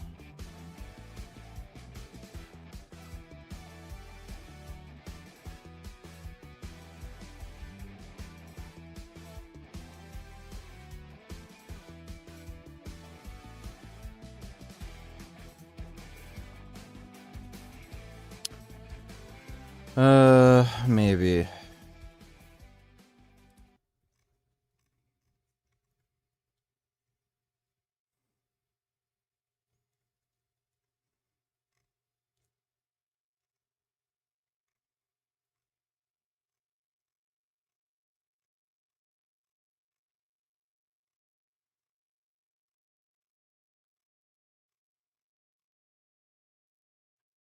The fuck? Sex? Secrets use tech? Fuck. I don't know what the fuck game that is.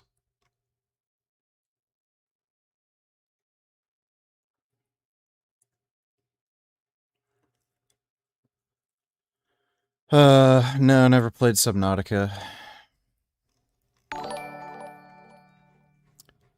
Kid Boo, don't need $2. Let me see.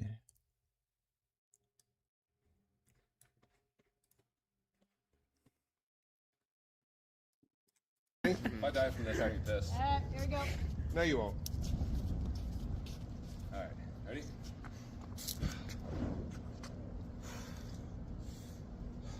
Alrighty.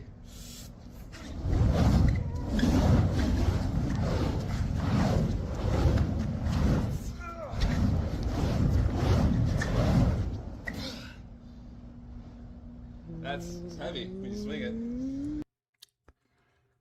Cool. Thanks for the donation, Kid Boo.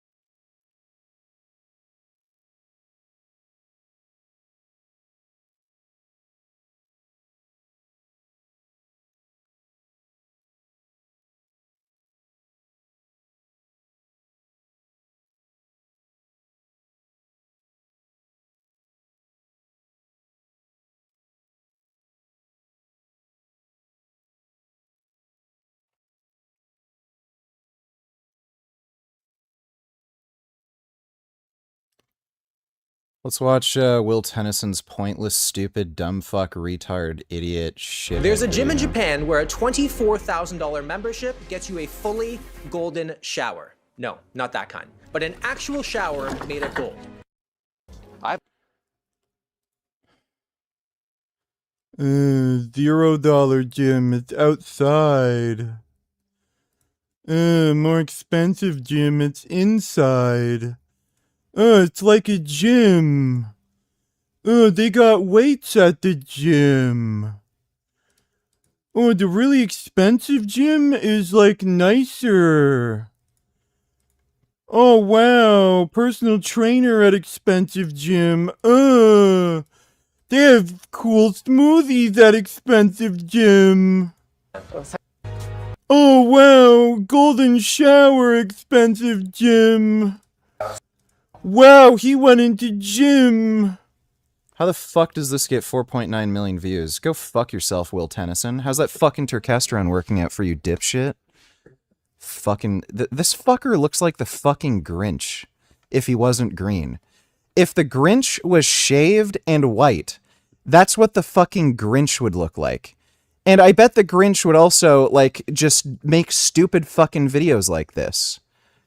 Nothing. Just going into a fucking gym. Great. Fuck you, asshole.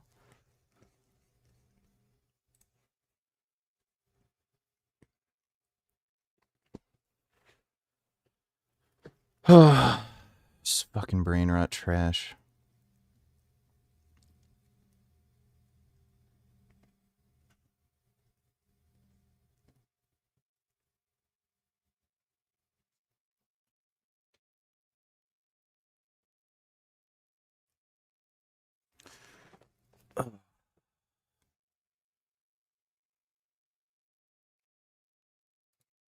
Function of the lat, bring your upper arm down and back. This exercise goes from here all the way down to here, 180 degrees. Like a pull up, pull down, it'll be to here, or a row is to here. So it's got double the range. Plus, you're not involving the biceps here. This is just pure lats. While all the other exercises involve biceps here, so it's very likely that your lats are stronger than your biceps. So let's see you're doing a pull down, you can't do any more. Have your lats failed? Have they been taken to the max? Probably not, because the bicep is a weak link. So to get around that, I'll do these first. This is a hammer machine, Nautilus pullovers also. I'd really like that machine. Oh, good one. Of course, you can do dumbbell pullover over a bench, but the problem with that is from here to here. After that, it falls off, right? You can only go there. There's no tension after that. If you don't have any machine, you can do dumbbell pullover over a bench, but it's not quite as good, you know? Yeah, I think dumbbell pullovers are good, but I'd still like one of those machines.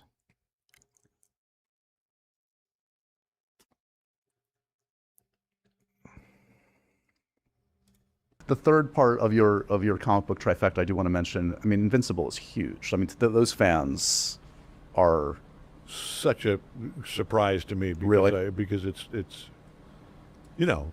That's funny. I didn't know he voiced what's his name in Invincible. I mean, I read it and they asked me to do it, and I thought this is, you know, really fun and like a genre that I sort of took me a while to wrap my brain around. This is, you know, it's a superhero animated show, and it has, you know, there's comic relief elements to it, but it's like, you know, intense. Yeah. And it's not for kids. And it's and I was like, well, who's it for?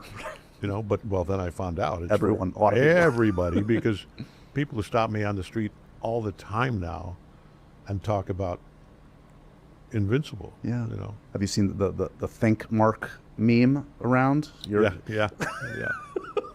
Right. Yeah. I mean, my first meme was J. Jonah Jameson. Right. And yeah, now it's you're the king of memes. Yeah. There are tons. But yeah, can you feel the same connection with a voiceover role as a live action role? I mean, yes and no. And there were times when we were doing the first season where, because in voiceover, the vast majority of the time is just you in a studio. Yep. And there's, and the good news is, you know, all of us in that cast, and because it's a lot of people who have on-camera careers as well, most of the cast. You know, you can be wherever you are, and they can hook it up and record you from London or Las Vegas or New York or whatever. And we did have at least twice, maybe three times early on when we were doing the first season. We got Stephen, Yun, and Sandra Oh and myself in the same room at the same time. Which is huge. Yeah. Actually playing scenes together, those family scenes with each other, which was an unusual treat. Yeah. But yeah, and now it's just Billy West, who plays the Red M&M, calls it theater of the mind. You know, you literally find myself closing my eyes a lot of the time if it's not a ton of dialogue.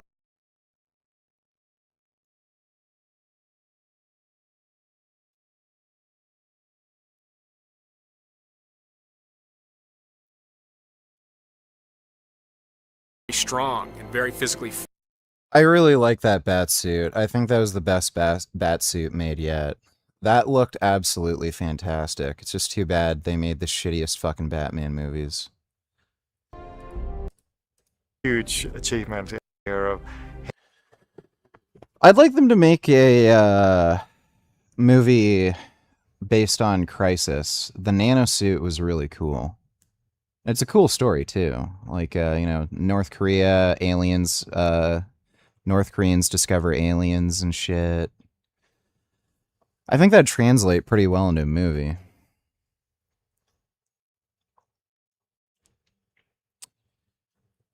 Well, I'm gonna go to bed. I'm fucking tired. But, Thomas DeLauer? Why in the fuck is he doing these videos with these fucking jackasses? This guy is a fucking jackass. I just can't get over how just everyone he works with is a fucking jackass. Alright, well anyway, I'm gonna go to bed.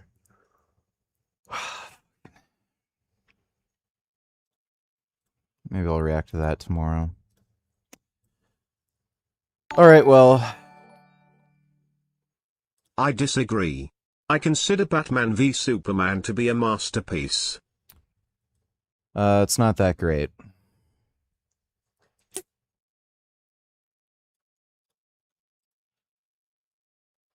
Plot's, kind of... There's a lot of problems with that movie.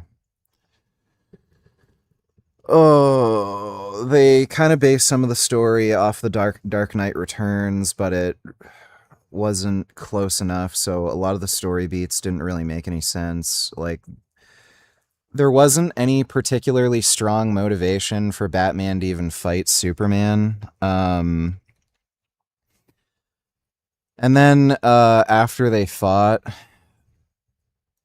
Superman's girlfriend throws the fucking kryptonite into the water for no reason. And then they have to go looking for it later because she, like, this dumb bitch threw it away. And randomly they have fucking Doomsday in there, and Doomsday wasn't like in the comics and made no fucking sense. The casting for Lex Luthor was just fucking bizarre. That was just outrageously stupid. Yeah, hire the guy who played Mark Zuckerberg, who's the skinny, whiny, pathetic, like, insecure twink to play Lex Luthor. Who's this, like, alpha male, super confident fucking Chad. And they made him, like, a weird schizophrenic with, like, religious beliefs. Like he didn't play any, like, he wasn't Lex Luthor. That was fucking stupid. Also, probably the dumbest part in the movie was, one, like, Batman decided not to, like, kill Superman because his mom had the same name. Okay. And then, for some reason, Superman needs Batman's help to find his mom and rescue her? Superman has, like, godlike powers. He can hear everything on planet Earth. So, like, he'd know where his mom is if she was kidnapped. He could just listen for her. And he'd be able to just obliterate the fucking bad guys in an instant because he's as fast, if not faster, than the Flash. So he could just whip around, knock everybody out in less than a fucking nanosecond, and then save his mom. But they just had Batman do it because, you know, oh, well, we need the cool Batman fight scene. And, yeah, you know. I don't think they had enough, like, they should have had more good Batman scenes, too. Like, yeah, there's the chase, but there's only really the one fight. So it just didn't have much. It was kind of silly and stupid. And really, it was just that one scene that made the movie. So yeah, I just was not very impressed by it. Thanks for the donation, though, Dodo. All right, I'm going to go to bed, but big thanks to everybody who donated on Streamlabs. Really appreciate it. I'll see you all tomorrow, and sweet dreams.